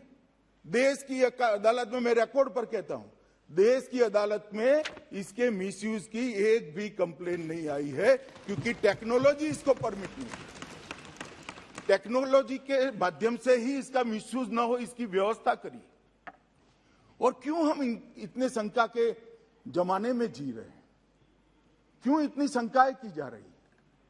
माननीय अध्यक्ष जी, जो इनिशिएटिव है नरेंद्र मोदी गवर्नमेंट का, वो इनिशिएटिव क्राइम को कम करने के लिए, देश की आंतरिक सुरक्षा को सुदृढ़ करने के लिए।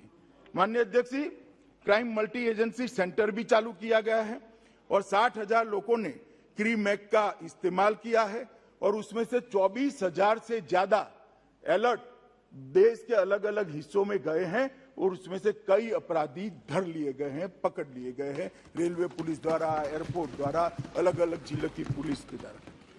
माननीय अध्यक्ष जी, लापता व्यक्ति की खोज के लिए भी हमने सारी एफआईआर का एनालिसिस कर उसका डेटाबेस लॉ एनफोर्समेंट एजेंसियों को साझा करा और 14,000 तलाशी ली गई और 12,000 लोग प्राप्त कर लिए गए। मैं इसलिए बताता हूं कि डेटाबेस से डरने की जरूरत नहीं है। पूरी दुनिया डेटाबेस का उपयोग कर रही है, हमने भी करना पड़ेगा। कब तक अंग्रेजों के जमाने में हम जिएंगे भाई? आगे बढ़ना पड़ेगा, हमें समय के साथ आगे बढ़ना पड़ेगा। वाहन एनओसी, उसमें चोरी किए हुए वाहन सारे हमने सीसीटीएनएस से ले लिए, इसका चेसिस नंबर दिया, इसको उपलब्ध करा। सेकंड हैंड वाहन खरीदने वालों ने उससे 13,636 लोग बच गए और वाहन जब्ती हो गया जो बेचने गए थे। अगर ये सॉफ्टवेयर न होता, एनालिसिस न होता तो कभी न होता। घोषित अपराधी 16,176 अपराधी जो कानून की नजर से भाग रहे थे, उसका डेटाबेस सारी राज्य की एजेंसियों के साथ हमने साझा किया। उड़ीसा वाला अगर गुजरात में छुपा है, गुजरात वाला अगर बंगाल में छुपा है, महाराष्ट्र वाला अगर दिल्ली में छुपा है, इसमें से 16,000 नागरिकों को पकड़ लिया गया। भागते हुए अपराधी को पकड़ा है। ये जो कह रहे database database database database database हवा खड़ा कर रहे हैं, मैं उनको समझाना चाहता हूं ये सारा हो चुका है, यही 2.5 साल में हो चुका है और अच्छे से चल रहा है, कहीं से कोई फरियाद नहीं है। अब आपकी सुनकर कोई झूठ मूठ की एनजीओ फरियाद खड़ी कर दे तो भगवान जाने। भारतीय साइबर अपराध समन्वय केंद्र I4C, इसके अंदर राष्ट्रीय साइबर अपराध रिपोर्टिंग पोर्टल NCRP, दादा सारे नाम अब फुल फॉर्म में पढ़ रहा हूं। इसमें 9 लाख से अधिक शिकायतें प्राप्त हुई और उसमें से 18,000 शिकायतें FIR में कन्वर्ट कर दी। संयुक्त साइबर अपराध समन्वय दल JCCT 7 JCCT के गठन किए गए हैं और उसमें केंद्र शासित प्रदेश संघ प्रदेश भी सम्मिलित हैं और ये सारों की ट्रेनिंग के लिए राष्ट्रीय साइबर अपराध प्रशिक्षण केंद्र भी खोला गया है, जो सारे के उपयोग के लिए पुलिस एजेंसियों को ट्रेन करता है। इसी प्रकार से सारी सेवाओं को 112 के तहत यहां लाने का भी माननीय अध्यक्ष जी काम किया गया है। ढेर सारे मोदी जी के प्रधानमंत्री बनने के बाद ढेर सारे 7 साल में ढेर सारे फॉरेंसिक साइंस के क्षेत्र में इनिशिएटिव लिए। लगभग 62 करोड़ की लागत से पुणे में हमने FSL बनाई, सेंट्रल FSL। 50 करोड़ रुपए की लागत से गुवाहाटी में, 53 करोड़ रुपए की लागत से भोपाल में नई आधुनिक प्रयोगशाला स्थापित की है और कोलकाता में 28 करोड़ की लागत से अब नई सेंटर FSL बन रही है। केंद्रीय फोरेंसिक विज्ञान प्रयोगशाला में चंडीगढ़ में पूरे देश में यौन अपराधियों से जुड़े हुए लोगों का अत्याधुनिक DNA डेटा स्टोरेज सेंटर और उसकी प्रयोगशाला भी बनी है। माननीय अध्यक्ष जी, 2016-17 से 21-22 तक फॉरेंसिक्स के साइंस क्षेत्र में हमने ये काम किया है और देश भर की पुलिस व्यवस्थाओं को आधुनिक करने के लिए मैं सिर्फ इनिशिएटिव के लिए बात कर रहा हूं। 2080 करोड़ रुपया नरेंद्र मोदी सरकार ने खर्च किया है माननीय अध्यक्ष जी 2080। मैं ये इसलिए बताता हूं कि इसको सांसदों के मन में कोई संशय न रहे। अभी एक बात आई कि इसका उपयोग कैसे होगा, मिसयूज कैसे होगा, ये सबसे साझा कर दिया जाएगा तो निजीता का क्या होगा। आर्टिकल 14, आर्टिकल 19, आर्टिकल 20, इसका मैं बाद में जवाब देता हूं, मगर मैं पहले उपयोग के बारे में एक बताना चाहता हूं। माननीय अध्यक्ष जी, एक national automated fingerprint identification system NAFIS को इंट्रोड्यूस किया गया। मैं एक उदाहरण देता हूं। नेफिस के पास अभी इसको ऑपरेट नहीं किया है, ट्रायल बेस पर चल रहा है उसका सॉफ्टवेयर, परंतु नेफिस के पास लगभग 1 करोड़ से ज्यादा फिंगरप्रिंट्स अभी है।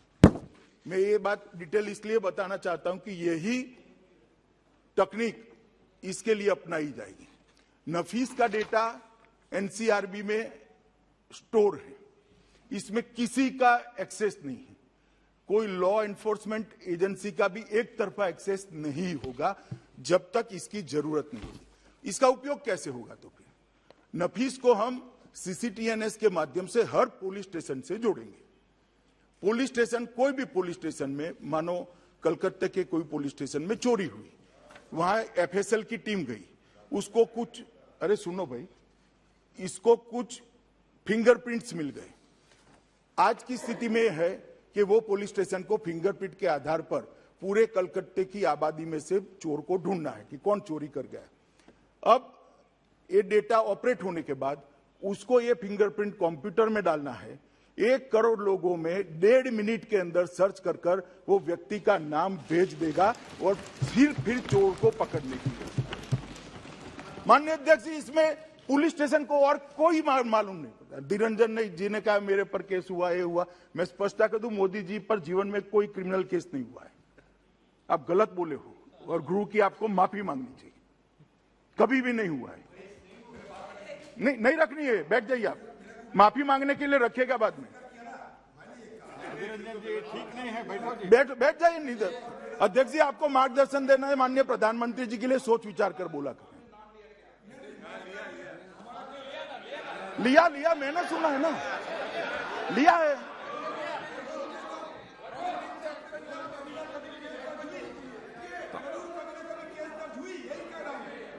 नहीं माननीय अध्यक्ष जी, कभी नहीं हुआ है, कभी नहीं हुआ है। ये रिकॉर्ड पर झूठ बोल रहे हैं सर, नहीं हुआ है, कभी नहीं हुआ है, कभी नहीं हुआ है। कोई अधीर रंजन जी बैठिए। माननीय अध्यक्ष जी, एक सेकंड बैठिए बैठिए बैठिए बैठिए। माननीय अध्यक्ष जी, मैं फिर से कहता हूं, मोदी जी पर कभी कोई केस दर्ज नहीं हुआ है और उन्होंने गृह की माफी मांगनी चाहिए। माननीय अध्यक्ष जी, अब ये जो सुनिए, अब मेरी बात अधूरी रह गई। ये मैं जो कह रहा था कि किसी के साथ ये डेटा साझा नहीं करना है। जिसको ये डेटा का उपयोग करना है, मानो कहीं पर भी बलात्कार हो गया और कोई सैंपल डीएनए सैंपल मिला, तो उसको वो यहां भेज देगा चंडीगढ़ के यौन अपराधियों के सेंटर पर, वो मैच कर कर भेज देगा कि इसने किया है। उसको सारों का डेटा नहीं देना है माननीय अध्यक्ष जी, और इसके रूल्स भी बनेंगे, उसकी ऑपरेशन की सिस्टम भी बनेगी। इसमें देश से सबसे अच्छे फॉरेंसिक साइंस और इस क्षेत्र के एक्सपर्ट को रखकर हम इसका उपयोग सीमित करने वाले, किया भी है। मगर इस प्रकार से देश की सबसे बड़ी पंचायत में 130 करोड़ लोग देख रहे हो, उस वक्त इतनी शंकाएं उत्पन्न कर कर किसी कानून के लिए आशंका खड़ा कर देना, माननीय अध्यक्ष जी, मैं इससे सहमत नहीं हूं। आशंका जरूर खड़ी की जाए, आधार के आधार पर हो, इसका कोई आधार हो। कहने लगे यूएपीए यूएपीए, कौन लेकर आया यूएपीए? कुछ एक सदस्य ने कहा यूएपीए अमेंडमेंट आप लेकर आए, उसका क्या मिसयूज हुआ हमारे समय। मैं आज भी कहता हूं कि पोटा देश हित का कानून था, एपीसमेंट में इसको रद्द किया गया। मुझे कोई संकोच नहीं है बोलने में। हम वोट बैंक की पॉलिटिक्स नहीं करते साहब, हम राजनीति में देश को सुरक्षित करने के लिए आए, देश को आगे बढ़ाने के लिए आए, देश में दुनिया में सर्वोच्च स्थान पर ले जाने। हमने कभी पॉलिटिक्स नहीं की। कितने भी कठोर कानून, ये यूएपीए में अमेंडमेंट चिदम्बरम साहब लेकर आए, हमने सपोर्ट किया था। एनआईए का हमने सपोर्ट किया था, हम भी ऑपोजिशन में बैठते थे, हमने कभी विरोध नहीं किया था। परंतु शंकाएं खड़ी कर कर एक धूमिल टाइप का एक शंका का बादल बना देना देश भर के अंदर, जिसे कानून पर श्रद्धा न हो, ये मुझे लगता है ठीक नहीं है। ये मैंने नफीस का उदाहरण इसलिए दिया कि सबको इसके ऑपरेशन के बारे में एक स्पष्टता हो जाए। डेटा एक सबसे प्रोटेक्टेड हार्डवेयर के अंदर रहेगा, जिसको डेटा से एक्सेस चाहिए वो अपने सैंपल भेजेगा, यहां से मैच कर कर उसको परिणाम ही भेजा जाएगा, डेटा नहीं भेजा जाएगा। माननीय अध्यक्ष जी, एक सांसद निशिकांत जी ने ठीक कहा, हम सबके फिंगरप्रिंट है आधार में,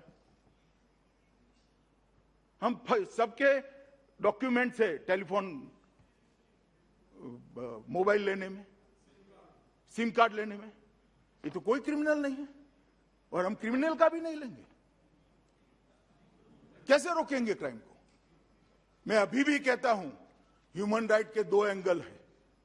मैं भी जिन पर आरोप लगता है इसके ह्यूमन राइट से इनकार नहीं करता, मगर मैं इससे ज्यादा चिंता करता हूं जो निर्दोष है और क्राइम का विक्टिम है उसके ह्यूमन राइट की भी चिंता है। और इसकी प्रायोरिटी स्वाभाविक है, प्रायोरिटी होनी चाहिए, क्योंकि वो तो कानून का समर्थन कर रहा है, क्यों ना हो उसकी प्रायोरिटी। और क्या जिसको देश की जनता ने मैंडेट दिया है, इस सरकार में इतना विवेक भान नहीं होगा? कल आप भी यहां बैठे थे, आप भी कानून लेकर आते थे, हमने कभी ऐसे भाषण नहीं किए। विरोध करने का भी एक तरीका होता है, विरोध करने के मुद्दे होते हैं, विरोध करने के लॉजिक होते हैं। सिर्फ ऑपोजिशन में बैठे हैं इसलिए विरोध करना मुझे लगता है ये ठीक नहीं है। हंसने से कुछ नहीं होता, दयानिधि जी, सुनना पड़ेगा। हंसने से चीज हल्की नहीं होती है। माननीय अध्यक्ष जी, कई सारे एनालिसिसों में दोष सिद्धि न होने का, सजा न होने के कारण जो निकाले गए हैं, इसमें सबूतों के कमी के आधार पर 7.5 लाख केस हर साल बंद कर दिए जाते हैं। अब ये 7.5 लाख केस में जिसका नुकसान हुआ है, इसका ह्यूमन राइट है या नहीं? अगर ये सारे सबूत उसके लिए उपलब्ध हो जाते हैं तो ये संख्या, मुझे भरोसा है, आधे से कम हो जाएगी। और यही उपलब्धि है इस बिल की। किसी ने कहा, कह सकते हो कि ये होने के बाद कोई क्राइम नहीं होगा। किस प्रकार की बात इस सदन में हो रही है? धारा 302 कब से है? तो खून बंद हो गए क्या? तो क्या धारा 302 भी निकाल दोगे? क्या तर्क देते हैं? क्या सोचकर बोलते हैं? और क्या जगह देखते हैं? बाहर तो ठीक है, कभी कभार कहीं कभार बोल दो सबको हंसाने के, ये तो संसद है। माननीय अध्यक्ष जी, न्याय की प्रतीक्षा, जिसमें कोर्ट कहता है कि अभी पर्याप्त साक्ष्य नहीं है, 15 लाख केस न्याय की अपेक्षा में पुख्ता सबूतों के अभाव में पेंडिंग कर दिए जाते हैं। क्या उनको जल्दी न्याय लेने का अधिकार नहीं है? माननीय अध्यक्ष है उसको जल्दी न्याय लेने का, और वो तभी मिल सकता है कि इस तरह से इलेक्ट्रॉनिक तरीके से आगे जो मैंने कहा, ये सब इनिशिएटिव को एक कर इसका उपयोग कर सजा दिलाने का जब हम काम करेंगे।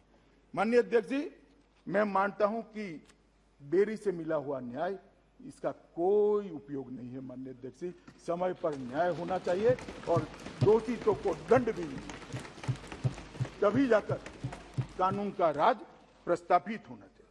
और माननीय अध्यक्ष जी, फिर पुलिस क्या करे? 3rd डिग्री पर जाए क्या? हमें ये अलाउ करना है?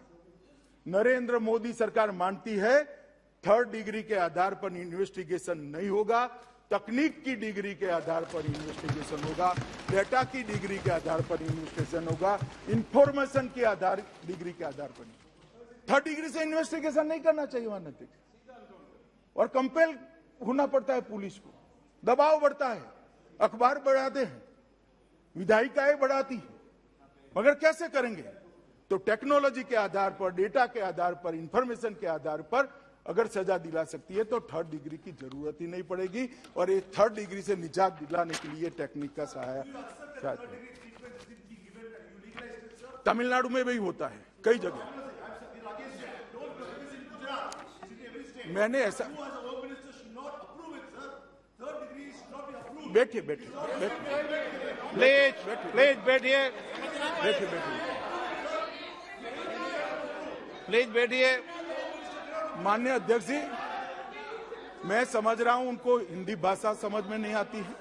मैंने ये किया 3rd डिग्री पर जाने के लिए, कंपेल न करने के लिए, 3rd डिग्री का रास्ता न अपनाना पड़े इसलिए कहा। ये ढंग से समझ नहीं पाए मेरी बात, अब लगाया है ट्रांसलेशन मोड पर, इसलिए आप वो समझेंगे शायद। मारन साहब, मैं कभी जल्दबाजी में नहीं बोलता, ना गुस्सा होता हूं, हमेशा सोच विचार कर धैर्य से कहता हूं। माननीय अध्यक्ष जी, ये जो नया कानून आया है वो बंदी शिनाख्त अधिनियम 1920 के, उस पर 1980 में विधि आयोग ने अपनी 87वीं रिपोर्ट में इसको उचित संशोधन कर विज्ञान आधारित बनाने की एक सिफारिश भारत सरकार को भेजी थी। दादा की ये बात सही है, इतना देर क्यों हो गया?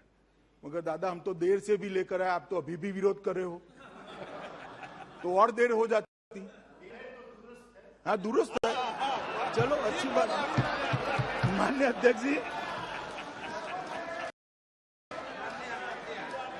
उसी रिपोर्ट में, माननीय अध्यक्ष जी, उसी रिपोर्ट में लोग ने स्वीकार किया था कि पहचान के उद्देश्य एकत्रित किए जाने वाले मापों को सीमित नहीं रखा जा सकता, आधुनिक टेक्निक का उपयोग कर उसको सुरक्षित रखना चाहिए, सीमित रखने का कंसेप्ट ठीक नहीं होगा।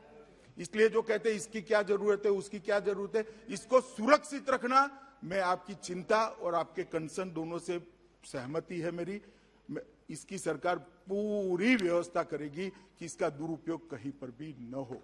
इसकी कार्यपद्धति भी रूल्स में इसी तरह से बनाई जाएगी और इसके उपयोग के लिए जो पद्धति बनाई जाएगी उसमें देश के अच्छे टेक्नोलॉजी के ज्ञाता लोगों को बिठाकर उनकी सेवाओं को लेकर हम माननीय अध्यक्ष जी बनाएंगे।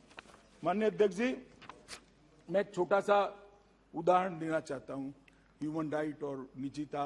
मैं कोई दूसरे देश से हम ह्यूमन राइट में पिछड़े हुए हैं ये मानने के लिए कतई तैयार नहीं, मगर ये सारी बातें जहां से प्रेरणा लेकर की जाती है, जो लोग करते हैं, इनको मैं ब्रिटेन का उदाहरण देना चाहता हूं। ब्रिटेन का जैविक सूचना डेटाबेस दुनिया में सबसे बड़ा है। अपराध स्थल पर ही संदिग्ध का सारे प्रकार का सैंपल ले लिया जाता है और कोर्ट में वहां 60% मामलों में सजा इसी डेटाबेस के आधार पर इंग्लैंड में होती है। मैं ये नहीं कहता कि इंग्लैंड ने किया इसलिए करना चाहिए, मगर ह्यूमन राइट का जो फॉरेन कंसेप्ट लेकर आते हैं उनको समझाने के लिए मैं तो वो कंसेप्ट से सहमत ही नहीं हूं, परंतु उनको समझाने के लिए मैं उदाहरण दे देता हूं। माननीय अध्यक्ष जी, अभी जो अधिनियम है उसमें आधुनिक एवं नवीन तकनीकों से